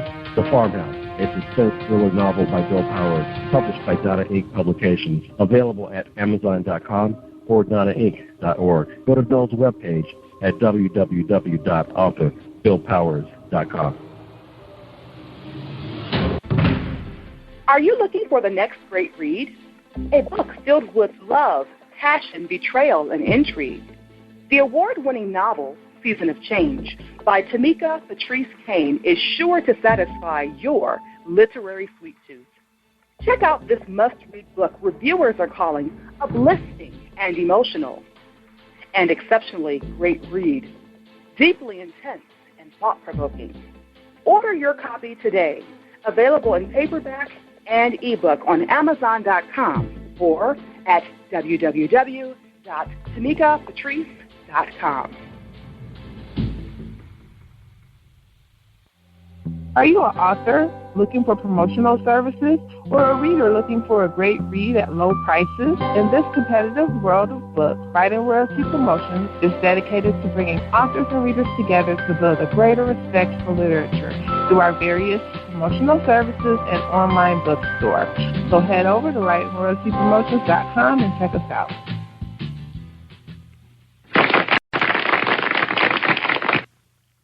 Thank you, everybody, for joining us, and welcome to PositivePower21.org. I am Jerry Royce live, and I wish I was in Barbados, Jamaica today, and I want to say shout out to those guys who are listening to PositivePower21.org right about right now on Spreaker.com/PositivePower21. Man, we got an Arctic freeze going on up around here. Man, I don't know what we're going to do. School's closed 2 hours late tomorrow, so you know it's cold when they close school 2 hours late. But that's all good. But we just glad we got heat. All right, everybody, stay tuned for an episode of Book Buzz. And our book sponsor for tonight's show is my man, James Deshay, the poet, the romance poet. Check him out. Are you looking for a great book of poetry that is romantic, heartfelt, and full of male emotion? Then get Thoughts, Love, and Reflections by James K. Deshay. That's Deshay. Go to www.jamesdeshay.com. You will enjoy Thoughts, Love, and Reflections. Yeah. Appreciate that, James Deshay. Anytime you guys want to sponsor, get some exposure, remember, we are streaming live in Barbados, Jamaica, Canada, Spain, Germany, UK, you name it. 12 countries going strong every day. We broadcasting 15 hours on the stream, on demand, 24/7. So you want to get exposure for your product, your book, or your MP3, come to us. That's right. We do it right here. All right, y'all. I want y'all to hold tight for this presentation. Today being featured on our show is Eric A. Terry, Sr., author of a book called Real Talk, Making of a Man. Stay tuned for his presentation. One moment. This is a presentation for Eric A. Terry, Sr. and Jerry Royce Live worldwide. A native of Chattanooga, Tennessee, Eric A. Terry, Sr. is an author, certified marriage coach, and relationship specialist. While he is also known throughout the Southeast as a dynamic singer and a worship leader, Eric is also an ordained minister of over 20 years. He was licensed in Nashville, Tennessee under Dr. H. Bruce Maxwell at the Lake Providence Baptist Church in 1995. Eric and his beautiful bride, Lady Deborah, are the owners of Real Talk Consulting, a multi-service firm that focuses on building and maintaining healthy relationships. Real Talk was developed in early 2012 when Eric began posting relationship advice on his personal Facebook page. After attracting a strong following of over 5,000 people, Eric began to receive requests for speaking engagements, seminars, and marriage retreats, as well as singles empowerment sessions to share his views on relationships. In this time, they have impacted the lives of hundreds of couples and individuals seeking God's original design for their relationship. Eric and Deborah truly have a heart for marriage, and it's through the transparency of their own lives that they provide individuals, couples, and teens with the tools necessary to build and maintain a healthy relationship. Ladies and gentlemen, I hope you enjoyed this presentation. I present to you Eric A. Terry Sr. on Jerry Royce Live worldwide on PositivePower21.org, the radio network. Thank you. All right. Mr. Terry, welcome to Positive Power. How you doing, sir? I'm doing well, sir. Thanks so much for having me. We appreciate it. Hey, man, my pleasure, man. Glad to have you. And the first question is, who is Eric A. Terry Sr., the author? Oh, man. I'm a born and raised in Chattanooga, Tennessee. As the bio said, my father, Jerry Terry, is a pastor here, and I have been in ministry and involved in church most of my life. Over the last few years, God has really shifted some things for me and had me really focus on relationships and focused on mainly marriage, but for singles and also for couples as well. But my biggest takeaway, I guess, from life and as far as who I am, I'm a father, I'm a husband. I have 4 beautiful kids that range in age from 26 to 16. Wow. So my wife Deborah and I, basically we use our marriage as a ministry and a business to help others. So we really take this thing seriously, man. It's been a real blessing to be able to do it. Yeah, see, man. You got 5,000 followers. I guess they just want to check y'all out, see how long you're going to last. You know how people are. Yeah, absolutely. That's a blessing, though, man. It's like a window to your life, man. That's all right, man. Now, you know, I was telling you early before we got started, I said my Marylanders, man, they like to get to know you. You know, we got a little South in us, too, because a lot of us come from the Virginia area, and, you know, that's considered really South for people living in Maryland, especially if you're in New York and you come from Virginia, but you're not trying to act like it. But, you know, we like to get to know you before we spend some money on you. That's how we are. So, man, tell us, man, how, you know, you told us you was in the church all your life, so pretty much, you know, what was life like, you know, growing up, man, in a Tarek household, man? Tell us about that. Yeah, man, you know, a lot of people think that, I guess, because my father was a pastor, they say, oh, man, y'all was in church all the time and didn't do anything, didn't have fun. And that was, you know, far from the truth, man. My father was a very balanced man. So we knew about church, we knew about God, but we lived life. And we had fun. We went to parties. We did the same thing our friends did. My father just gave us a balance with it by helping us to understand the role of the Christianity, or the role of the relationship as far as religion, and as well as, you know, just living everyday life. So, man, it was. I give people the illustration, man. It was, my house was the lower class version of the Huxtables. We didn't have the money. We didn't have the money the Huxtables had, man, but we had the love. We had the family. So yeah, so you guys used to, yeah. So that means you guys didn't have the pretty sweaters on. And, no, man, no, we couldn't afford the sweaters. Now I know y'all gave mom and pops a good show now and then, though, during the holidays, though, because I knew you had a couple brothers and sisters. I did. I have two older brothers, and we all, and it's funny, my family's a musical family, man. Everybody sings, plays an instrument. Everybody except my oldest brother. My oldest brother, kid, I love him dearly, but that brother, I know that he blew it to his back. So, yeah, man, so we had a lot of fun growing up. We had a great childhood. My parents always talk about how they wish they could have done more for us. And I always look at them and we're like, man, we had a ball. You know, our childhood was amazing. So, you know, and all of that, man, it was one of those things where I was growing up as the younger kid. I was the youngest of three boys, and my brothers, to just kind of give you some dynamic, my brothers were both very athletic. These two, I mean, my oldest brother ran cross country. I mean, he ran track. My middle brother played baseball, basketball, football, you name it. And they were good at all of them. And here I came along being a little fat kid, not really into sports, you know, not really into other things that they were, man, being totally different. But but we found our way. And that's part of the things that I talk about in the book is how I got out from under their shadows. Yeah, that's awesome, man. Real Talk Consulting. That's right. That's helping people out. Multi-service firm. I thought I threw that in there. Absolutely. Man, that is, yeah, and it's funny, man, because I love to hear, you know, people reminisce about their childhood, because sometimes you don't get a chance to talk about it because you don't really know what to strike up at work. Sometimes when you're sitting at the lunch table, you know, you sit there and try to talk about, you know, back in the day. You know, somebody may not have had a good back in the day, so it may not be good lunchtime talk. You know, so you got to know who you're dealing with. You know, but it's good to hear these stories. And I always like to ask people, you know, good or bad, you know, what it was like. And that's the reason why some people write the books they're writing, because it's based on you know, the way they grew up, their background. Right. That's awesome, man. It goes back to something you said earlier. You know, we all have a story. We all have a story. Man. I encourage anybody, man, you know, if we all have at least one book in us, at least one.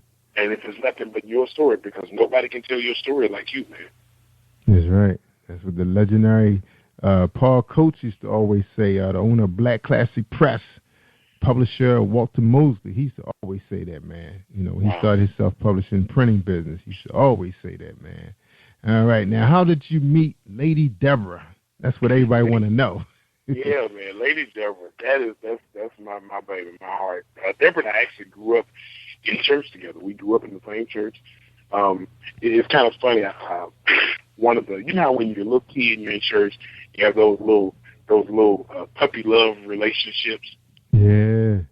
My first church girlfriend was actually her sister. Well, that's funny because I remember my brother was dating my son's mother. You know, when we were in elementary school.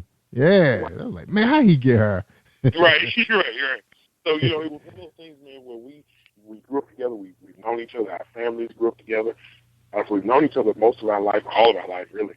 And just after several years, she had gone through a really bad, really long, painful marriage, and they gone through a divorce. And I had gone through mine right before that. And we just, you know, our friendship just kind of went to another level, just kind of talking and kind of being there, supporting one another. And then when we got together, and we just decided on some things that we weren't going to deal with. You know what I'm saying? We said, hey, we don't want to. Here's what I put up with before. I don't want to deal with that again. Right. And Now, it made all the difference. So your first marriage, was your wife involved with heavily involved with the church? Not at all. Not at all. And man, I think that was a lot of the issue that we had, because, you know, when anybody in ministry, man, and I say this for anyone, if you're looking to date someone, if you're interested in someone that's in ministry, understand, man, people need to understand that is a whole nother level of responsibility. And it's just like being, and I hate to put it in this limelight, but it's kind of true. It's almost like being in a relationship with a celebrity. You know, there's a pulling on them a little more than the average guy or girl. So we need to understand that it's a whole nother level when you get to dating someone or trying to be with someone that's in ministry like that. Yeah, it is tough, man, because we've seen some guys, you know, some big-time pastors in the Baltimore area, man, get into, you know, a little bit of trouble, you know, when it came to, you know, dancing outside the relationship. Some of them kind of rebounded. The church forgave them. Wives forgave them. No, not all the wives forgave. Yeah, one wife, yeah. You know, the ones that's quite more known than, you know, the corner guys. Right. Man, that's something, man. That's powerful, man. So that marriage couldn't hold up. So you guys decided to. Now, were you running the church, or were you passing under your father at the time? I was actually associate under my father at the time, and it was difficult, man, because I'll be honest with you, I really wondered how powerful or how effective my marriage was going to be after going through a divorce.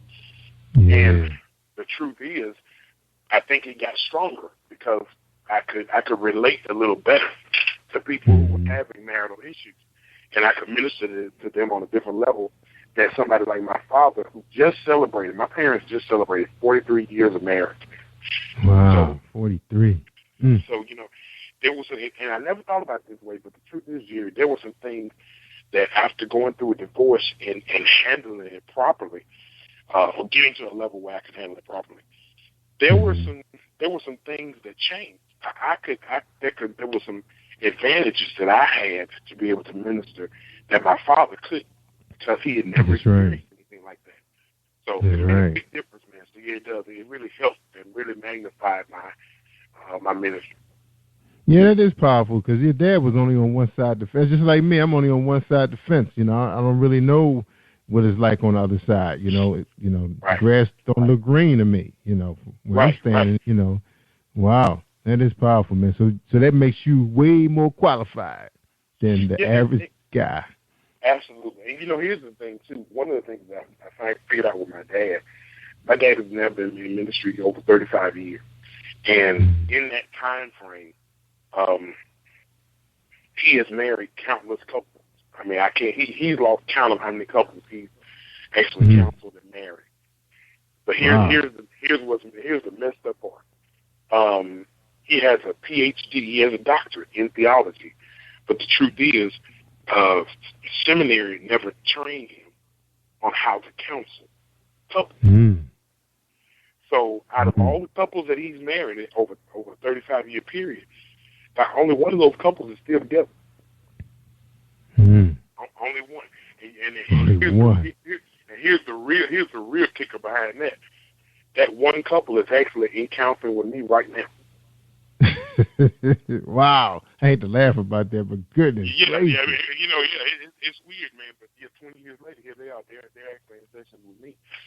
And it's because, so you're going to keep them together? You're going to keep that glue? and they're doing great. They're doing great. But I think it was just some principles that I'm able to give them to manage the arguments and the issues and all that stuff, where my father never really experienced that, so he couldn't give them the tools to help them. Yeah, you're right. You really can't really fathom what they're going through because you're not there. But I mean, I'm not sure, if your mom and pop ever had ups and downs during their relationship, because a lot of times when you the first lady, they like being the first lady, so they take whatever. They take all the punches, that's being thrown at them, good or bad. So I don't know how good your mom loved that lifestyle so that she didn't challenge anything that went on in the marriage. Because I know, talking to some pastors, you're right, man. It's like being a rock star, man. Yeah. Women are out of control. Women are chasing after them just like they chase after rock stars. You know? And I didn't know that at first. I was like, wow, it's like that. Yeah, and the truth is, the reason that happens is there's an attraction. Women really want a man who is able to lead and who is able to give them that spiritual guidance. And when they can't get it at home, it makes that man, that pastor, a little more attractive. Yeah. So it's. But how about this, Eric? This is a good question. This is something you could think about. Like, all right, how about the times? You remember the times you were in school, probably high school most likely, and you had an attractive teacher. You kind of heard her a little clearer than you heard the other teachers for some reason. Absolutely. Yeah. So that could be it, man. It's like that's the class you don't miss. Right. And them same women lined up on that first and second row, but they have to sit in the second. They have to sit in the second or third pew. First lady in the first pew, right? Or she's sitting somewhere else in your church. Right. Right. I know. With my mom, she usually sits on that second pew to the right of my dad. What he did was years ago, he stopped women from sitting on the front row. Yeah, I heard about them guys. They make them wear little blankets or something like that too. Right. And and unfortunately, you have to have that type of mindset because you just never know how people are thinking and how they're going to react to the situation. So it's really a lot of the things that pastors go through and pastors are approached with, man, it's really all in how we handle it. Yeah, we put so much pressure on those guys too, man. Cause I had a conversation similar to this with a gentleman on my job who was pastoring the church, and I was telling him what my pastor was going through, because he, got caught, pretty much with his pants down in the, at the church, when the deacon walked in on him, and he said, but and he knew him too. He said, this guy is a man just like you and I. They make mistakes. I said, dude. I said, you got some people, man. They hanging on to his every word. This is their last stop. And he said that one time. He said, I know a lot of y'all come from those big churches, family churches, and this is probably your last stop. Not before you die, but before you call it quits and say, I'm staying home watching football on Sundays now, or hanging out with the fellas. He said he knew this. He said, you guys got me on a higher pedestal than probably any other man on earth. And he was right. Someone said, yeah, dude, this is it right here. If you mess up, I study at home. That's what some of them guys are saying to themselves, I was thinking that. I was like, yeah, you mess up, dude, I'm just going to stay home and deal with the guys on TV then. Because, I don't know what they doing, but I don't want to hear what's going on bad. I don't even want people to even tell me what they doing. I just want to go get the word, participate, do some community service, take it home, It was starting to be like that. You get my age, you start to see a lot. You start to hear a lot. And then you start saying, man, you can't put a lot of trust in no man. He's just a man. Right.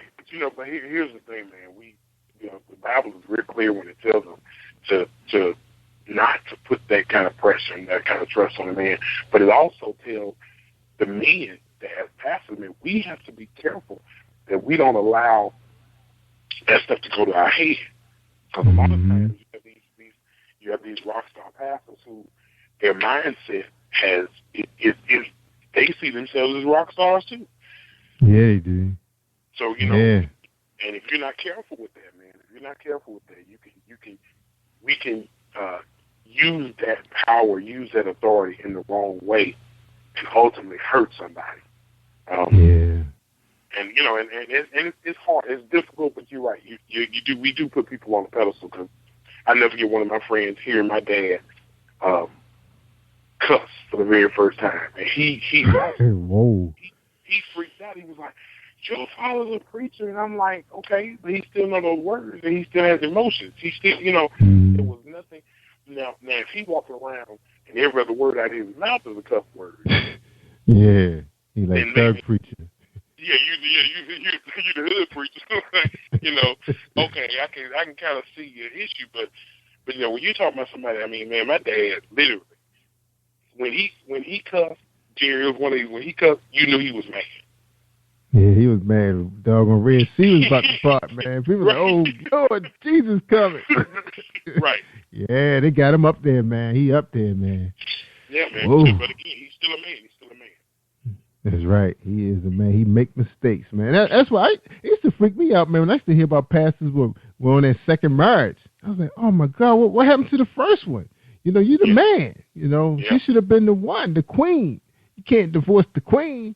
Right. But, you know, I had to start understanding, you know, it was like, you know, he make just like some of those guys run churches in the hole because they mismanage money, because they steal. Right.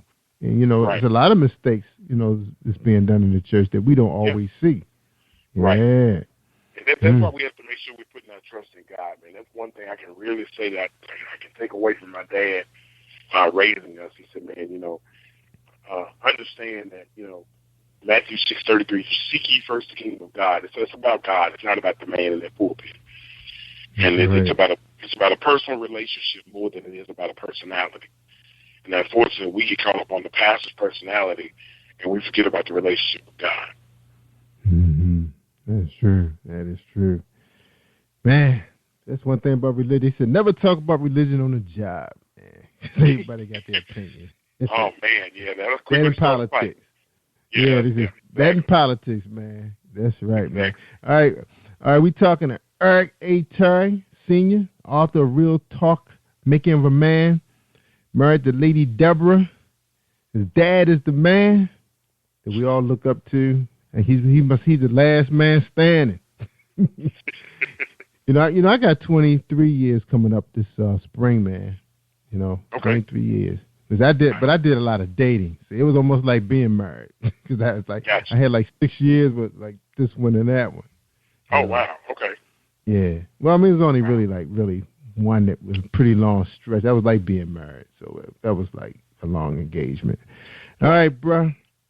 Hold tight. We're going to take a quick commercial, a 60-second break. Everybody, you want to get a drink of water, we talking to Terry. Pastor Terry, he's the man. When we come back, we're going to talk about his book, Real Talk, Making a Man. Stay tuned for Book Buzz, a Book Buzz presentation from Reese Publishing.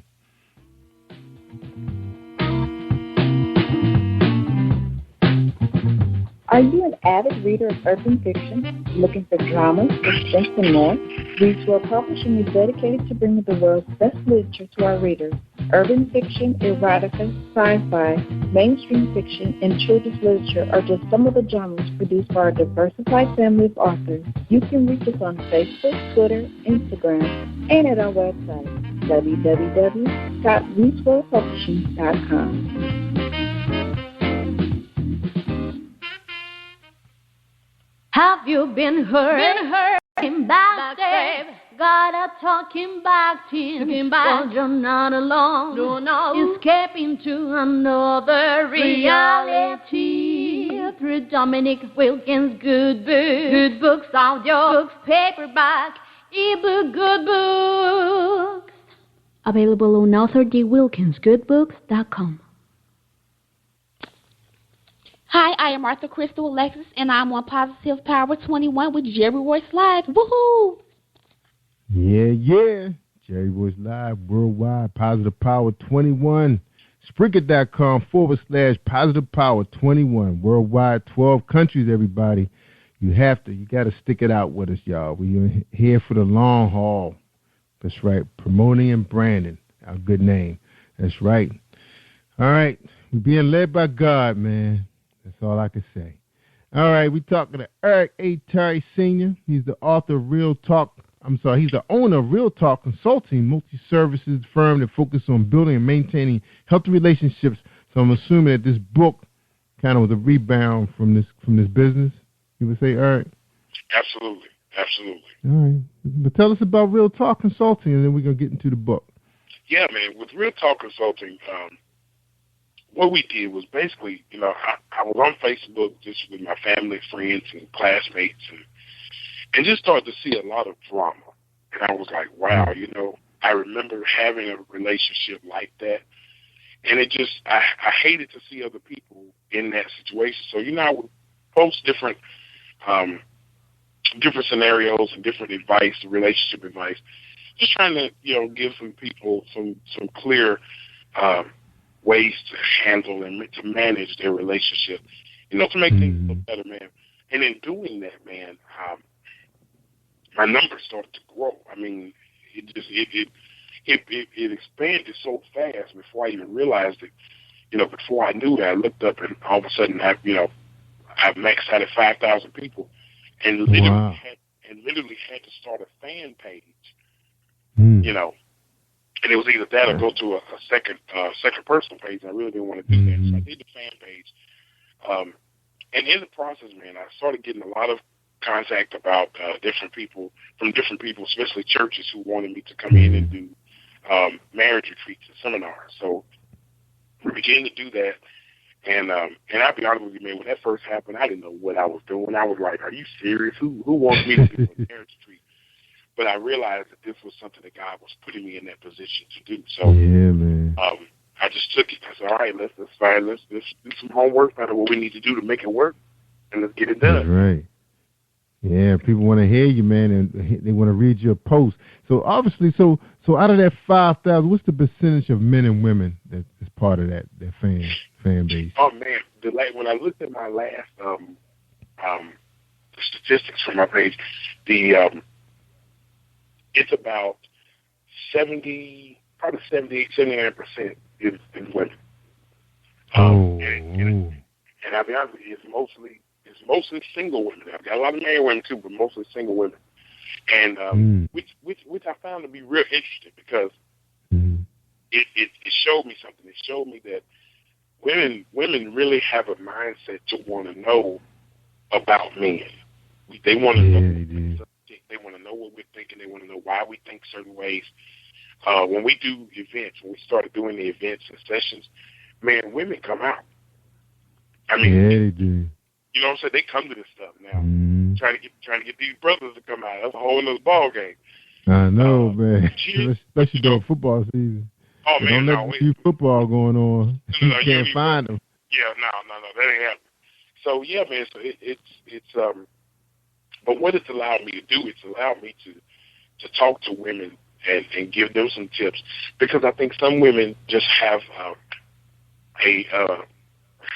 kind of, I won't say a bad mindset, but just a different mindset on how to handle or how to talk to men. And I'm like, you see it all the time. You see women, getting in a man's face and putting their finger in his face and pushing him. It's like, you can't, man. That's not how you approach a man. Yeah, you're right. Even on the job, man. Even on the job, when they're your leaders, your supervisors, some of them just don't know how, especially the ones that never been married or in really good relationships. Right, right. And that's the key. That's the key, because if you've never had that and you don't know how to correspond, man, it all comes back down to communication, or being able to communicate effectively. So trying to teach people that. Now I'm volunteering at a place here called the House of Refuge, where it's a kind of a halfway house program for men. And these guys, man, I'm able to go in there every Tuesday and teach a class with them. And basically, I've made the book or workbook, and I'm kind of walking through that with them. And just helping these guys get their leadership skills up, increase their communication skills, kind of change their situations at home. Yeah, y'all talk about anger management and everything, because that's like a key issue. Definitely. But here's one of the things that I figured out, even when it came to anger management. if I could get guys to recognize, to respond, let me put it this way, if I can get guys to reply instead of responding, they can control their anger. I think a lot of it happens with men, and this was me back in the day. I would listen to respond instead of listening to understand. So I think what I would do is I'm listening to what she's saying, but I'm only listening to get enough for me to make a comeback. That's right. You're trying to win. You're trying to win the argument. You're trying to win, right, absolutely. And I think that's one of the biggest struggles because, listen, the truth is a man's number one need is success. So we need that challenge. That's why we like sports. That's why we like games. That's why we don't like to lose. Success is our number one need. So when we're in those situations and we feel like we're losing an argument, I mean, you put that brother, you back him up against the ropes. He's going to fight you. That's right. Wow, that's funny, man, because like you can use that same analogy when it comes to education. If a young man, if he's having problems in school and he's in the 8th, 9th grade and his parents not home, or he's a single-family household and his mom need help anyway with money, right. He's going to bail, because you feel like he's losing the race anyway. Right, absolutely. Wow. All right. Now your book. Your book covers all of this. Is it addressing more females or more male, or was 50-50? Well, you know what? Originally, the book is the first 4 chapters is all about me. Because in the process, I was writing the book and going through all this relationship tips, and in the process of writing, God said, "Okay, but the people like what you said about your listeners." He said, "All right, the people need to know who you are. They need to know your story." So the first 4 chapters, man, I really talk about my story. I talk about my growing up, my being raised in a pastor's home, being raised with 2 older brothers who were very athletic and very popular, who were thin, who were good looking, and here I was becoming a little chubby fat kid, and trying to live up under that the scrutiny of that. So a lot of those things, man. The first 4 chapters pretty much are just all about that, all about my life and my relationship issues and issues that I had that kept me from, doing things properly that I needed to do. So it really, because here's one of the things, if you start wrong, it's hard to get back. You know what I'm saying? So for me, a lot of situations that I had been through when it came to relationships, it was stuff that I had done wrong from the beginning, but never got the right information. To do it properly. So, all right, now my question is that before you met your first wife, were you doing a lot of dating before you married her? Did you have a lot of experience with women? No, man, you know what? Honestly, I was that fat kid. I was afraid. I had a major fear of rejection. So I wasn't the guy that would go out and start talking to women trying to get their attention. So for me, I didn't date a whole lot. Now, when I did start dating, it was all because either somebody set me up with somebody, or I just told a friend of mine this the other day, I used to use my singing ability to get because, I knew. I said, hey, if I can, if I saw a young lady that I liked, man, I'm one of those things, I would start singing to make sure she heard me and hope she would come and say something. So I used that. And, but the problem was, for me, is that was cool for a minute, but the problem is you can't continue to hide behind that for too long. You gotta, you gotta open your mouth and start talking. You can't just come out like that. So yeah, you be like Michael Jackson. right. So yeah, man. So I didn't date a whole lot now. In high school, probably more than average, but I think it was only because once I started singing, it changed people's perception of me. I was no longer just a little fat kid. You know what I'm saying? Right. So it made it a little different. And plus I stood out because there wasn't a lot of guys, running around singing at that time. Yeah, that's right. That's right. Yeah, you like the Leverts. You like Gerald Levert, his son. Oh, man. Yes, sir. Yes, sir. Yeah. Right. Man. Wow. You had to do what you had to do, man. Some guys got the look, some got the voices, some got the height, Exactly. Use what God gave you. That's right. Exactly. So women are attracted. But when you counseling women, like I found that like women, when the way they identify men in high school, they look at guys the same way when they're in their 40s and 50s. They still looking for that same type of guy. Absolutely. And there's not going to be a lot of them out there that's going to be available at 40 and 50. Right. So you kind of got to scale down a little bit. Right. Right. And I think what the problem is, I know for me, when I think back to my exes, I had a couple of girls that I talk about in the book that didn't want to be with me in high school because they didn't mind being my friend, but they couldn't see themselves dating me because of my weight or whatever at that time. And then, of course, years later, graduate high school and, go through divorce and lose a bunch of weight. And it's like, everything changes. But it was sad because to see these same women, like you said, still chasing the athletic dudes and I'm sitting there thinking, your history with these dudes ain't that good. I mean, you had these brothers and they treated you like dirt. Why would you keep looking for that same type of dude? But for me, it's all about teaching women now to value themselves, so that when they find somebody who values them, they recognize it. That's right. That's right. I mean, I understand you have to have some type of attraction for somebody, but always. I told my sister and a couple of friends, I said, you guys missed the boat when you didn't marry the guy that was like your really good friend. That was the one that was really for you. I said, you should have a relationship where you're like I met couples that they have longevity in their marriage, and then you look at the secret to their success or their formula of why it's still going strong, and it's because they get along so well. They want to be with each other all the time. It's like, are y'all together do you have to drive her everywhere? Do you have to go everywhere he goes? They together all the time.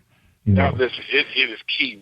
My wife and I tell people all the time, you've got to understand, if you don't understand anything else, people are so busy trying to fall in love, and the truth, we need to learn to fall in like. That's right. We need to like each other. Like them a lot. You got to be able to like them, man, because I'm telling you, man, and listen, I'm sure there's plenty of your listeners can attest to this. There is nothing worse than being in love with somebody you don't like. Yeah. That's a bad spot to be here, man. Yeah, you sit next to them at the movie. I can't stand this person. Why I'm at the movies with them? Why I'm laying in this bed with them? I can't stand them. Right. Yeah. Right. Gotta like them. Don't even call them when you don't see them all day. Like you don't care. They're like your roommate. Right. And man, and so many people get married now, man, for the wrong reasons, and they end up being in relationships where they're just roommates. And, they can't break up because they got too many bills together. They got too much stuff going on. So it's like you're just there, but here we are married, living single. And man, that is no place. That's not a good place to be, man. Yeah, especially you hook up with them girls that had them supermodel bodies, man. They start getting in their 40s and 50s, man. They not gonna be that much of a supermodel no more. Right. Same thing with those athletic guys. Because I don't know about your experience. I know for me, a lot of those. When I went to my 20th reunion, man, I remember laughing so hard because I walked to my 20th reunion and all the dudes that were the athletic, shot guys. Man, they were just as fat as I was, and I thought it was hilarious. Mm-hmm. Yeah, I remember my best friend, man. He said I used to brush my hair forward all the time and back. He said, yeah, Jerry. He said, you're gonna be bald. You're gonna be bald when you get in your 40s or something like that. He said, man, I saw him in his 30s. He had no hair. I still got my hair. That's what I focus on. That's my focus. I said, man, these kids. That was a good old days, man. You gotta love your boys, though, man. The homies, man. You gotta love the homies. They keep you in check, man. Some of them guys have made their buddies successful because of certain things they've said in high school to them. You know, absolutely. You're gonna be nothing. You know, you're gonna go prove them wrong, and then you pull up in the helicopter. Right. Yeah. All right, man. Look, we're gonna take a quick break, man. So when we get back, we're gonna take your final thoughts, man, to today's conversation, man. We appreciate you being here, Eric. You know, telling your story, man. We wish you the best with the book. With 5,000 people following you, man, I know you probably you be selling out all the time, man. We try our best, Doc. That's right. All right, hold tight for a quick presentation with Lisa Sandler with WRP Promotions.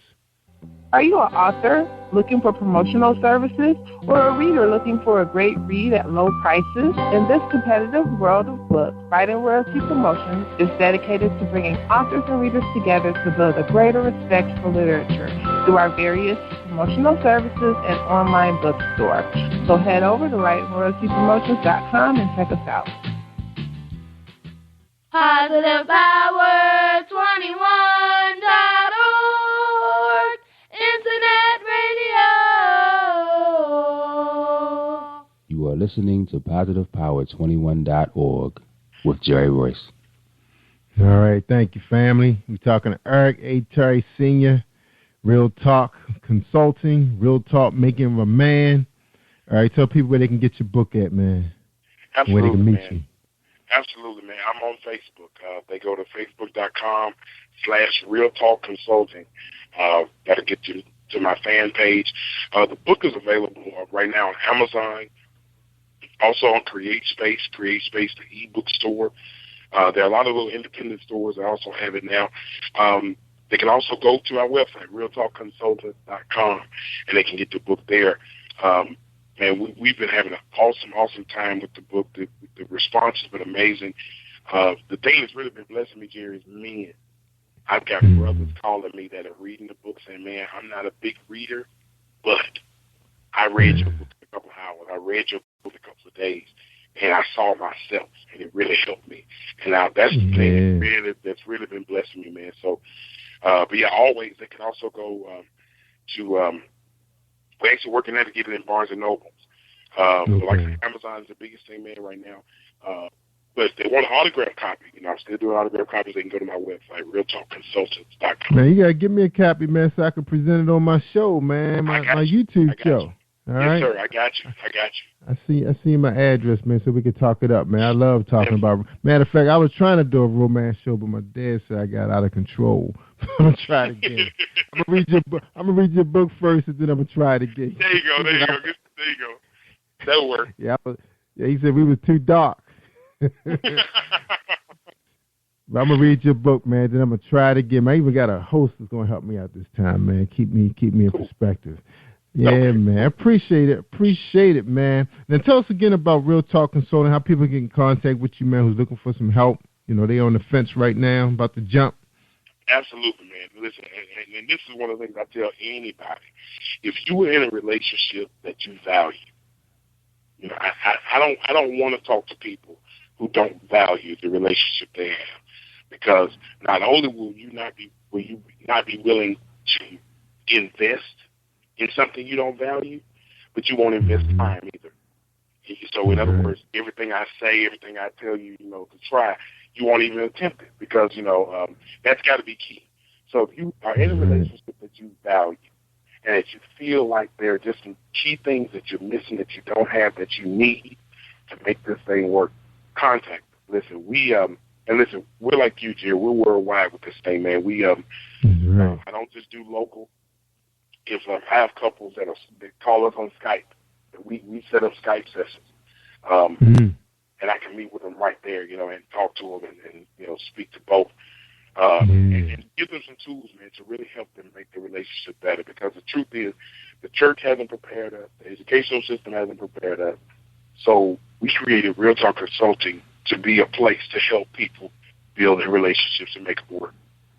Yeah, sound good, man. Sound good. Yeah, definitely send me that book, man, so I can straighten up old girl. Let her straighten old girl up, man. She like to work all the time now, but we both like to work. So yeah, but we make the weekend special though, because this matter of fact, The next show is my last show until Monday, and it's all about her, man. It's all about her. That's right. That's right. Miss Nene. It's all about her. All right, bro, man. I appreciate you coming on, man. We gotta have you back on here too, man. We gotta have you back. Anytime, man. Anytime. Yeah. I'm glad to. Yeah, we got a matter of fact, if you do a webinar, man, let us know, man, so we can tell people, where they can find you. Do you do Google Hangout? I sure do. Yeah, we gotta let us know, man, so we can crank that out, man. I'm always trying to push positive things, man. You gotta give me some positive stuff to push. I'm getting tired of pushing all these urban fiction books all the time, man. I gotta push some nonfiction, right? Doc, I'm gonna tell you, we got plenty because we're doing classes and schedules all the time, so we got plenty of stuff that we can do. We'll do that. All right, please. Yeah, please let us know. Just shoot it right in the inbox, man. We'll make sure we put that on the front of our things to do list and promoting, all right? All right, y'all. Man, look, all right, we appreciate you, bro. Keep doing what you're doing, man. Thank you, and look, sir. all right, Appreciate you. I tell people all the time, man, when they want to hear the good stuff, man, especially tonight, man, this guy has over 5,000 people following him on Facebook. They want to know, women want to know what they're doing wrong, what they can do right, how they can get a man, how they can keep their man. And then men want to know how they can treat their women right, how they can communicate, how they can listen to them and not try to win the race every time. Right. Eric is the man to talk to. Real Talk Consulting. He's on Facebook. Take care, everybody. We appreciate you listening. And like I always say, stay awesome all week long. Peace, everybody. I'm positivepower21.org and Spreaker.com/positivepower21. Thank you for tuning in to Jerry Royce Live on positivepower21.org and Spreaker.com/positivepower21. This is a Royce Enterprises production. And don't forget about replay on Facebook.com/Jerry Royce Live.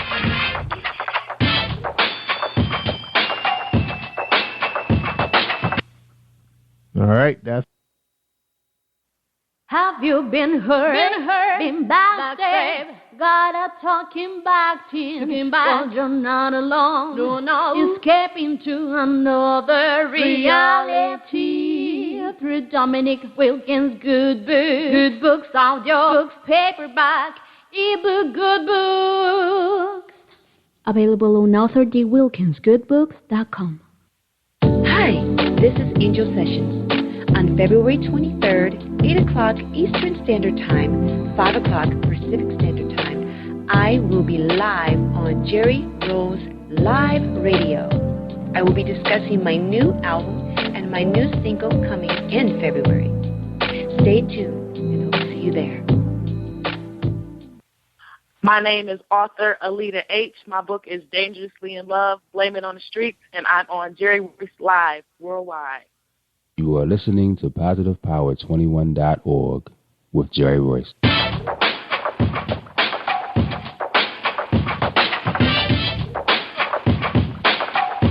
What up? It's your boy Kano Kingston. Hi, this is Angel Sessions. Hey, this is Hot. Hi, I'm Teresa Powell. Hi, Jerry. This is Ira Sandro Carter. Hi, this is Bill Powers. Hello, this is Teresa Bobby with Jerry Royce Live. Hi, I'm Philip Barron. I'm live on the Jerry Royce Show. Hey, what it do? It's your boy Houston Saint. Peace, this is Dahlia the poet, spoken word artist. Hello, this is Lamar Marquis with Jerry Royce Live. All right, everyone. You got Robin Lynn, and I'm keeping it live right now on Jerry Royce Live. Hey, what's going on, everybody? What's up? This is a award-winning podcast with the greatest podcast on earth. Thank you for stopping by. I'm your host, Jerry Royce Live worldwide on internet radio, where you get your positive on. So when it's all positive, it's all power.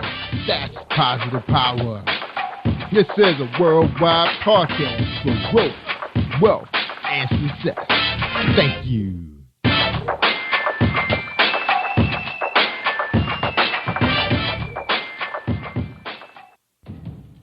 Think you know how drugs get in those little brown bottles? Think again. Set in the green hills of western New Jersey, inside the gilded halls of power of a U.S. pharmaceutical company where decisions are worth billions of dollars and human lives worth less.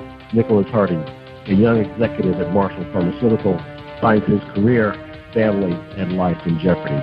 The Farmhouse, a suspense thriller novel by Bill Powers, published by Donna Inc. Publications, available at Amazon.com or DonnaInc.org. Go to Bill's webpage at www.author.BillPowers.com.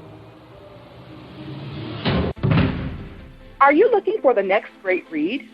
A book filled with love, passion, betrayal, and intrigue.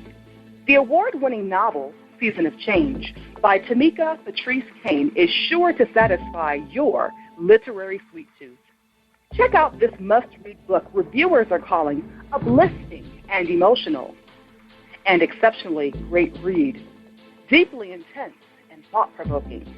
Order your copy today, available in paperback and ebook on Amazon.com or at www.tamikapatrice.com. Are you an author looking for promotional services or a reader looking for a great read at low prices? In this competitive world of books, Writing Royalty Promotions is dedicated to bringing authors and readers together to build a greater respect for literature through our various promotional services and online bookstore. So head over to WritingRoyaltyPromotions.com and check us out.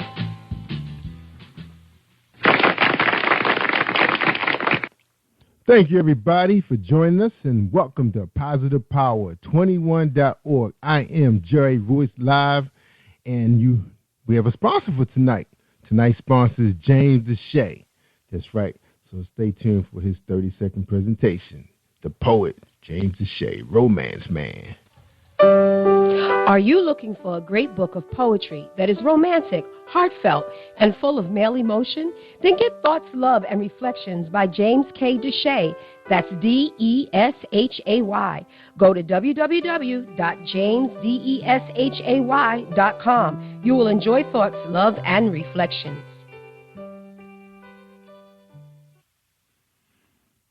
All right, everybody. Thank you for coming back.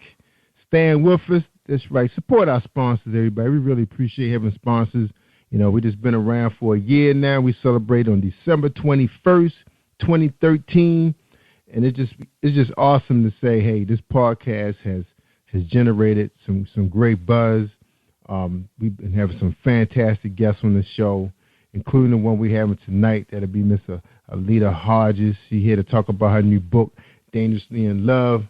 So let me unmute her so I can bring her on. I'm going to read her bio, then we're going to say hi to her and get to know her. That's right, because my Maryland family and my D.C. family, we like to know who you are. All right. Dangerously in Love, Blaming on the Streets, Volume 1 paperback. It was released October 2014.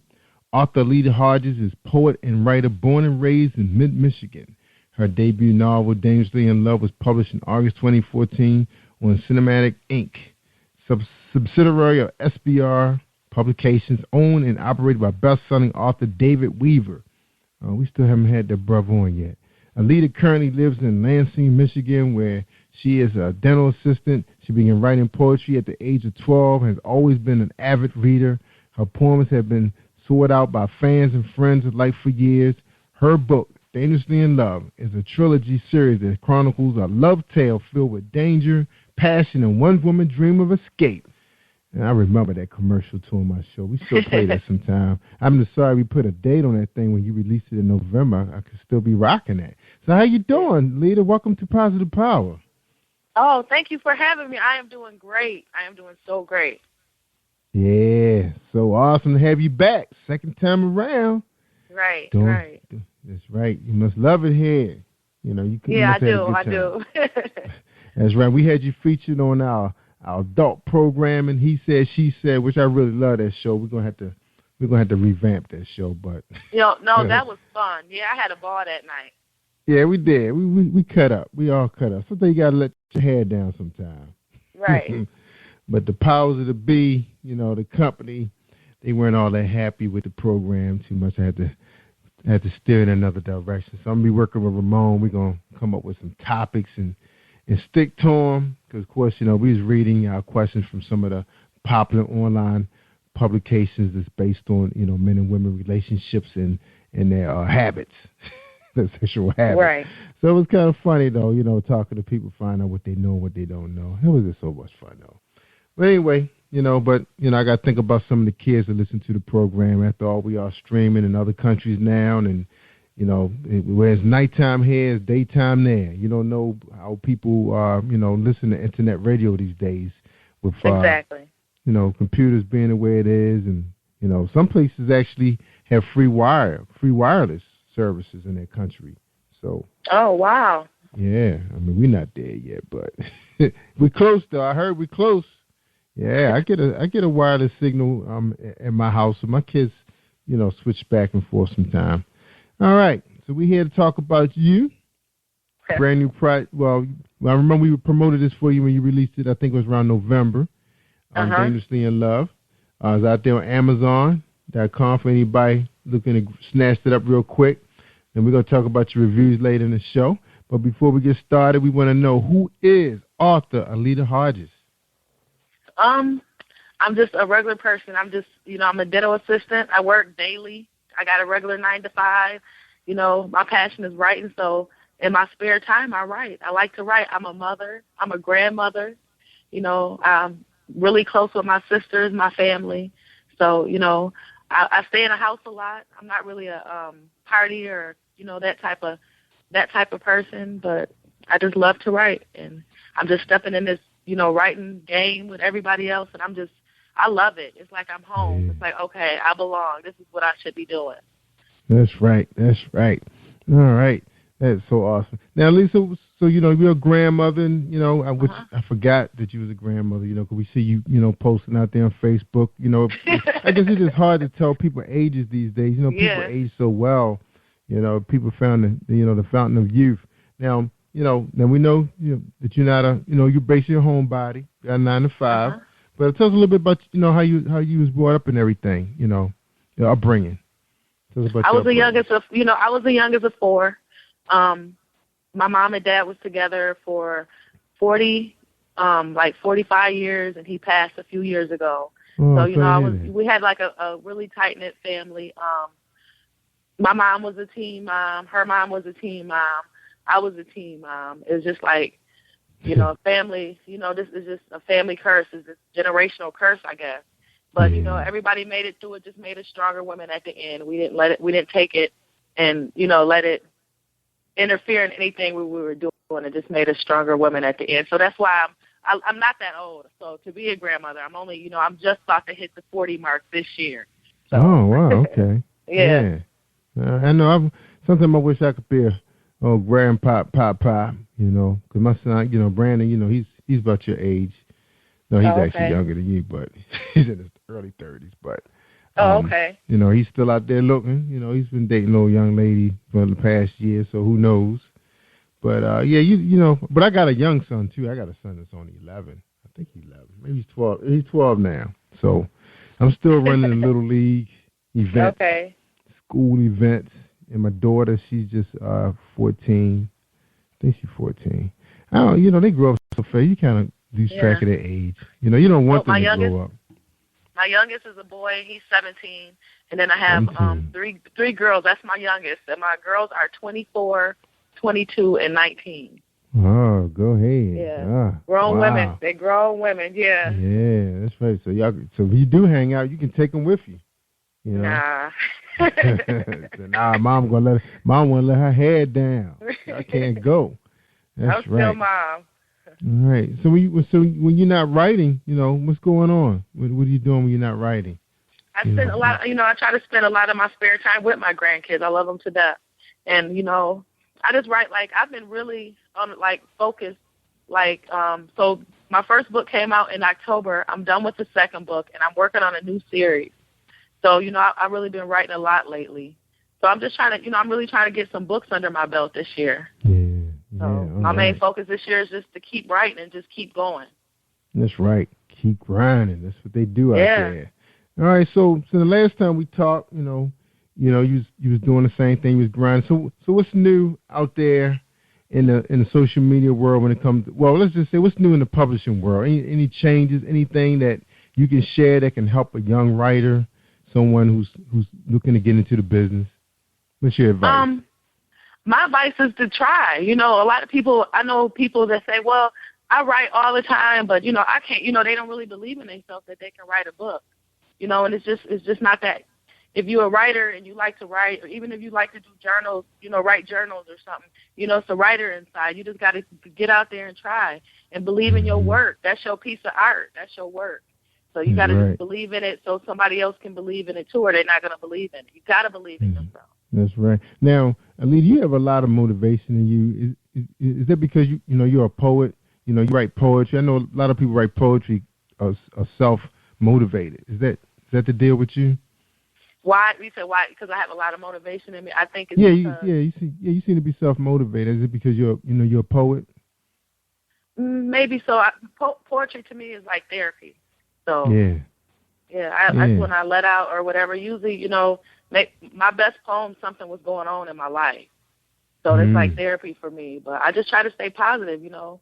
I really believe, you know, you stay positive and positive come back to you. If you negative and complain and, you know, then that's what's going to come around you. I really believe that.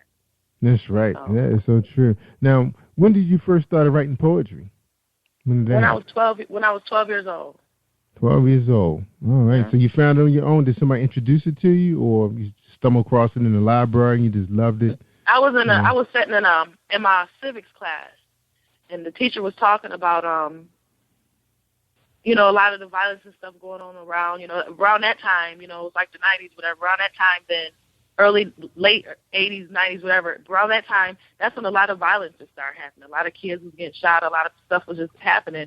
So I wrote a poem, and he was just like, you know, how we could figure out ways to, you know, help the world or whatever, and I wrote a poem called Teach Peace when I was 12 years old, and he printed it out, and he gave it to every teacher, and I was so impressed. It was I put an excerpt in it in my first book. I don't know how I remembered that poem. It must have been meant, you know. Wow. Yeah, I know that was a great feeling. A teacher sharing your work with his colleagues. You know. Great feeling. So what happened after that? Did you continue to write? Did you join a newspaper team? Nope, not. You know, I've always been. Yeah, I've always, you know, been a inside person. So. No, I would just write at home. So I wanted to, you know, for Christmas, I didn't want no new Jordans or Nikes or no Dows or nothing like that. I wanted a typewriter. I wanted some paper and pencils, and, you know, I wanted to write. You know, that's all I could think of. I love the feeling of the keyboard. I love that. Mm-hmm. So have you published a poetry book yet? No, but I want to eventually. Poetry is not that easy for me because it's like it just happens sometimes. You know, It might be something on my mind or something going on and it just happens.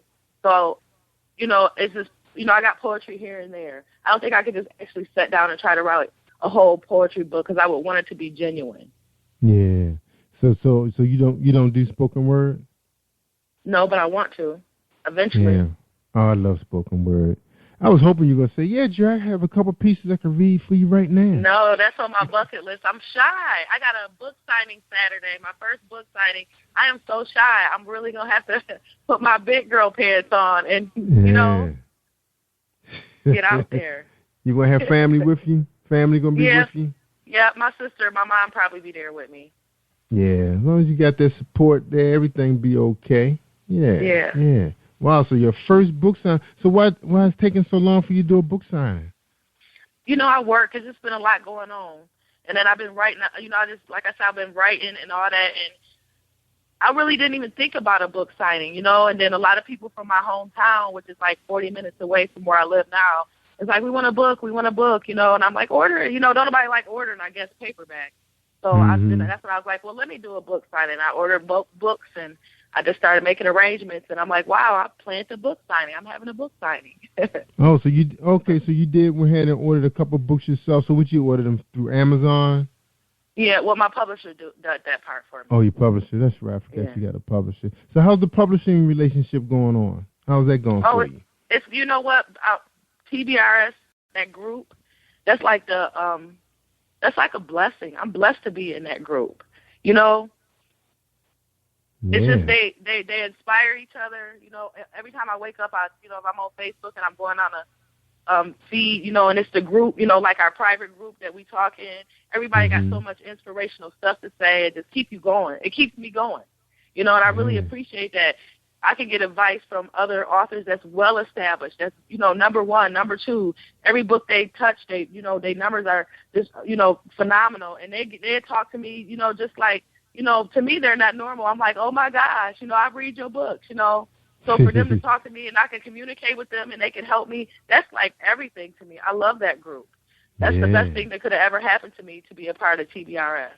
That's right. Amen. That's a blessing. So they really working it out there. So where are they based at? Would you say SBR, right? Well, TBRS, that's a group of publishing companies and people. But I'm with Cinematic Ink Publications, which is a part of the TBRS group. Okay. Oh, you said T, because I thought we downloaded and said SBR. So you said it's TBR. Yeah, it was SBR. Yeah, I got to do some updating to that. Oh, they call it T now? Okay. All right. It's TBR, yep. All right, good. All right, well, hold tight. When we come back, we're going to talk about what they're saying about Dangerously in Love and, how you feel about the trilogy series and how's it coming along when the next one going to drop. So we're going to stay tuned for a Book Buzz presentation. Like I tell everybody, if you want to get your name out there and you want people to know who you are, so when you start dropping your second and third book, they already know who you are on Positive Power 21. Because we're in Washington, the Maryland area, where we buy books. That's right, everybody. Check us out. Think you know how drugs get in those little brown bottles? Think again. Set in the green hills of western New Jersey, inside the gilded halls of power of a U.S. pharmaceutical company where decisions are worth billions of dollars and human lives worth less. Nicholas Harding, a young executive at Marshall Pharmaceutical, finds his career, family, and life in jeopardy. The Farmhouse, a suspense thriller novel by Bill Powers, published by Donna Inc. Publications, available at Amazon.com or DonnaInc.org. Go to Bill's webpage at www.author.BillPowers.com.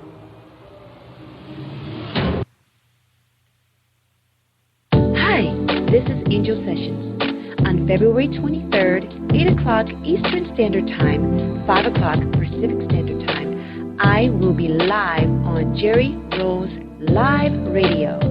I will be discussing my new album and my new single coming in February. Stay tuned, and I'll see you there. Hi, I am Arthur Crystal Alexis, and I'm on Positive Power 21 with Jerry Royce Live. Woohoo! That's right. Crystal, she was here. Crystal Alexis. And don't forget Angel Sessions coming soon, the big superstar, urban gospel star. That's right. She coming back to Positive Power. I think she was one of my first musical artists to come on the show. And, that was my first time interviewing them after talking to book authors so long. I'm ready to ask them, where did they get that fictional story from? You can't ask them that. But anyway, she's coming back. Give Jerry Royce a second chance. That's right, talking to a superstar. All right, right now we're talking to superstar author Lita Hodges. She got to be a superstar because she came back, gave me a second chance. What's going on, Lita? You ready to talk about this book? Uh-oh, don't tell me Lita call dropped again. All right, hold tight. Let me see. Yep. She here. Lita, you still here? I see her call. All right, y'all. So we can you hear? I'm here. Can you hear me? Oh, you here? Yeah, I hear you now. Okay. All right, no problem. All right, Lita, so we ready to talk about this book of yours. Now, what are the people saying out there? You happy about what's going on with the book? Is it selling the way you want? Do you need more marketing? What's going on? I can't complain. This is my first book. I put myself out there with that book and getting it published, and I didn't know. But I got, some really good reviews. Of course, I got a couple bad reviews, but you got to have tough skin. You got to keep going. Everybody ain't going to like you, and that's fine. But I got some really good reviews, some really good reviews. And I got, fans, people who like the book, can't wait to book 2, who follow me, who, that feels good to know that people read my book and they know the characters, and, that really feels good. Yeah. Now, it's pretty competitive out there in the urban fiction world. Do you see yourself, writing some other genre, once you get yourself finished established here, with this company? Maybe a poetry book or self-help. I want to write some self-help. Yeah, I can see you doing that. You seem like the type. Now, let's see what they're saying out there I just finished reading Dangerously in Love, 5 stars. Alita H, I couldn't put it down. Once I started, this book is amazing. I can't wait for the next book. That's right. She said she ready to pre-order. She said very talented. So you got so much talent. Why you're not just going to limit yourself, just with urban fiction, are you? You see yourself doing romance. Romance is pretty hot. I remember. Yeah. Talking about that. So what's up with that? You never know. I never know. That like the new book, the third book I'm writing right now is I drifted from Dangerously in Love. This is a whole new series, and I always like in my Dangerously in Love, it was a street literature book, urban fiction, but it was a message in there as far as domestic violence, women lifting themselves up. So now I'm kind of tackling the issue of police, all these guys getting shot, men getting shot by police officers, so why that story, that's like just in the story a little bit, but I'm hitting a lot of main points why another story is going on around it. But it's a really good story. I'm getting, proud of myself. I'm really proud of myself. Yeah, because in this book, you talk about a abusive cheating, a womanizer. Yeah. A woman's worst enemy. Man that just can't stay in one place. Now, Lee, I guess we're gonna go off the subject a little bit, but it's pretty much the character in your book. I think we're talking about Jimmy. Mm-hmm. Now, black men. Your experience with us. The character in your book. I'm sure you had to do some research. What was some of the known facts, that was coming out when you was researching your character Jimmy? Because you wanted to be truthful with him. You didn't want to just make them all up, but Right. What did you find out about black men when you was researching this book? As far as abusers or black men in general. Yeah, on your research, black men period. What did you learn? That was a surprise to you. That was a surprise to me. I don't think I could be surprised. You were surprised. Yeah, you've been around a while. Okay, but tell us what were some of the things that you like to share that about black men that you think you like to talk about that was part of Jimmy. Like as far as black men period, as far as people period, hurt people. So you never know what went on in somebody else's life, Mm-hmm. And then as a woman, we got women just gotta just really love themselves and try to do what's best for them at the end of the day. We, as a woman, we so emotional. We always trying to take care of somebody and love, and no matter what, no matter what should come to do, it should be only with yourself. You should love yourself like that. So, just as, people in general, with the book. So you're saying that, when you was researching this character, it was nothing really surprised you that what men had to say, because you did have to do some research about Jimmy.